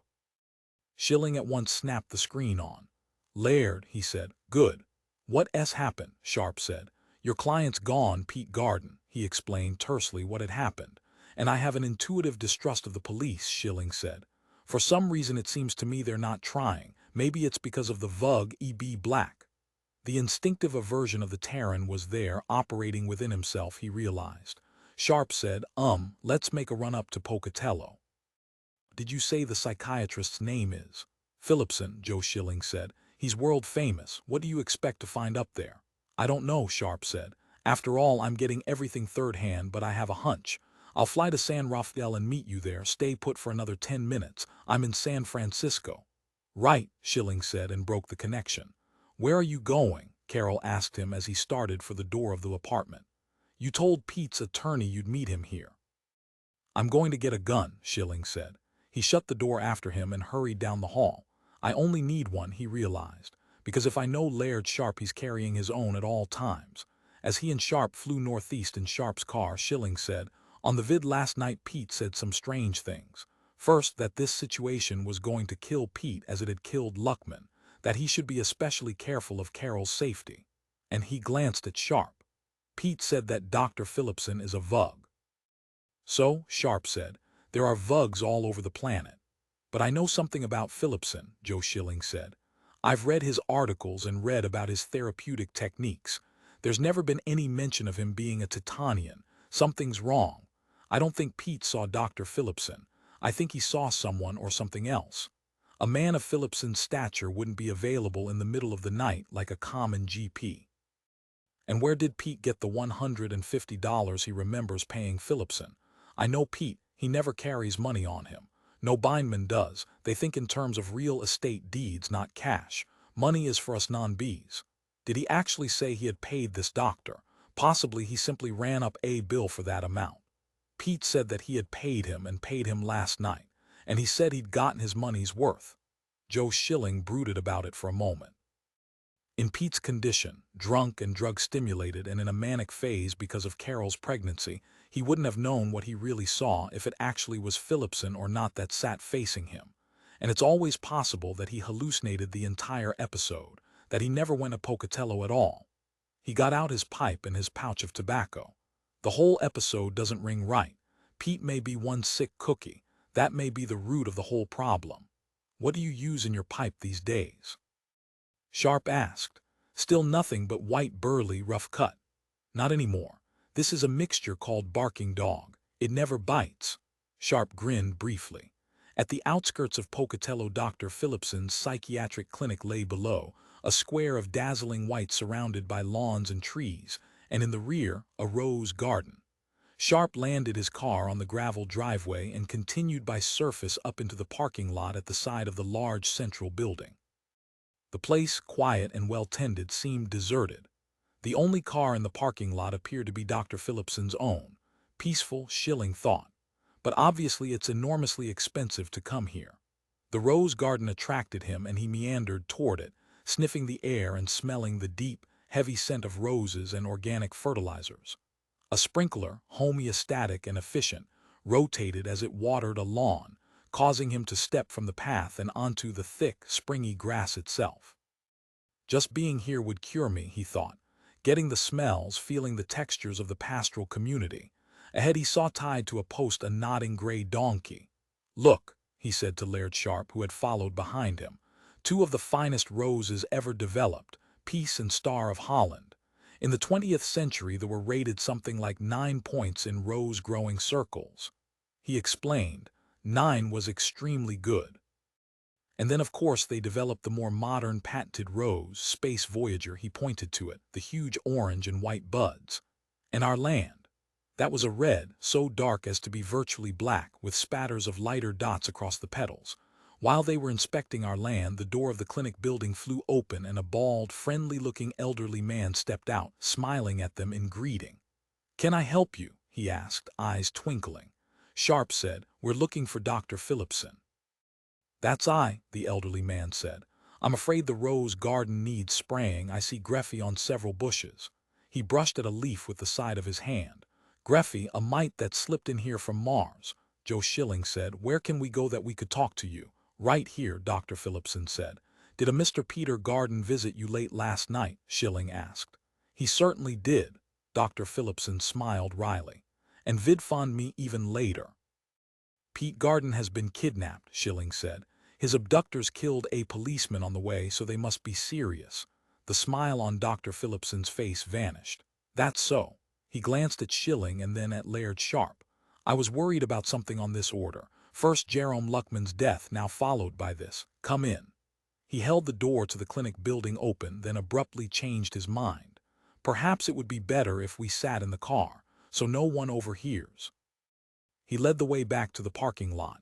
"There are several matters I'd like to discuss with you." Presently the three of them were seated tensely in Dr. Phillipson's car. "What's your relationship to Peter Garden?" the doctor asked. Schilling briefly told him. "Probably," Phillipson said, "you'll never see Garden alive again. I'm deeply sorry to say that, but it's almost certainly the truth. I tried to warn him." "I know that," Schilling said. "He told me." I knew too little about Pete Garden, the doctor said. I'd never seen him before in my life. I couldn't get an accurate background history from him because last night he was drunk and sick and scared. He phoned me at my home. I had gone to bed. I met him in downtown Pocatello at a bar. I forget the name of it now. It was a bar at which he had stopped. He had an attractive young girl with him, but she didn't come in. Garden was actively hallucinating and needed major psychiatric help. I could scarcely supply that to him in the middle of the night at a bar, needless to say. His fear, Joe Schilling said, was of the Vugs. Pete believed they were closing in on us. Yes, I realized that. He expressed those fears last night to me. A number of times in a variety of ways. It was touching. At one point he very laboriously scratched himself a message on a match folder and hid it with great ceremony in his shoe. The Vugs are after us, it said, or words to that effect. The doctor eyed Schilling and Laird sharp. What do you know at this moment about the internal problems on Titan? Taken by surprise, Joe Schilling said. Not a damn thing. Dr. Phillipson said, Titan civilization is sharply divided into two factions. The reason I know this is simple. I have in the clinic here several Titanians who hold high posts here on Earth. They're undergoing psychiatric treatment with me. It's somewhat unorthodox, but I discover I can work with them well enough. Alertly, Sharp said, Is that why you wanted to talk here in the car? Yes, Phillipson said. Here we're out of range of their telepathic ability. All four of them are moderates, politically speaking. That's the dominant force in Titan politics and has been for decades. But there is also a war party, a faction of extremists. Their power has been growing, but no one, including the Titanians themselves, seems to know precisely how strong they've become. In any case, their policy toward Terra is hostile. I have a theory. I can't prove this, but I've hinted at it in several papers I've done. He paused. Just think, mind you, that the Titanians, on the instigation of their war party elements, are tinkering with our birth rate. On some technological level, don't ask me quite how, they're responsible for holding our birth rate down. There was silence, a long, strained one. As far as Luckman goes, Dr. Phillipson said, I'd guess that he was killed either directly or indirectly by Titanians, but not for the reason you think. True, he had just come out to California after sewing up the East Coast thoroughly. True, he probably would have assumed economic domination of California as he did with New York. But that was not why the Titanians killed him. It was because they had been trying to get to him probably for months, possibly even years. When Luckman left the sanctuary of his organization and came out to Carmel where he had no precogs, no human people to protect him. Why did they kill him? Sharp asked quietly. Because of his luck, the doctor replied. His fertility, his ability to have children, that's what menaces the Titanians, not his success at the game. They don't give a goddamn about that. I see, Sharp said.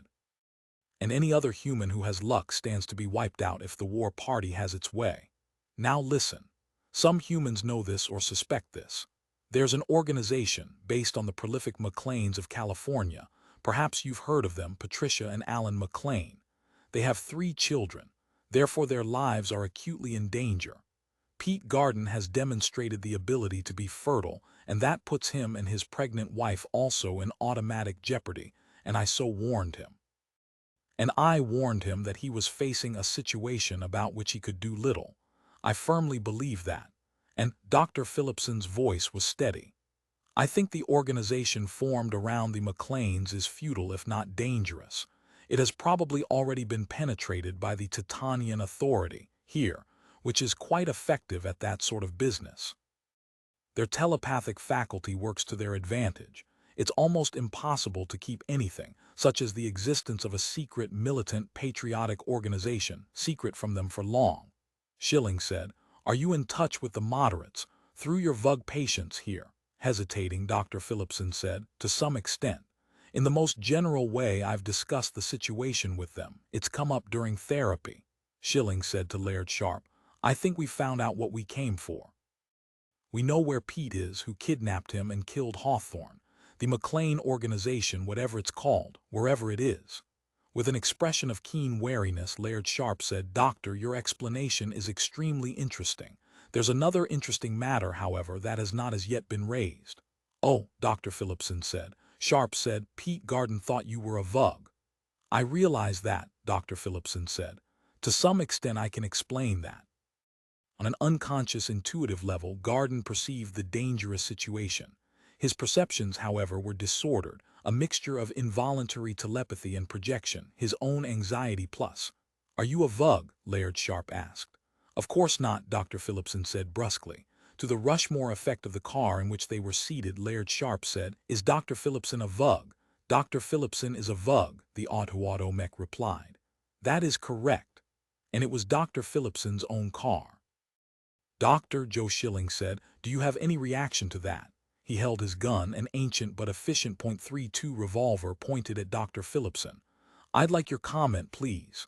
"Obviously it's a false statement by the circuit," Dr. Phillipson said, "but I admit there is more I haven't told you. The organization of psi persons around the McLeans, I'm a part of that." "You're a psi," Schilling said. "Correct," Dr. Phillipson said, nodding. "And the girl with Pete Garden last night is also a member, Mary Ann McLean. She and I conferred briefly as to policy regarding Garden.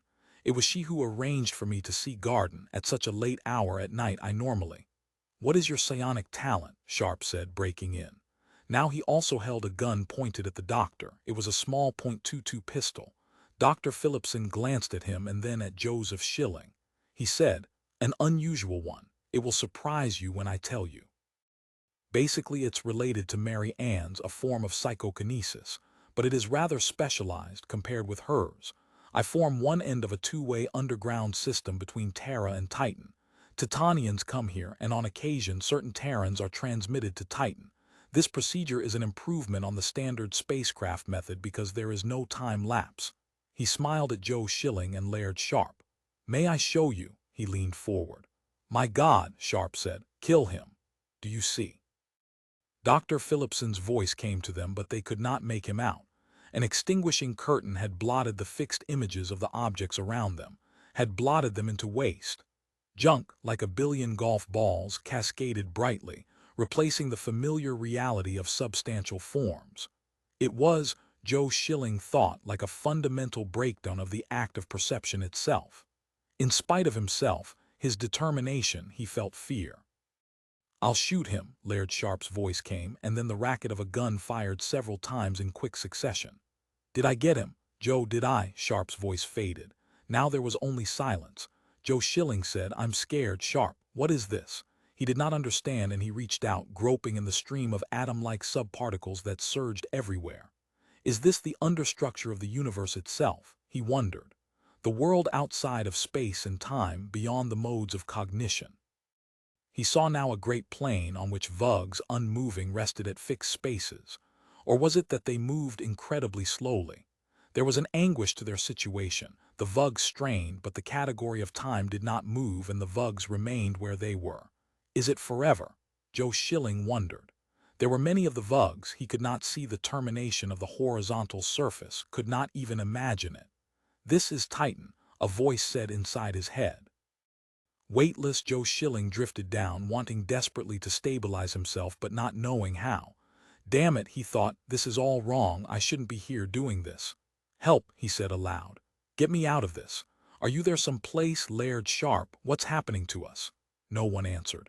More rapidly now he fell. Nothing stopped him in the usual sense, and yet all at once he was there, he experienced it. Around him formed the hollowness of a chamber, a vast enclosure of some nebulous sort, and across from him, facing him across a table, were Vugs. He counted 20 of them and then gave up.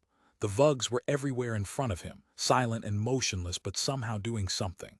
They were ceaselessly busy, and at first he could not imagine what they were doing.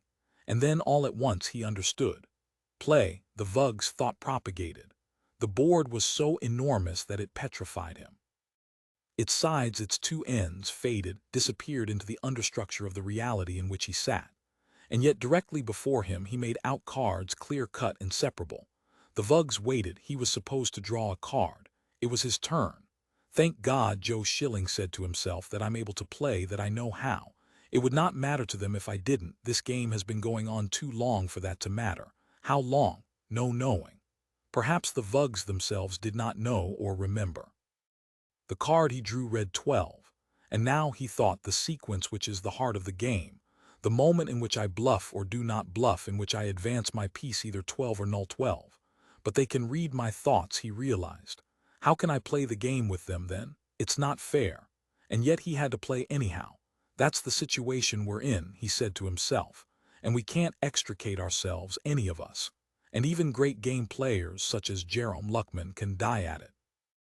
Die trying to succeed. We have been waiting a long time for you, a Vug thought propagated to him. Please don't keep us waiting any longer. He did not know what to do. And what was the stake? What deed had he put up? He looked around, but he saw nothing, no pot or hopper. A bluffing game in which telepaths participate for stakes which do not exist, Joe Schilling realized. What a travesty. How can I get out of this? Is there a way out? He did not even know that much. This, the platonic ultimate template of the game, a reproduction of which had been impressed on Terra for Terrans to play, he understood. And yet it did not help him to understand because he still could not get out of it. He picked up his piece and began to advance it, square by square, 12 squares ahead. He read the inscription, "Gold rush on your land. You win $50 million in royalties from 2 producing mines." No need to bluff, Joe Schilling said to himself. What a square, the best he had ever heard of. No such square existed on the boards of Earth. He placed his piece on that square and sat back. Would anyone challenge him, accuse him of bluffing? He waited. There was no motion, no indication of life from the near-infinite row of Vugs. Well, he thought, I'm ready. Go ahead. It is a bluff, a voice declared. He could not make out which Vug had challenged him. They seemed to have expressed themselves in unison. Had their telepathic ability become faulty at this critical moment, he wondered, or had the talent been deliberately suspended for purposes of playing the game? You're wrong, he said and turned over his card. Here it is. He glanced down. It was no longer a 12, it was an 11. You are a bad bluffer, Mr. Schilling, the corporate group of Vugs thought. Is this how you generally play? I'm under tension, Joe Schilling said. I misread the card. He was furious and badly frightened.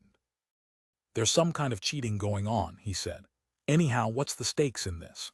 The Vugs answered, in this game, Detroit. I don't see the deed, Joe Schilling said, looking up and down the table. Look again, the Vugs said. In the center of the table he saw what appeared to be a glass ball the size of a paperweight. Something complex and shiny and alive flickered within the globe, and he bent to scrutinize it. A city in miniature. Buildings and streets, houses, factories. It was Detroit. We want that next, the Vugs told him. Reaching out, Joe Schilling moved his piece back 1 square. I really landed on that, he said. The game exploded. I cheated, Joe Schilling said. Now it's impossible to play. Do you grant that? I've wrecked the game. Something hit him over the head and he fell, dropped instantly into the engulfing grayness of unconsciousness. 14 The next he knew Joseph Schilling stood on a desert, feeling the reassuring tug of Terra's gravity once more. Sun, blinding him, spilled down in gold-hot familiar torrents, and he squinted, trying to see, holding up his hand to ward off its rays. Don't stop, a voice said. He opened his eyes and saw, walking beside him across the uneven sand, Dr. Phillipson. The elderly, sprightly little doctor was smiling. Keep moving, Dr. Phillipson said in a pleasant, conventional tone of voice, or we'll die out here, and you wouldn't like that. Explain it to me, Joe Schilling said, but he kept on walking. Dr. Phillipson remained beside him, walking with easy, long strides. You certainly broke up the game, Dr. Phillipson chuckled. It never occurred to them that you'd cheat. They cheated first. They changed the value of the card. To them, that's legitimate, a basic move in the game. It's a favorite play by the Titanian game players to exert their extrasensory faculties on the card. It's supposed to be a contest between the sides. The one who's drawn the card struggles to keep its value constant, you see. By yielding to the altered value you lost, but by moving your piece in conformity to it you thwarted them. What happened to the stake? Detroit, Dr. Phillipson laughed. It remains a stake unclaimed. You see, the Titanian game players believe in following the rules. You may not believe that, but it's true. They're rules, yes, but rules nonetheless. Now I don't know what they'll do. They've been waiting to play against you in particular for a long time, but I'm sure they won't try again after what just happened. It must have been psychically unnerving for them. It'll be a great while before they recover. What faction do they represent? The extremists? Oh no, the Titanian game players are exceptionally moderate in their political thinking. What about you? Schilling said. Dr. Phillipson said, I admit to being an extremist, that's why I'm here on Terra. In the blinding midday sunlight his heat needle sparkled as it rose and fell with his long strides. We're almost there, Mr. Schilling. One more hill and you'll see it. It's built low to the ground, attracts little attention. Are all the Vugs here on Earth extremists? No, Dr. Phillipson said. What about E.B. Black, the detective? Dr. Phillipson said nothing. Not of your party, Schilling decided. There was no answer. Phillipson was not going to say. I should have trusted it when I had the chance, Schilling said. Perhaps so, Dr. Phillipson said, nodding. Ahead, Schilling saw a Spanish-style building with tile roof and pale adobe walls contained by an ornamental railing of black iron. The Dig-In Motel, the neon sign turned off an inert reed. Is Laird Sharp here? Schilling asked. Sharp is on Titan, Dr. Phillipson said. Perhaps I will bring him back, but certainly not at this time. Dr. Phillipson briefly scowled. An agile-brained creature, that Sharp. I must admit I don't care for him. With a white linen handkerchief he mopped his red and perspiring forehead, slowing down a little now as they came up onto the flagstone path of the motel. And as for your cheating, I didn't much care for that either. He seemed tense and irritable now. Schilling wondered why. The door of the motel office was open, and Dr. Phillipson went toward it, peering into the darkness within. Rothman said in a hesitant, questioning voice. A figure appeared, a woman. It was Patricia McLean. Sorry I'm late, Dr. Phillipson began. But this man here and a companion showed up at the, Patricia McLean said. She's out of control. Alan couldn't help. Get away. She ran past Dr. Phillipson and Joe Schilling across the parking lot toward a car parked there. Then all at once she was gone.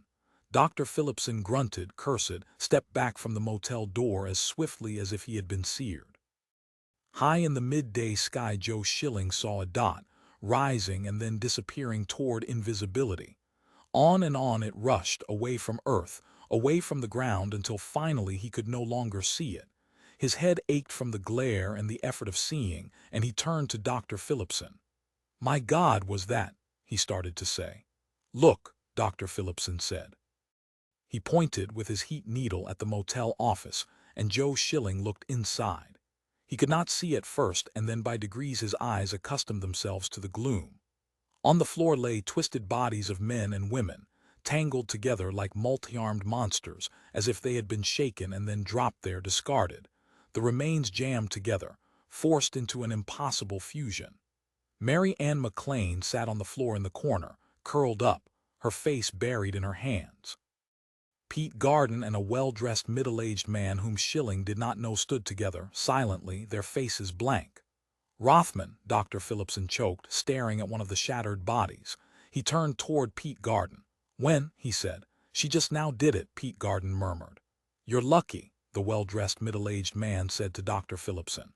If you had been here she would have killed you too. You're fortunate, you missed your appointment. Dr. Phillipson, shaking, lifted his heat needle and pointed it unsteadily at Mary Ann McLean. Don't, Pete Garden said. They tried that at the end. Mutrow, Dr. Phillipson said. Why didn't she? He's a Terran, Pete Garden said. The only one of you who was, so she didn't touch him. The best thing, the well-dressed man, Mutrow said, is for none of us to do anything. Move as little as possible. That's the safest. He kept his eyes fixed on the huddled shape of Mary Ann McLean. She didn't even miss her father, Mutrow said.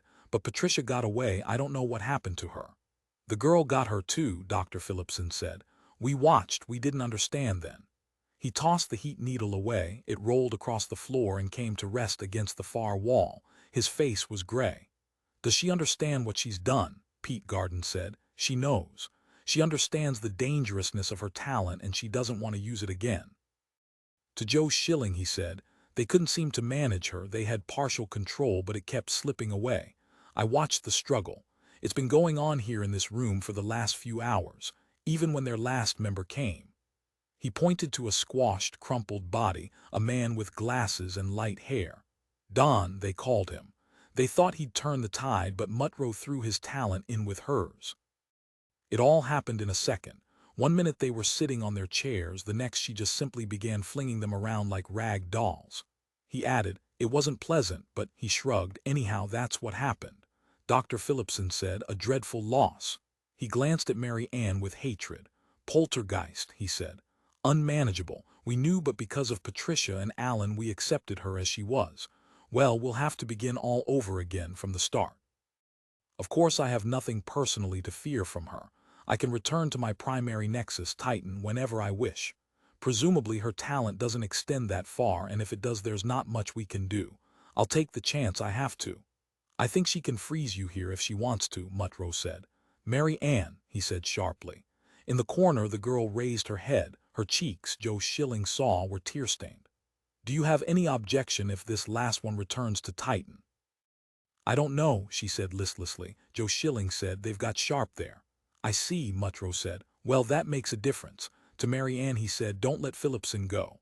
All right, she murmured, nodding. Dr. Phillipson shrugged. A good point. Well, it's agreeable to me. Sharp can return here. I'll go to Titan. His tone was calm, but Schilling saw the man's eyes were opaque with shock and tension. Arrange for it now, Mutro said. Of course, Dr. Phillipson said. I don't want to be around this girl, that must be obvious even to you. And I can hardly say I envy you and your people. Depending on a crude, erratic power of this sort, it's apt to rebound or be turned deliberately against you at any moment. He added, Sharp is now back from Titan, at my clinic in Idaho. Can that be verified? Mutro said to Joe Schilling. Place a call to your car there, Dr. Phillipson said. He should be in it or close by it by now. Going outdoors, Joe Schilling found a parked car. Whose are you? He asked it, opening its door. Mr. and Mrs. McLean S., the Rushmore effect stated. I want to use your vidphone. Seated within the sun-scorched interior of the car, Joe Schilling placed a call to his own car at Dr. Phillipson's clinic in the outskirts of Pocatello, Idaho. What the hell do you want now? The voice of Max, his car, answered after a wait. Is Laird Sharp there? Joe Schilling asked. Who cares? Listen, Schilling began, but all at once Laird Sharp's features formed on the small vidscreen. You're okay? Schilling asked him. Sharp curtly nodded. Did you see the Titanian game players, Joe? How many were there? I couldn't seem to count them. I not only saw them, I conned them, Joe Schilling said. So they right away bumped me back here. Take Max, my car, and fly back to San Francisco. I'll meet you there. To the old, sullen car he said, Max, you cooperate with Laird Sharp, goddammit. All right, Max said irritably. I'm cooperating. Joe Schilling returned to the motel room. I previewed your narration about the attorney, Mutro said. We let Phillipson go. Schilling looked around. It was so. There was no sign of Dr. E.R. Phillipson. It's not over, Pete Garden said. Phillipson is back on Titan. Hawthorne is dead. But their organization, Mutro said. It's abolished. Mary Ann and I are the only ones remaining. I couldn't believe it when I saw her destroy Rothman. He was the pivot of the organization's power. He now bent down beside Rothman's body, touching it. What's the wisest thing to do now? Joe Schilling said to Pete. We can't pursue them to Titan, can we? He did not want to face the game players of Titan again.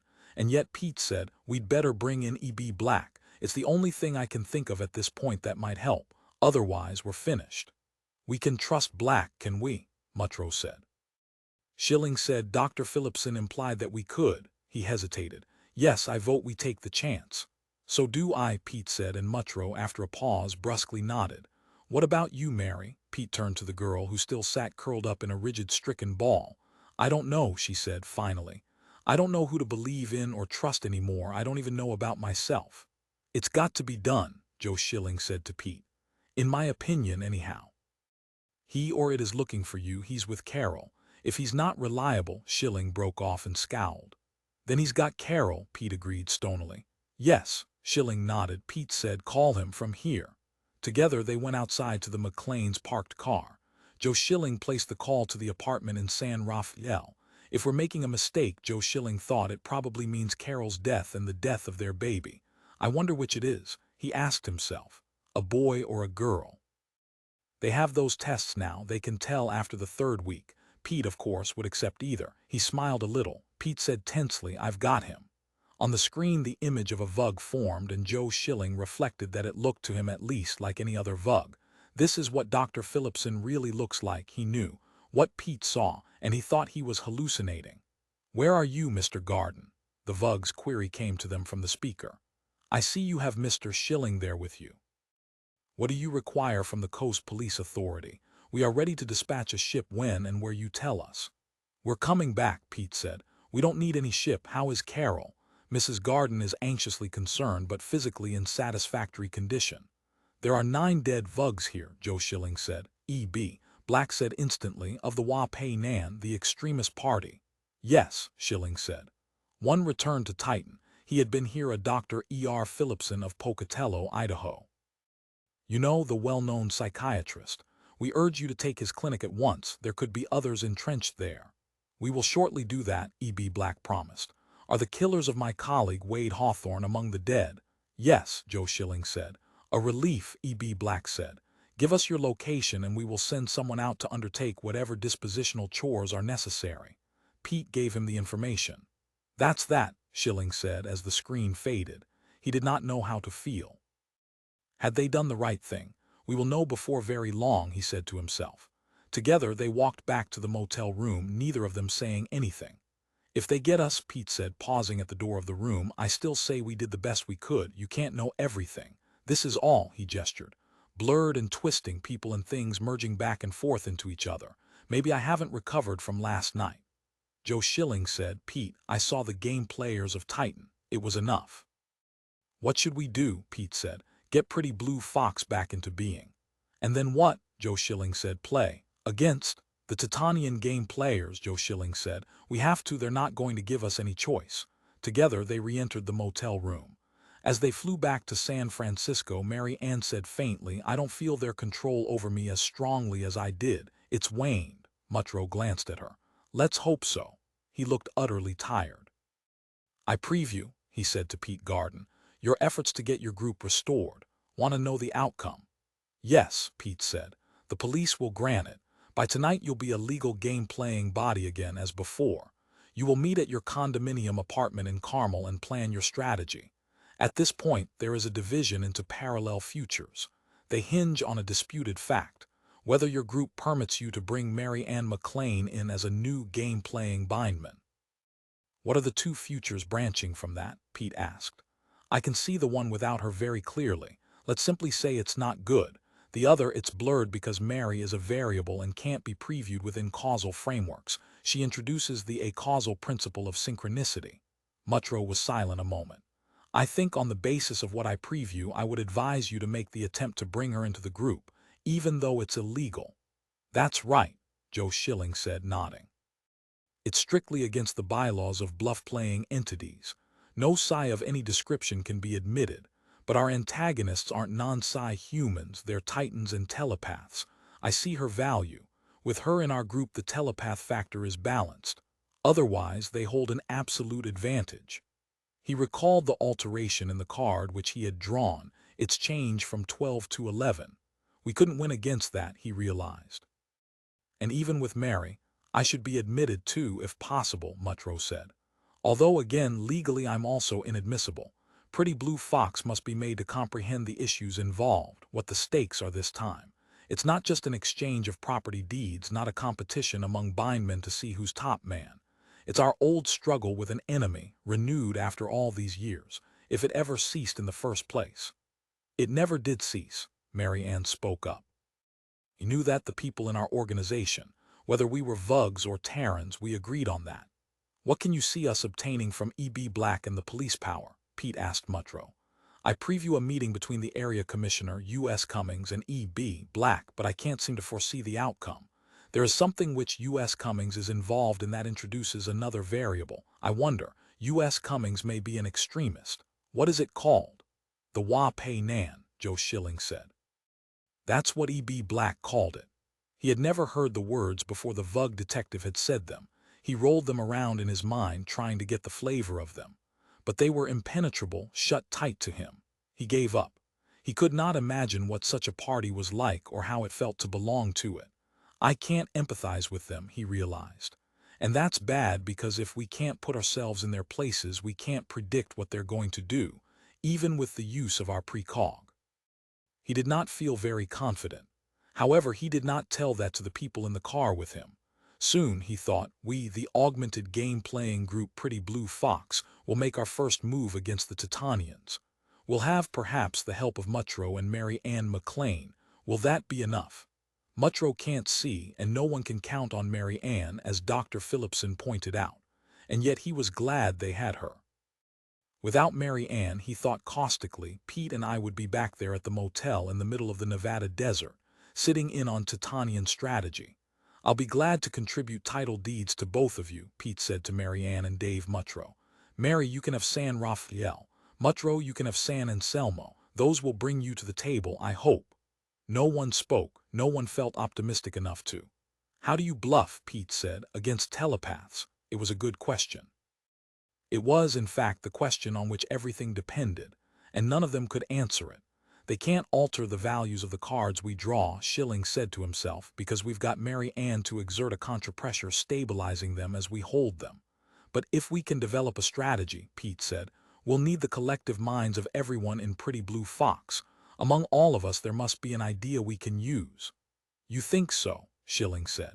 It's got to be, Pete said harshly. 15 at 10 o'clock that night they met in the group condominium apartment in Carmel. First came Sylvanus Angst this time, for perhaps the first time in his life, sober and silent, but as always carrying a paper bag containing a fifth of whiskey. He set it on the sideboard and turned to Pete and Carol Garden, who followed him. I just can't see letting Size in, Angst murmured. I mean, you're talking about something that'll make game playing impossible forever. Calamine said dryly, wait until everyone's here. His tone to Angst was unfriendly. I want to meet the two of them, he said to Pete, before I decide. The girl and the precog who, I understand, is on Jerome Luckman's staff back in New York. Although now voted out as spinner, Calamine automatically assumed the position of authority, and perhaps it was well he did, Pete reflected. That's right, Pete murmured absently. At the sideboard he looked to see what Sylvanus Angst had brought. Canadian whiskey this time, and very good. Pete got himself a glass, held it under the ice machine. Thank you, sir, the ice machine piped. Pete mixed himself a drink, his back to the room as it slowly, steadily filled with people. Their murmuring voices came to him. And not just one side but two. Yes, but the issue involved, it's patriotic. So what? Game playing ends when Size come in. It can be with the proviso that they terminate as Bindmen as soon as this fracas with the what are they called? The Wu-Poo Non, something like that according to the Chronicle this evening. Anyhow, the Vug firebrands, you know, the ones we thought we beat. You saw that article. The homeopathic system at the Chronicle inferred that it's been these Wu-Poo Noners who have kept our goddamn birth rate down. Implied, pardon, you said inferred. That's grammatically unsound. Anyhow, my point is, without quibbling, that it's our duty to let these two Psy people into Pretty Blue Fox. Vug detective, that E.B. Black, told us that it was to our national advantage to. You believe him, a Vug? He's a good Vug, didn't you grasp that point? Stuart Marks tapped Pete urgently on the shoulder. That was the whole point you were trying to make to us, wasn't it? I don't know, Pete said. He really didn't now. He was worn out. Let me drink my drink in peace, he thought, and turned his back once more on the room full of arguing men and women. He wished Joe Schilling would arrive. Let them in this once, I say.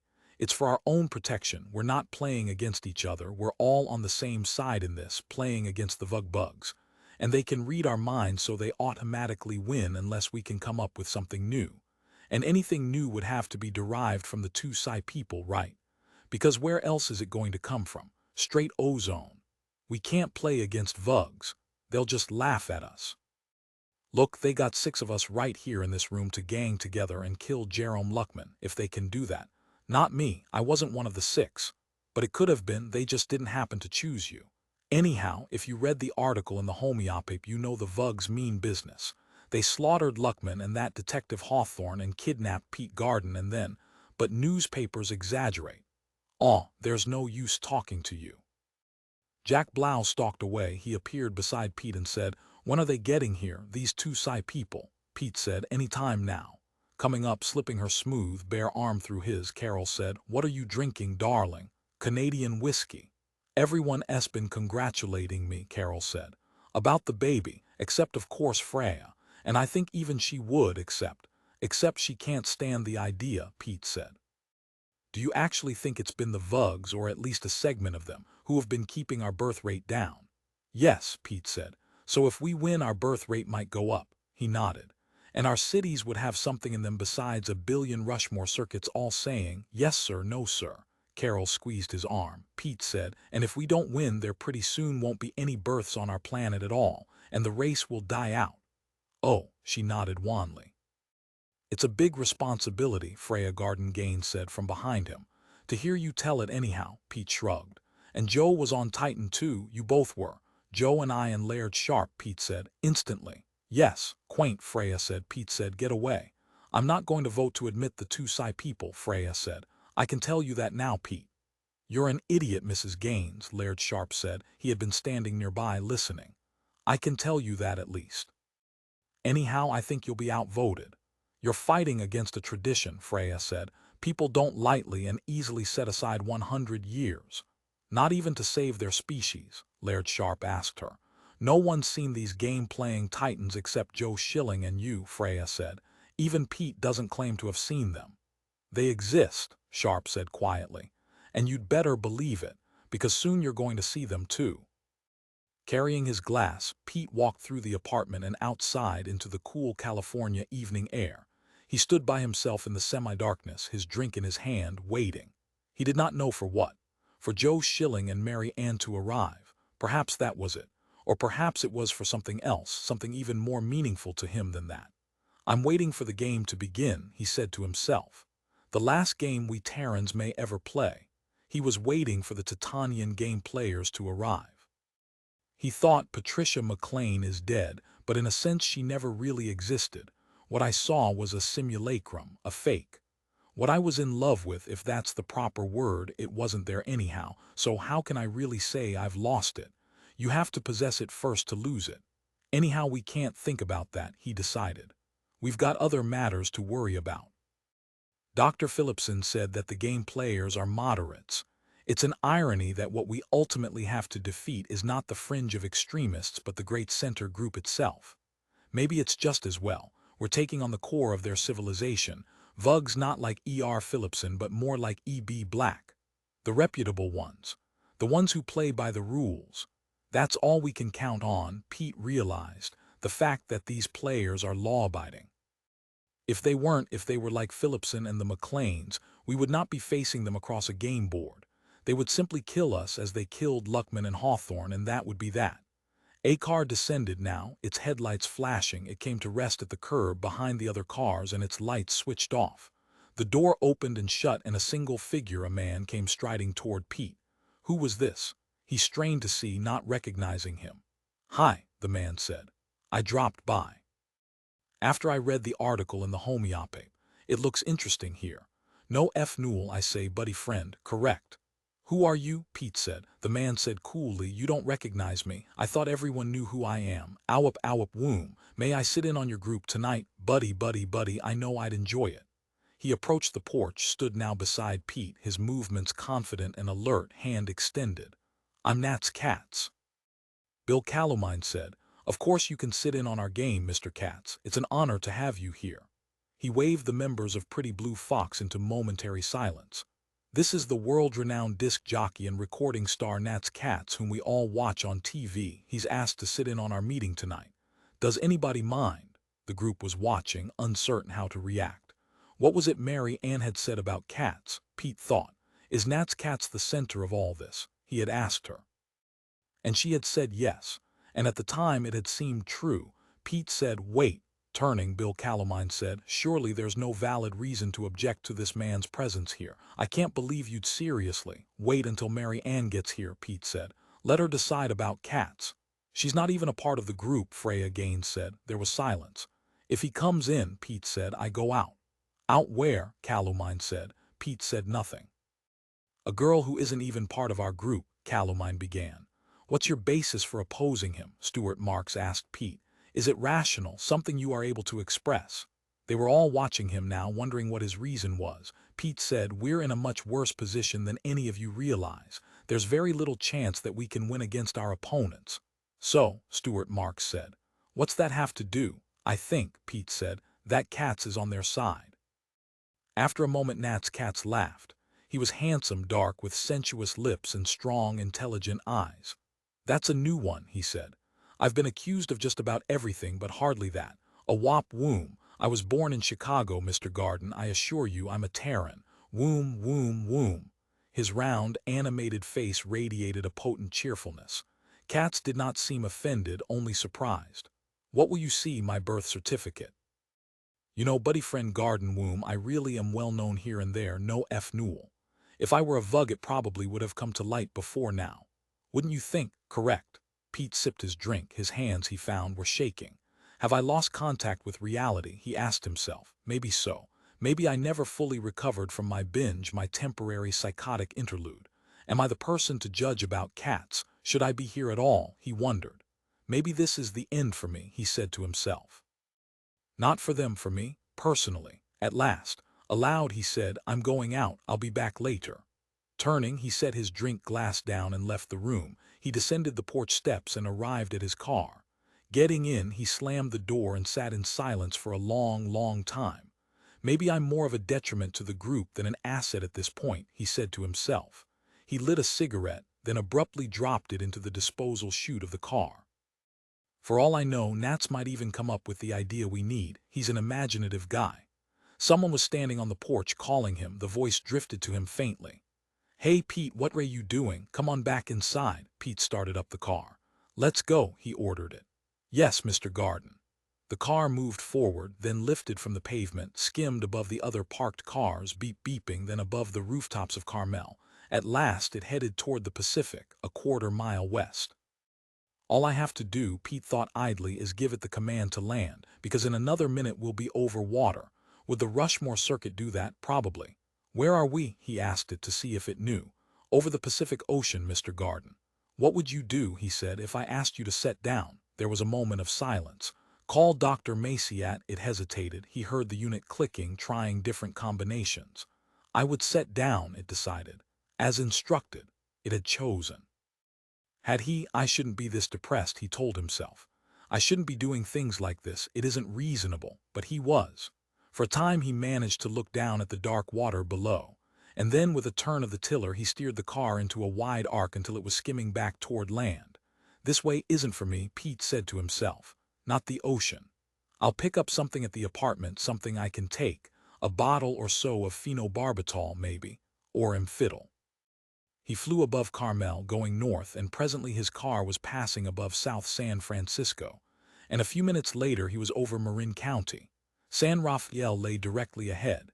He gave the Rushmore circuit the instructions to land at his apartment building. Settling back, he waited. Here we are, sir.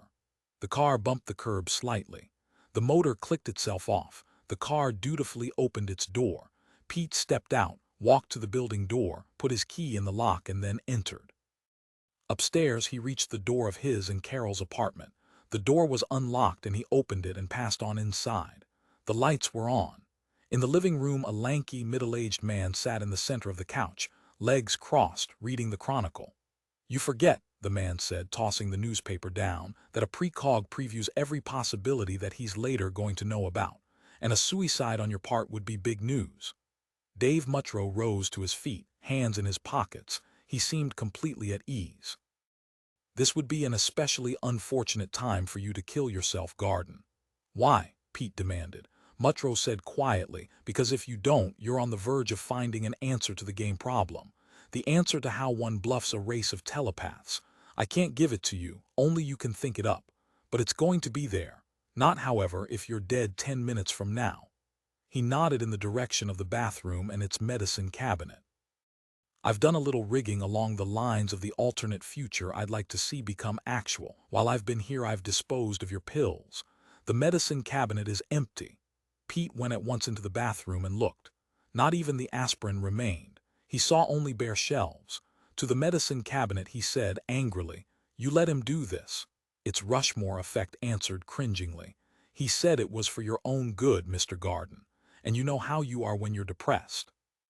Slamming the cabinet door, Pete walked back into the living room. You've got me, Mutrow, he conceded. At least in one respect, the way I had in mind. You can find some other way, of course, Mutrow said calmly.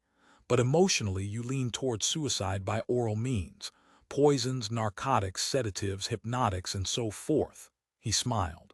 There's a resistance to doing it by any other means. For instance, by dropping into the Pacific. Pete said, Can you tell me anything about my solution to the game-playing problem?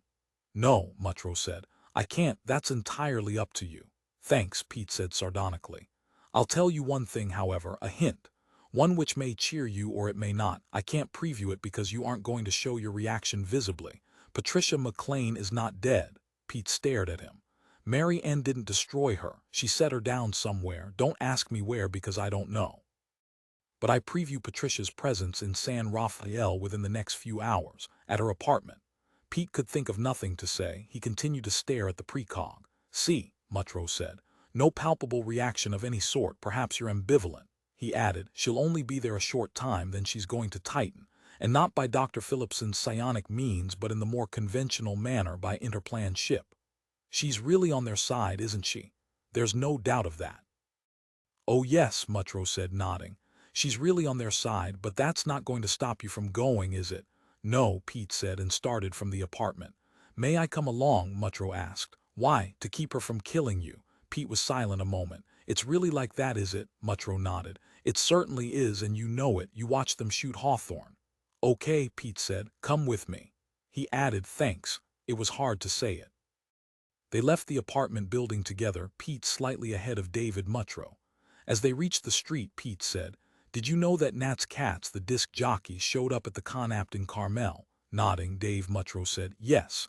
I met him an hour or so ago and talked to him. He looked me up. It was the first time I had ever run into him, although of course I had heard of him. He added, it's because of him that I crossed over. Crossed over.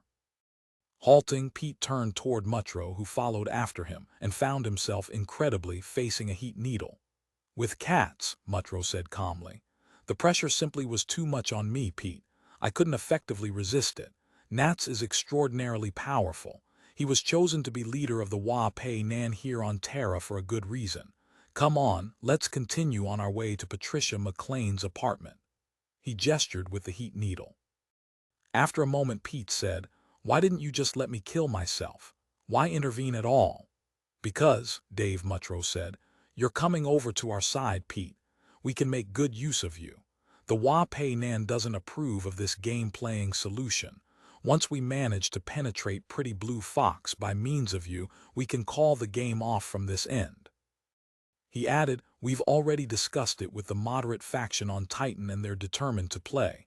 They like to play and they feel this controversy between the two cultures ought to be resolved within a legal framework. Needless to say, the Wa Pei Nan does not agree. They continued along the dark sidewalk, toward the McLean apartment, Dave Mutro slightly behind Pete. I should have guessed, Pete said. When Katz showed up, I had an intuition but I didn't act on it. They had penetrated the group and directly, it seemed, through him. He wished now that he had managed to find the courage to drop his car into the sea. He had been right. It would have been better for everyone concerned. Everyone and everything he believed in. When the game begins, Mutro said, I will be there and you, too, Pete, and we will decline to play. And perhaps by that time Nats will have managed to persuade others. I can't see that far ahead. The alternative courses are obscure to me, for reasons I can't make out. They had almost reached the McLean apartment now. When they opened the door to the apartment, they found Pat McLean busy packing 2 suitcases. She hardly paused to acknowledge their presence. I picked up your thoughts as you came down the hall, she said, carrying an armload of clothes to the suitcases from the dresser in the bedroom. Her face, Pete saw, had a craven, caved-in look on it. In every way she had collapsed from the disastrous clash with Mary Ann. She worked feverishly to complete her packing, as if struggling against an inexorable and yet unclearly seen deadline. Where are you going? Pete asked. Titan. Yes, Patricia answered. As far away from that girl as I possibly can get. She can't hurt me there, I'll be safe. Her hands, Pete saw, shook as she tried and failed to close the suitcases. Help me, she said, appealing to Mutro. Obligingly, Dave Mutro closed the suitcases for her. Before you leave, Pete said to her, let me ask you something. How do the Titanians play the game being telepaths? Do you think you're going to care? Patricia said, pausing, lifting her head and regarding him bleakly. After Katz and Phillipson are through with you. I care now, he said. They've been playing the game for a long time, so evidently they've found a way to incorporate their faculty, or, Patricia said, they hobble it, Pete. I see, he said, but he did not see, hobble it how, and to what extent, Patricia said, through drug ingestion.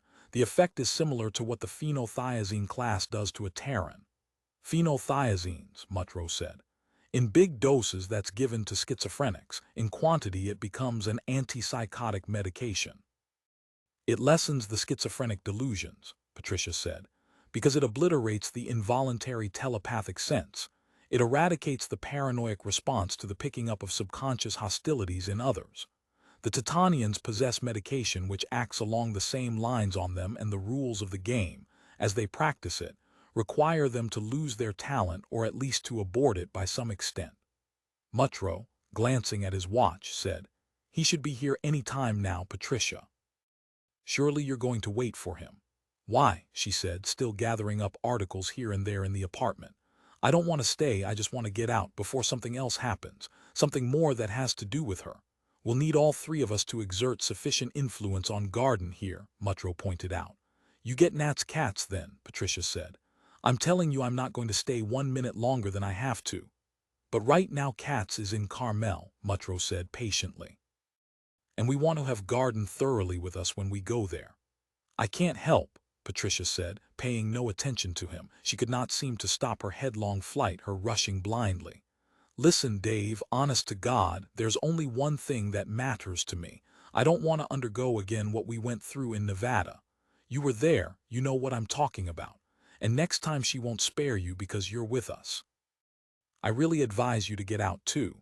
Let E.R. Phillipson handle this since he's immune to her. But it's your life, you have to decide." She went on then, and Mutro somberly seated himself with the heat needle waiting for Dr. Phillipson to show up. To himself Pete thought, hobble it. Hobble the psionic talents on both sides, as Patricia said. It could be an agreement with them. We make use of the phenothiazines. They use whatever it is they're accustomed to. So they were cheating when they read my mind. Then he thought, and they'll cheat again. We can't trust them to hobble themselves. They seem to feel that their moral obligations end when they encounter us. "That's right," Patricia said, picking up his thoughts. "They're not going to hobble themselves when they play you, Pete. And you can't compel them to, because in your own playing you don't recognize such a stipulation. You can't show them a legal basis on your side for demanding that." "We can show them that we've never allowed psionic talents at the board," he said. "But you are now. Your group is voting that daughter of mine in and Dave Mutro in, right?" She smiled at him crookedly, heartlessly, her eyes lusterless and black. "So that's that, Pete Garden. Too bad. At least you made the try." Bluffing, he thought. Telepaths. Hobbling through medication that acts as a thalamic suppressor, dulls the extrasensory area of the brain. It could be dulled to various degrees, damped to some extent but not entirely. Gradations can be obtained, depending on the amount of medication. 10 milligrams of a phenothiazine would dampen it, 60 would obliterate it. And then he thought, his mind careening, suppose we didn't look at the cards we drew. There would be nothing in our minds for the Titanians to read because we wouldn't know what number we'd obtained. To Mutro, Patricia said, "He's almost managed it, Dave. He forgets that he's not going to be playing on the Terran side, that he's going to belong to us by the time he seats himself at the game board." She brought out a little overnight bag now, hurrying to fill it. "Pete thought if we had Mutro, if we could regain him, we could win. Because I know how, finally." "You know," Patricia said, "but how is it going to help you?" Aloud, Pete said, "We could dampen his precog faculty to an undetermined degree, so that it becomes unpredictable. Through the use of phenothiazine spansules, he realized, which act over a period of hours at a variable rate. Mutro himself would not know if he were bluffing or not, how accurate his guess was. He would draw a card and, without looking at it, move our piece. If his precog faculty were operating at maximum force at that instant, his guess would be accurate. It would not be bluff. But if at that instant the medication had a greater rather than a lesser effect on him, it would be a bluff. And Mutro himself would not know. That could easily be arranged. Someone else would prepare the phenothiazine spansule, fix the rate at which it would release its medication. "But," Patricia said softly, "Dave isn't on your side of the game table, Pete." Pete said, "But I'm right. That's how we could play against the Titanian telepaths and win." "Yes," Patricia said and nodded. "He's worked it out now, has he?" Mutro asked her. "He has," she said. "I feel sorry for you, Pete, because you've got it and it's too late in coming. Your people would have a lot of fun, wouldn't they? preparing the grains of medication within the spansule, using all kinds of complex tablets and formulae to work out the rate of release. It could be random, too, if you want it that way, or at a fixed but so elaborate rate that, to Mutro, Pete said, how can you sit there and know you're betraying us? You're not a Titanian national, you're a Terran. Calmly, Mutro said, psychic dynamisms are real, Pete, as real as any other kind of force. I foresaw my meeting with Nat's cats. I foresaw what was going to happen, but I couldn't prevent it. Remember, I didn't seek him out, he found me. Why didn't you warn us, Pete said, when you were still on our side of the board? You would have killed me, Mutro said. I previewed that particular alternative future. In several, I did tell you. And he shrugged. I don't blame you. What other course would you have? My going over to Titan determines the outcome of the game. Our acquiring you proves that. He wishes, Patricia said, that you had left the amphiddle in his medicine cabinet. He wishes he had taken them. Poor Pete, always a potential suicide, aren't you? Always, as far as you're concerned, that's the ultimate way out. The one solution to everything. Mutro said restlessly, Dr. Phillipson should have been here by now. Are you certain the arrangements were understood? Could the moderates have sequestered his services? Legally, they hold the Dr. Phillipson would never yield to the cowards in our midst, Patricia said.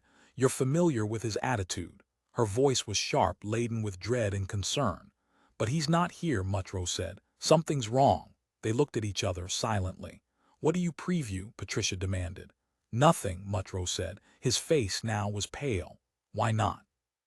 If I could preview, period, Mutro said bitingly. Isn't that obvious? I don't know, and I wish I did. He got to his feet and went over to the window to look out. For a moment he had forgotten Pete. He held the heat needle slackly, squinting to see in the evening darkness that lay outside. His back was to Pete, and Pete jumped toward him. Dave, Patricia barked, dropping her armload of books. Mutro turned, and a bolt from the heat needle zoomed past Pete.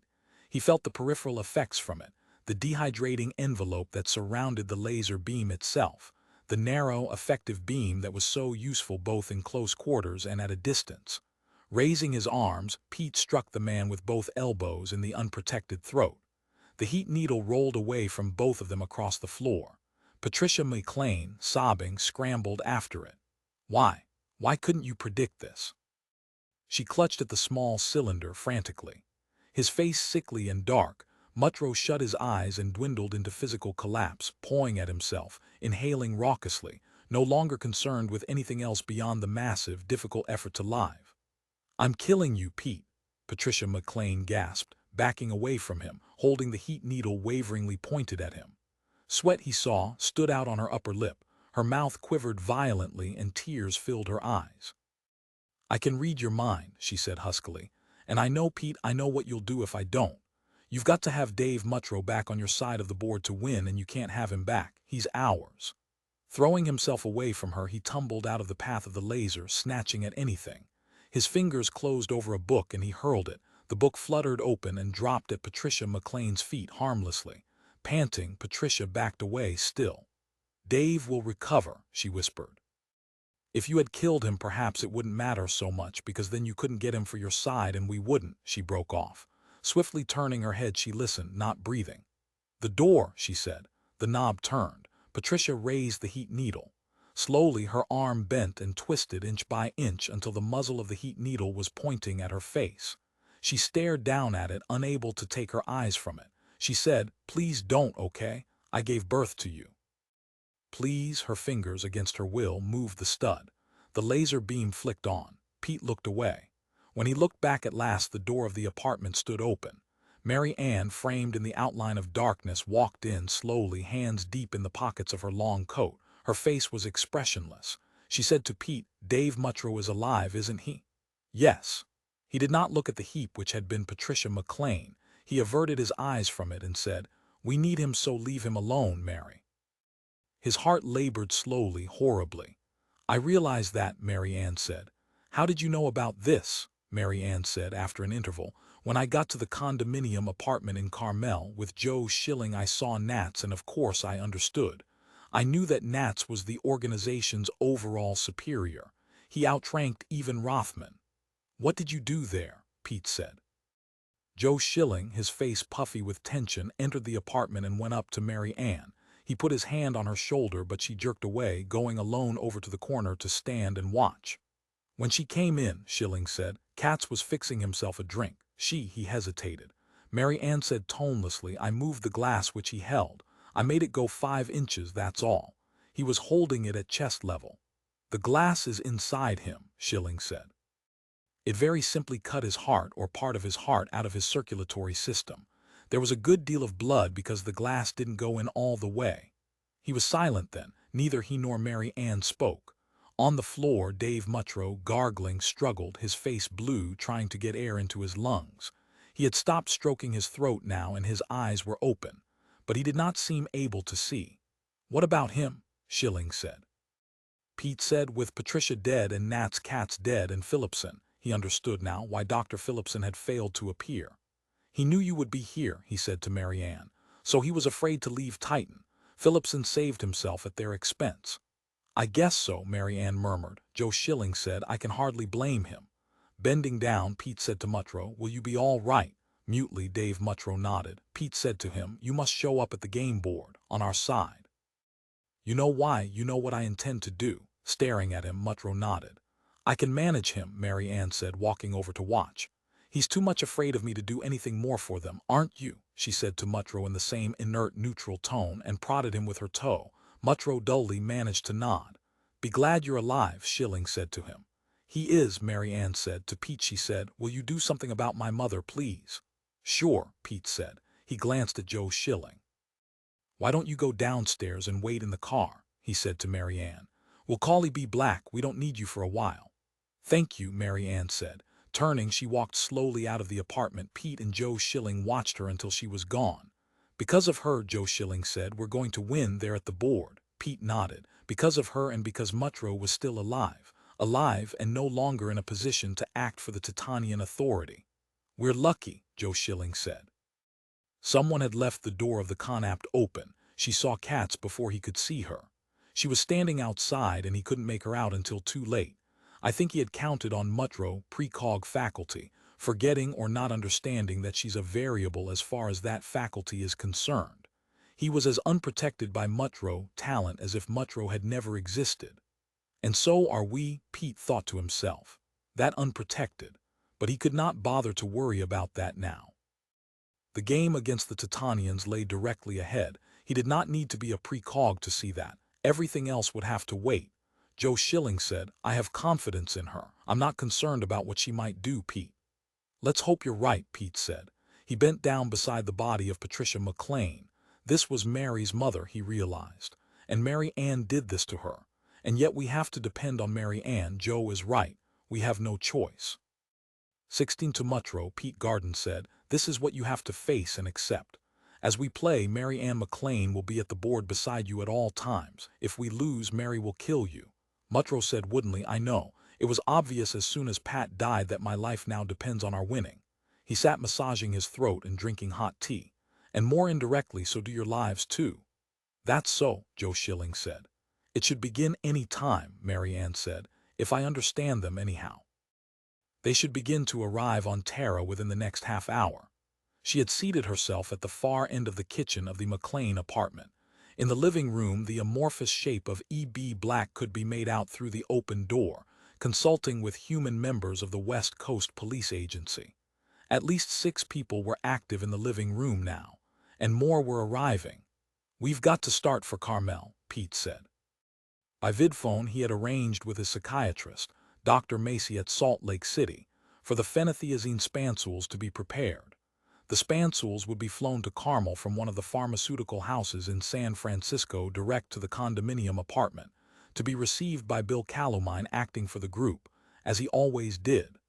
How long does it take for the phenothiazine to begin acting? Joe Schilling asked Pete. Once he's taken it into his system, it should take effect immediately, Pete said. Assuming Mutrow hasn't been taking any up to now. And since it acted to blunt his psi talent, that was highly unlikely. The 4 of them, checked out by E.B. Black, left San Rafael for Carmel in Joe Schilling's ill-tempered old car, Pete's following directly behind them empty. On the trip almost nothing was said. Mary Ann stared blankly out the window. Dave Muttro sat slumped inertly, occasionally touching his injured throat. Joe Schilling and Pete sat together in the front seat. This may be the final time we make this trip, Pete realized. They reached Carmel reasonably quickly. Pete parked the car, shut off the motor and the creaky Rushmore circuit, and the four of them got out. Standing in the dark, waiting for them, he saw a group of people. Something about them chilled him. There were four of them, 3 men and a woman. Getting a flashlight from the glove compartment of his own car, which had come to a halt at the curb behind Max, he shone the light on the soundless, waiting group. After a long pause, Joe Schilling muttered, "I see." "That's right," Dave Muttro said. "That's exactly how it will be played. I hope for all our sakes you can go on." "Hell," Pete said shortly, "we can." The four noiseless figures waiting for them were Titanian simulacra of themselves. A Vug Peter Garden, a Vug Joe Schilling, a Vug Dave Muttro, and slightly behind the others a Vug Mary Ann McLean. The last was not as effective, not as substantial as the others. Mary Ann was a problem for the Titanians, even in this regard. To the four simulacra, Pete said, "And if we lose?" His counterpart, the Vug Peter Garden, said in precisely the same tone, "If and when you lose, Mr. Garden, your presence is no longer required in the game and I replace you. It's as simple as that." "Cannibalism," Joe Schilling said gratingly. "No," the Vug Joe Schilling contradicted. "Cannibalism occurs when a member of a species feeds on other members of that species. We are not of the same species as you." The Vug Joe Schilling smiled, and it was the smile familiar from years back to Pete Garden. It was a superb imitation. The group upstairs in the apartment, Pete thought the others of Pretty Blue Fox have simulacra appeared for them too. "Correct," the Vug Peter Garden answered. "So shall we proceed on up? The game should begin at once. There is no reason for further delay." It started toward the stairs, knowing the way. That was the terrible part, the part which sickened Pete Garden, the alacrity of the Vug as it ascended the stairs. Its certitude, as if it had made this climb 1,000 times before.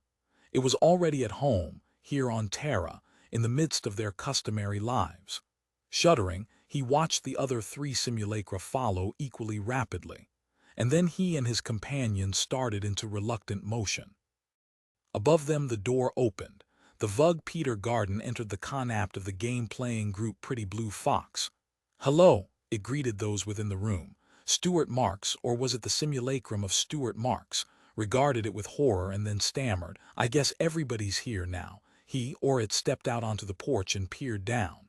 "Hi." "Greetings," Pete Garden said laconically. They faced one another across the table, the Titanian simulacra on one side, Pretty Blue Fox plus Dave Muttro and Mary Ann McLean on the other. "Cigar," Joe Schilling said to Pete. "No thanks," Pete murmured. Across from them the Vug simulacrum of Joe Schilling turned to Pete Garden beside it and said, "Cigar." "No thanks," the Vug Pete Garden answered.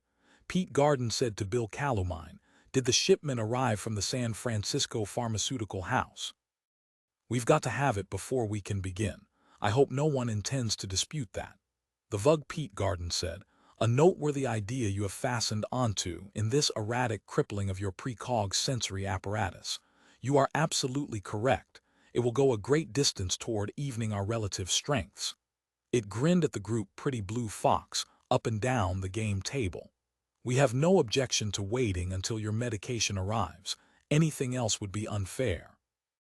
Answering it, Pete Garden said, "I believe you've got to wait. We obviously won't begin to play until then. So don't make it appear that you're doing us a big favor." His voice shook slightly. Leaning over, Bill Calumine said, "Sorry, it's already there in the kitchen." Rising from his chair, Pete Garden went with Dave Muttro into the kitchen of the condominium apartment. In the center of the kitchen table, with trays of half-melted ice, lemons, bottles of mixer, glasses, and bitters, he saw a package wrapped in brown paper, sealed with tape. "Just think," Muttro said meditatively, as Pete unwrapped the package. "If this doesn't work, what happened to Patricia and the others in the organization there in Nevada will happen to me." He seemed relatively calm, however. "I don't sense the ominous disregard of all order and legality in these moderates," he said, "that I do in the Wa Pei Nan with Dr. Phillipson and those like him, or rather like it." He scrutinized Pete as Pete took a phenothiazine spansule from the bottle. If you know the time phasing of the granules within, he said, the Vugs will be able to. I don't, Pete said shortly, as he filled a glass with water at the tap.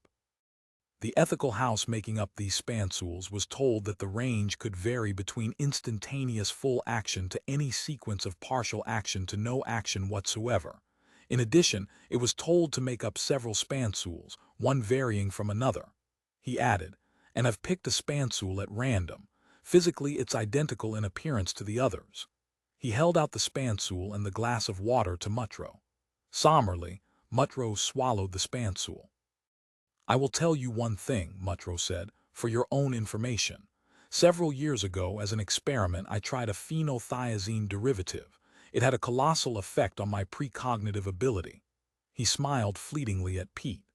As I told you before we went over to Pat McLean's, this idea of yours is an adequate solution to our problems as nearly as I can foresee. Congratulations. Do you say that, Pete asked, as someone genuinely with us, or merely as someone forced to play on this side of the table? I don't know, Mutro said. I'm in transition, Pete. Time will tell. Turning, he walked back into the living room without another word, back to the great game board and the two opposing parties. The Vug Bill Calumine rose to its feet and announced, I suggest our side roll first and then your side. It took the spinner and spun with expert vigor. The pointer stopped at 9. All right, Bill Calumine said, also rising and facing his simulacrum. He too rolled. For him the pointer slowed as it came close to 12, then started to pass on toward 1. To Mary Ann, Pete said, are you resisting any efforts on their part at psychokinesis? Yes, she said, concentrating on the barely moving pointer. The pointer stopped on 1. It's fair, Mary Ann said in a scarcely audible voice. You Titanians initiate play then, Pete conceded. He managed to suppress his discouragement. He kept it out of his voice. Good, his simulacrum said. It regarded him, grinning mockingly. Then we will transport the field of interaction from Terra to Titan. It added, we trust that you Terrans will not object. What? Joe Schilling said. Wait. But the transforming activity had begun. It was already too late. The room trembled and became hazed over. And the simulacra seated opposite them had, Pete thought, begun to attain a disrupted, oblique quality. As if, he thought, their physical shapes no longer functioned adequately, as if, like archaic, malformed exoskeletons, they were now in the process of being discarded. His simulacrum, seated directly across from him, all at once lurched hideously. Its head lolled and its eyes became glazed, empty of light, filmed over with a destructive membrane. The simulacrum shivered, and then, up its side, a long rent appeared. The same process was occurring in the other simulacra. The Pete Garden simulacrum quivered, vibrated, and then from the head-to-foot rent something tentative popped quaveringly.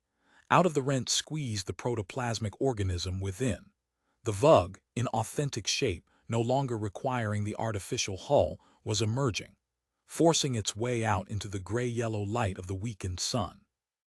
Out of each discarded human husk a Vug emerged, and the husks teetered, and one by one, as if blown by an impalpable wind, writhed and then danced away, weightless, already without color. Bits and flakes of the discarded husks blew in the air. Particles drifted across the game board, and Pete Garden, horrified, hurriedly brushed them away. The Titanian game players had appeared in their actual shapes at last. The business of the game had begun in earnest. The fraud of the simulated Terran appearance had been abolished. It was no longer needed because the game was no longer being played on Earth. They were now on Titan. In as calm a voice as possible, Pete Garden said, all our plays will be made by David Mutro, although we will in turn draw the cards and perform the other chores of the game. The Vugs, opposite them, seemed to thought propagate a derisive, meaningless laughter. Why? Pete wondered. It was as if, once the simulacra shapes had been discarded, communication between the two races had at once suffered an impairment. Joe, he said to Joe Schilling, if it's all right with Bill Calumine, I'd like you to move our pieces. Okay, Joe Schilling said, nodding. Tendrils of gray smoke, cold and damp, sifted onto the game table, and the Vug shapes opposite them dimmed into an irregular obscurity. Even physically, the Titanians had retreated, as if desiring as little contact with the Terrans as possible. And it was not out of animosity. It seemed to be a spontaneous withdrawal. Maybe, Pete thought, we were doomed to this encounter from the very start. It was the absolutely determined outcome of the initial meeting of our two cultures. He felt hollow and grim, more determined than ever to win the game before them. "Draw a card," the Vugs declared, and their propagation seemed to merge, as if there was in actuality only one Vug against whom the group played.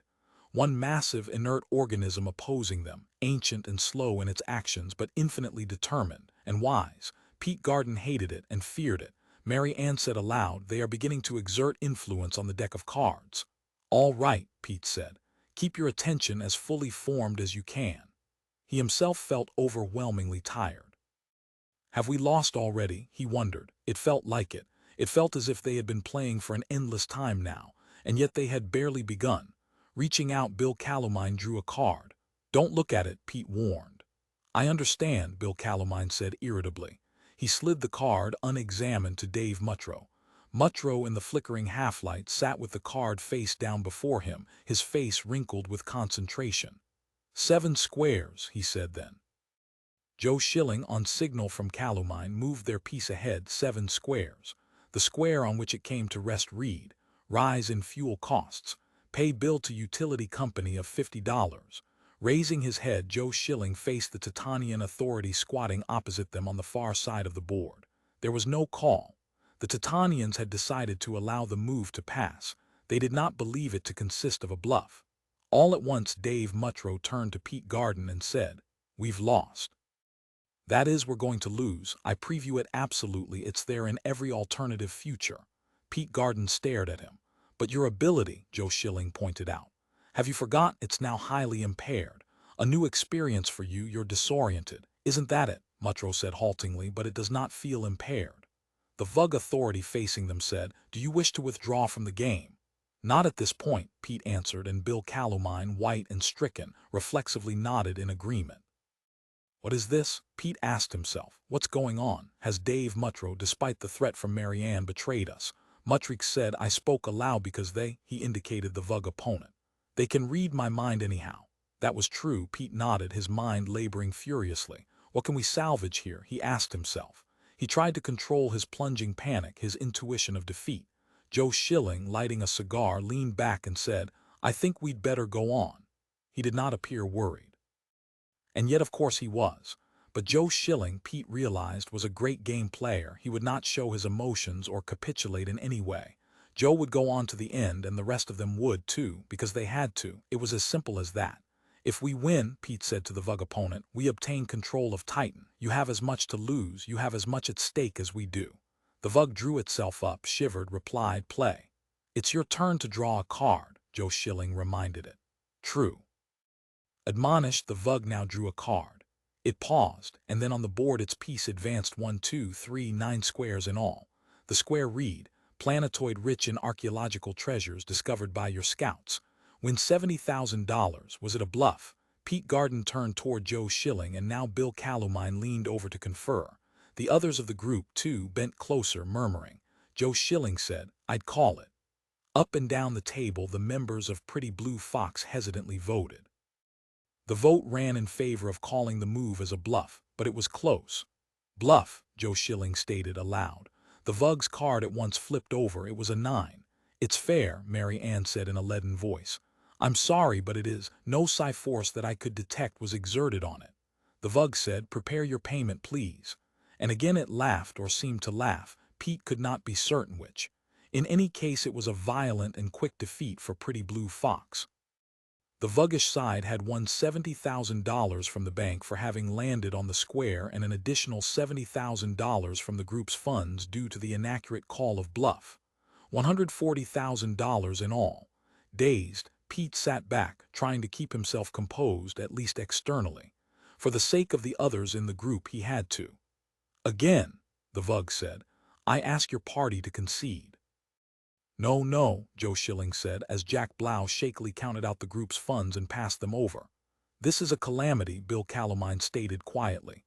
"Haven't you survived such losses in the game before?" Joe Schilling asked him, scowling. "Have you?" Calomine retorted. "Yes," Schilling said. "But not in the end," Calomine said. In the end, Schilling, you didn't survive. In the end, you were defeated. Exactly as you're losing for us now here at this table. Schilling said nothing, but his face was pale. Let's continue, Pete said. Calamine said bitterly. It was your idea to bring this jinx here. We never would have had this bad luck without him, as spinner. But you're not our spinner any longer, Mrs. Angst spoke up in a low voice. Play, Stuart Marks snapped. Another card was drawn, passed unread to Dave Muttro. He sat with it face down before him, and then slowly he moved their piece ahead 11 places. The square read, Pet Cat uncovers valuable old stamp album in attic. You win $3,000, the Vugs said. Bluff. Dave Muttro, after a pause, turned over the card. It was an 11 the Vug had lost and therefore had to pay. It was not a huge sum, but it proved something to Pete that made him tremble. The Vug could be wrong, too. The phenothiazine crippling was working effectively. The group had a chance.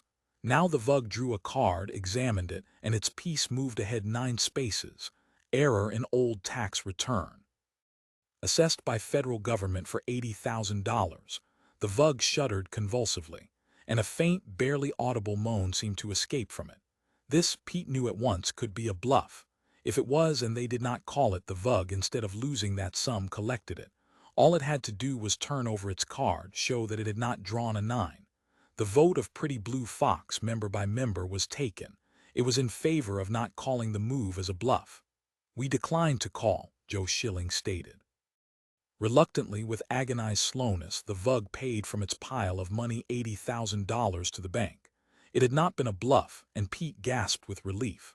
The Vug had now lost back over half of what it had won on its great previous move. It was in no sense whatsoever an infallible player, and like Pretty Blue Fox, the Vug could not conceal its dismay at a major setback. It was not human, but it was alive, and it had goals and desires and anxieties. It was mortal. Pete felt sorry for it. You're wasting your affect, the Vug said tartly to him. If you pity me, I still hold the edge over you, Terran. For now, Pete agreed. But you're involved in a declining process, the process of losing. Pretty Blue Fox drew another card, which as before was passed to Dave Muttro. He sat this time for an interval that seemed forever. Call it, Bill Calamine blurted at last. Muttro murmured 3. The Terran piece was moved by Joe Schilling. And Pete read, Mudslide endangers house foundations. Fee to construction firm, $14,000. The Vug did not stir, and then suddenly it stated, I do not call. Dave Muttro glanced at Pete. He reached out and turned over the card. It was not a 3, it was a 4. The group had won, not lost, $14,000. The Vug had failed to call the bluff. Astonishing, the Vug said presently, that such a handicapping of your ability would actually enable you to win. That you could profit by it. It savagely drew a card, then shoved its piece ahead 7 squares. Postman injured on your front walk. Protracted lawsuit settled out of court for the sum of $300,000. Good God in heaven, Pete thought. It was a sum so staggering that the game certainly hinged on it. He scrutinized the Vug, as everyone else in Pretty Blue Fox was doing, trying to discover some indication. Was it bluffing or was it not? If we had one single telepath, he thought bitterly. If only, but they could never have had Patricia, and Hawthorne was dead.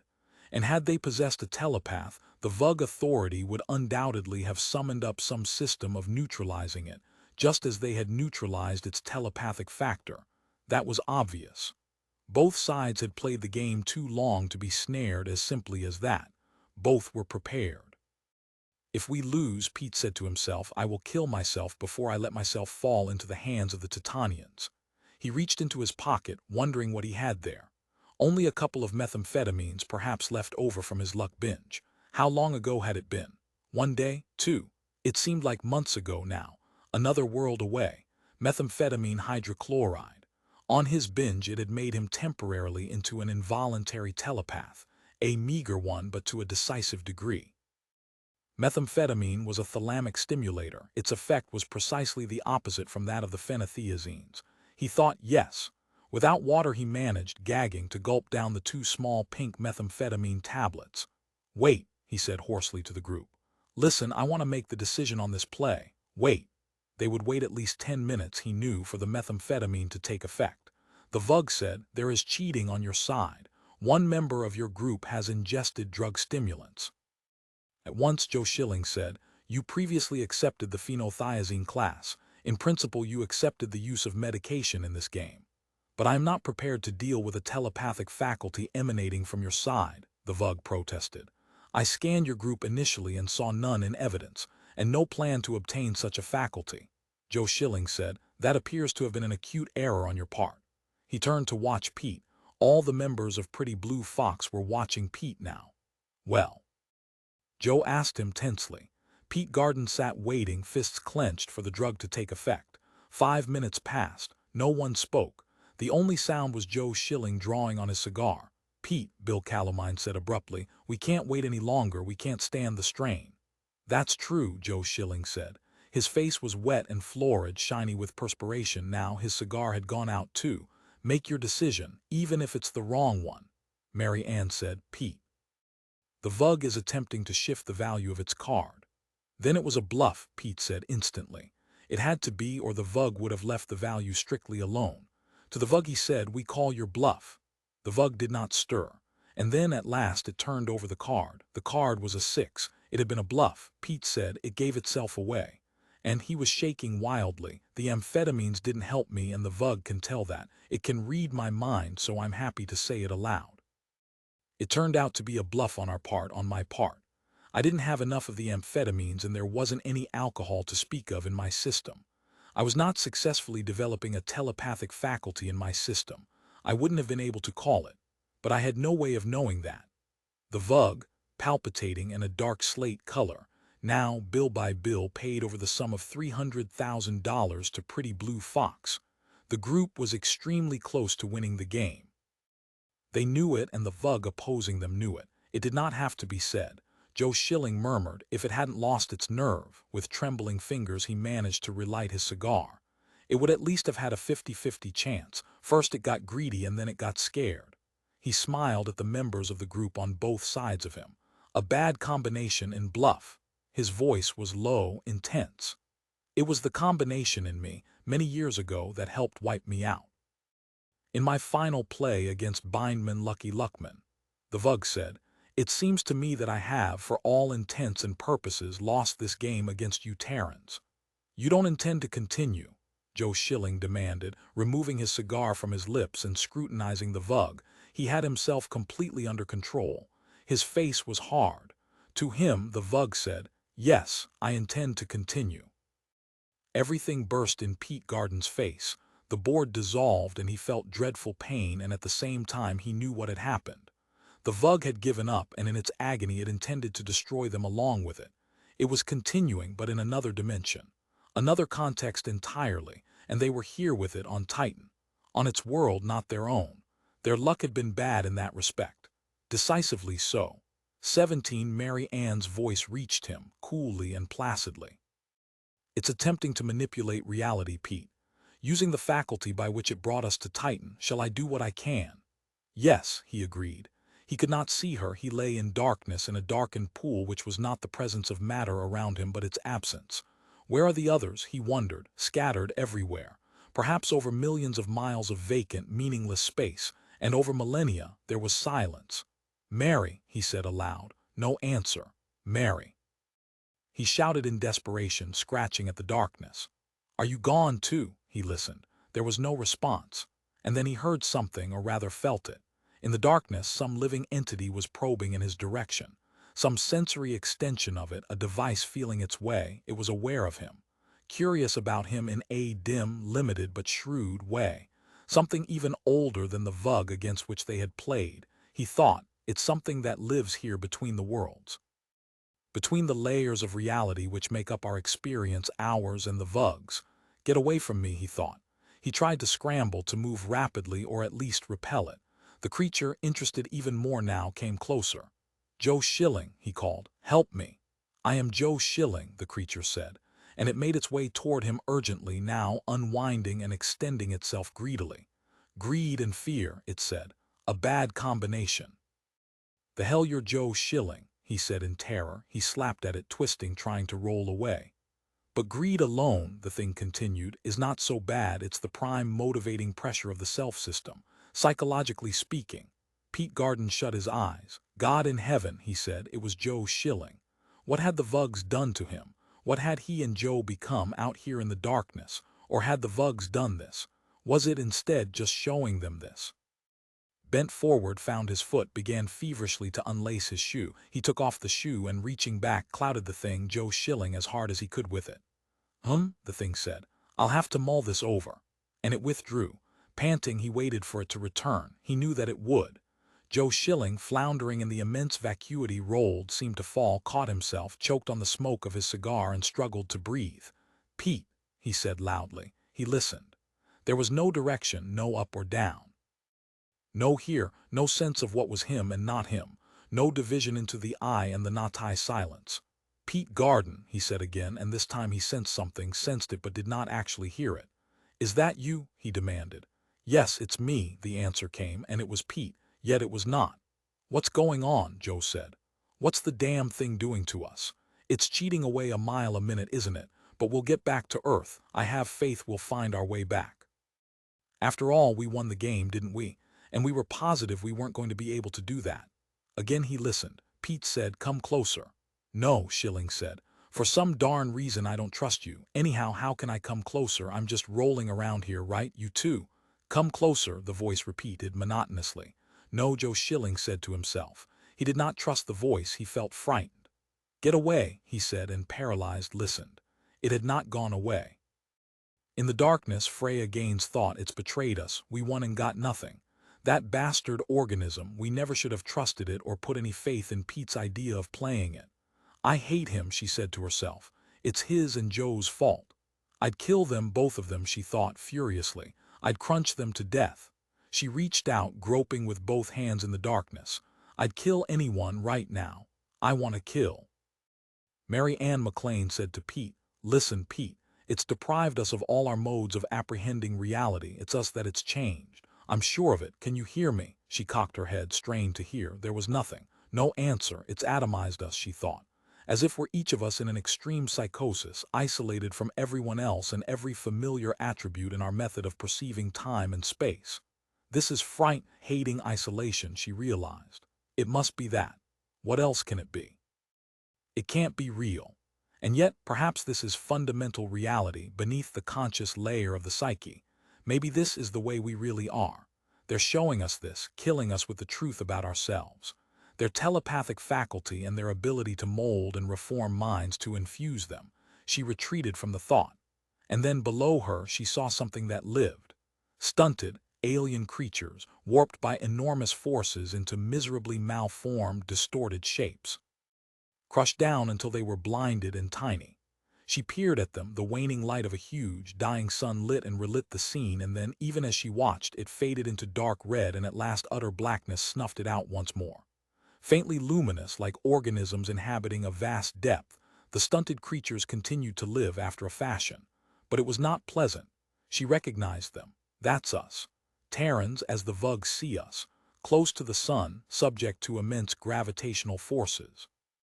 She shut her eyes. I understand, she thought. No wonder they want to fight us. To them we're an old, waning race that's had its period that must be compelled to abandon the scene. And then the Vugs. A glowing creature, weightless, drifted far above, beyond the range of the crushing pressures, the blunted, dying creatures. On a little moon, far from the great, ancient sun. You want to show us this, she realized. This is how reality appears to you, and it's just as real as our own view. But no more so. Do you grasp that? She asked the glowing, weightless presence that was the spiraling Titanian. That our view of the situation is equally true. Yours can't replace ours, or can it? Is that what you want? She waited for the answer, her eyes squeezed shut with fear. Ideally, a thought came to her dryly, both views can be made to coincide. However, in practicality, that does not work. Opening her eyes, she saw a blob, a mound of sagging, gelatinous protoplasm, ludicrously with its name stitched to its front in red thread, E.B. Black. What? She demanded and looked around. E.B. Black thought radiated to her. There are difficulties. We have not resolved them ourselves, hence the contradictions within our culture. It added, I've prevailed over the game players whom your group was pitted against. You're here on Terra, in your family's apartment in San Rafael, where I am currently conducting my criminal investigation. Light and the force of gravity, both were acting on her. She sat up warily. You saw the view which obsesses us. We can't repudiate it. The Vug flowed closer to her, anxious to make its thoughts truly clear. We're aware that it's partial, that it's unfair to you Terrans because you have, as you say, an equal and opposite and as completely binding a view of us in return. However, we continue to perceive as you just now experienced. It added, it would have been unfair to leave you in that frame of reference any longer. Mary Ann said, we won the game against you. Our citizens are aware of that. We repudiate punitive efforts by our distraught game players. Logically, having won, you must be returned to Terra. Anything else is unthinkable, except of course to our extremists. Your game players. They will not be punished. They are too highly placed in our culture. Be glad you're here, be content, Miss McLean. Its tone was harsh. Mary Ann said, and the other members of our group, where are they now? They were not here in San Rafael, obviously. At Carmel? Scattered, E.B. Black said irritably. She could not tell if it were angry at her, at the members of the group, or at its fellow Vugs. The whole situation appeared to annoy it. You'll see them again, Miss McLean. Now, if I may return to my investigation. It moved toward her and she retreated, not wanting to come into bodily contact with it. E.B. Black reminded her too much of the other, the one against which they had played and won and then been cheated out of their victory. Not cheated, E.B. Black contradicted. Your victory has merely been held back from you. It is still yours and you will obtain it. It added, in time. There was a faint tinge of relish in its tone. E.B. Black was not particularly saddened by the plight of Pretty Blue Fox, the fact that its members were scattered, frightened and confused, in chaos. May I go to Carmel? She asked. Of course, you may damn well go anywhere you wish, Miss McLean, but Joe Schilling is not in Carmel. You'll have to search elsewhere. I will, she said. I'll look until I find him, Pete Garden too. Until the group is back together again, she thought. As it was before when we sat across the board from the Titanian game players, as we were in Carmel just a little while ago this evening. A little while and a long way ago. Turning, she left the apartment, and did not look back. A voice, eager and querulous, prodded at Joe Schilling. He moved away from it, tried to, anyhow, but it crept after him. It gibbered. Say, Mr. Schilling, you got a minute. In the darkness he floated closer, always closer until it was right on him, throttling him. He was unable to breathe. I'll just take a little of your time, okay? It paused. He said nothing. Well, the voice resumed, I'll tell you what I'd like. As long as you're here visiting us, and I mean it's really a distinct honor, you know. Schilling said, get away from me. He pawed at it, and it was as if his hands broke through webs, sticky, mislinked sections of webs, and accomplishing nothing. The voice bleated. Oh, here's what we both wanted to ask, Ease and I mean, you hardly ever get out to Portland, right? So by any chance do you have that Erna Berger recording of what's it called? From Die Zauberflirt, you know. Breathing heavily, Joe Schilling said, the Queen of the Night aria. Yes, that's it. Greedily, the voice crept over him, pressing him inexorably. It would never turn back now.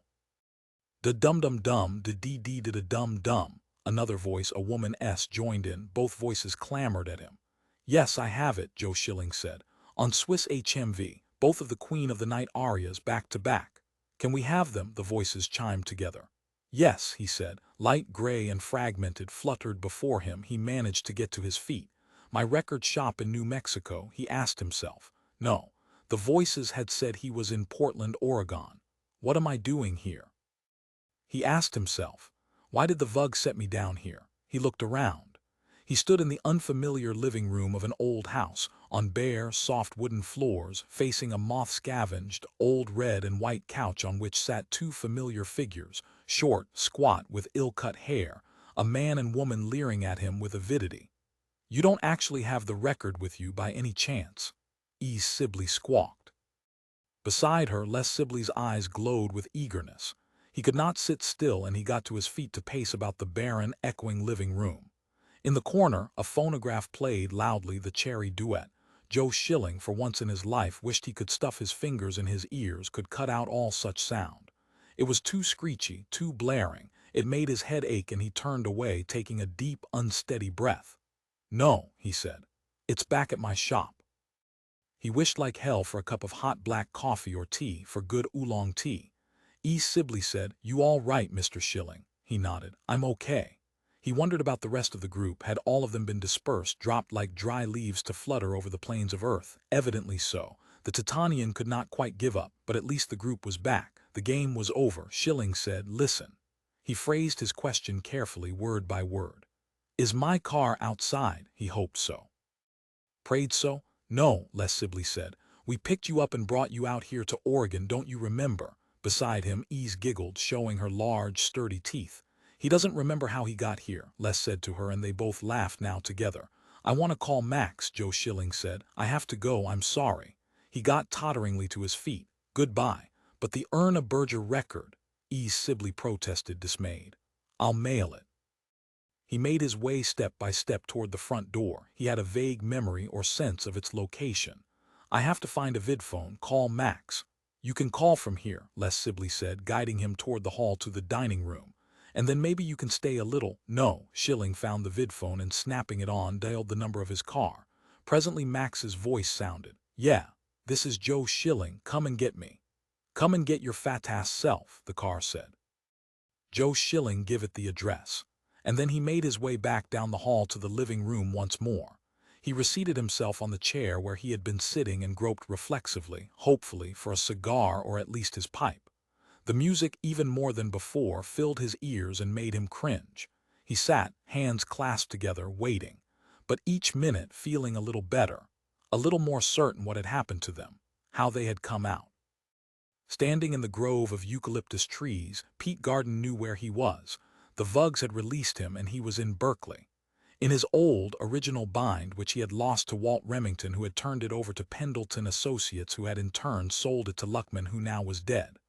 On a rough-hewn bench among the trees, directly ahead of him, sat a silent, motionless girl. It was his wife. He said, "Carol, are you all right?" She nodded thoughtfully. "Yes, Pete. I've been here a long time, going over things in my mind. You know, we're very fortunate to have had her on our side, that Mary Ann McLean, I mean." "Yes," he agreed. He walked up to her, hesitated, and then seated himself beside her. He was glad, more so than he could say, to see her. Carol said, "Have you any idea what she could have done to us if she were malevolent? I'll tell you, Pete, she could have whisked the baby out from inside me. Do you realize that?" He had not. He was sorry now to even hear about it. "True," he admitted, his heart becoming cold with fear again. "Don't be afraid," Carol said. "She's not going to do it, any more than you go about running people down and killing them with your car. After all, you could do it. And as a Bindman, you might even get away with it." She smiled at him. "Mary Ann isn't a danger to either of us. In many ways, Pete, she's more sensible than we are, more reasonable and mature. I've had a lot of time to think this out sitting here. It seems like years." He patted her on the shoulder, then bent and kissed her. Carol said, "I hope you can win Berkeley back. I guess Dottie Luckman owns it now. You should be able to. She's not such a good player." "I guess Dottie could spare it," Pete said. "She's got all the East Coast titles that Lucky left her. Do you think we'll be able to keep Mary Ann in the group?" "No," he said. "That's a shame." Carol looked around her at the huge old eucalyptus grove. "It's nice here in Berkeley. I can see why you were so unhappy at losing it, and Luckman didn't really enjoy it for itself. He just wanted it as a base for playing and winning." She paused. "Pete, I wonder if the birth rate will return to normal now, since we beat them." "God help us," he said, "if it doesn't." "It will," Carol said. "I know it will. I'm the first of many women. Call it a psionic talent, precognition on my part, but I'm positive of it. What'll we call our child?" "In my opinion, it depends on whether it's a boy or a girl." Carol smiled. "Maybe it'll be both." "Then," he said, "Freya would be right in her schizoid jibe when she said she hoped it was a baby, implying she wasn't convinced of it." "I mean, of course, one of each, twins. When was the last pair of twins born?" He knew the answer by heart. 42 years ago, in Cleveland. To a Mr. and Mrs. Toby Parada. "And we could be the next," Carol said. "It's not likely." "But we won," Carol said softly. "Remember." "I remember," Pete Garden said, and put his arms around his wife. Stumbling in the darkness over what appeared to be a curb, David Mutrow reached the main street of the small Kansas country town in which he found himself. Ahead he saw lights. He sighed with relief and hurried. What he needed was a car. He did not even bother to call his own. God knew where it was and how long he would have to wait for its arrival, assuming he could contact it. Instead, he strode up the single main street of the town, Fernley it was called, until he came to a homeostatic car rental agency. There he rented a car, drove it away at once and then parked at the curb and sat by himself, getting his courage together. To the Rushmore effect of the car, Mutro said, "Listen, am I a Vug or a Terran?" "Let's see," the car said. "You're a Mr. David Mutro of Kansas City." Briskly, the Rushmore continued, "You are a Terran, Mr. Mutro. Does that answer your question?" "Thank God," Mutro said. "Yes, that answers my question."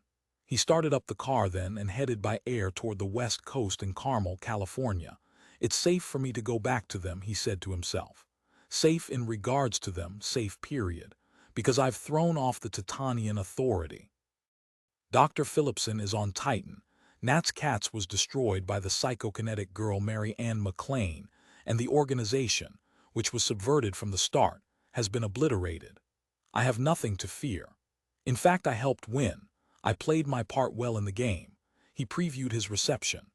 There they would be, the members of Pretty Blue Fox, trickling in one by one from the various points on Earth at which the Titanians had summarily deposited them. The group reformed, everyone back together. They would open a bottle of Jack Daniel's Tennessee whiskey and a bottle of Canadian whiskey. As he piloted his car toward California, he could taste it, hear the voices, see the members of the group now. The celebration of their victory. Everyone was there, or was it everyone? Almost everyone anyhow. That was good enough for him. Tramping across the sand, the wasteland which was the Nevada desert, Freya Garden Gaines knew that it would be a long time before she got back to the condominium apartment in Carmel. And anyway, she thought to herself, what did it matter? What did she have to look forward to? The thoughts she had had as she floundered in the intermediate regions into which the Titanian game players had hurled them. I don't repudiate those thoughts, she said to herself with envenomed bitterness. Pete has his pregnant mare, his wife Carol. He'll never notice me again as long as I live. In her pocket she found a strip of rabbit paper. Getting it out, she removed the wrapper and bit it. With the light cast by her cigarette lighter she examined it and then crumpled it up and violently flung it away from her. Nothing, she realized. And it'll always be like this for me. It's Pete's fault. If he made it with that Carol Holt creature, he could have made it with me. God knows we tried it enough times, it must have been several thousand. Evidently he just didn't want to succeed. Twin lights flashed ahead of her. She halted cautiously, gasping for breath, wondering what she had arrived at. A car lowered itself warily to the surface of the desert, its signal lights flashing on and off. It landed, stopped. The door opened. "Mrs. Gaines," a cheerful voice called. Peering, Freya walked toward the car. Behind the wheel sat a balding, friendly-looking elderly man. "I'm glad I found you," the elderly man said. "Get in and we'll drive out of this dreadful desert area. Where exactly do you want to go?" he chuckled. "Carmel." "No," Freya said, "not Carmel. Never again," she thought. "Where then? What about Pocatello, Idaho?" "Why Pocatello?" Freya demanded. But she got into the car. It was better than continuing to wander aimlessly across the desert, alone in the darkness with no one, certainly none of the group, to help her, to give a damn about what happened to her. The elderly man, as he started up the car, said pleasantly, "I'm Dr. E.R. Phillipson." She stared at him. She was positive she knew who he was, or rather who it was. "Do you want to get out?" Dr. Phillipson asked her. "I could, if you wish, set you back down there again where I found you." "No," Freya murmured. She sat back in her seat, scrutinized him thoroughly, thinking to herself many thoughts.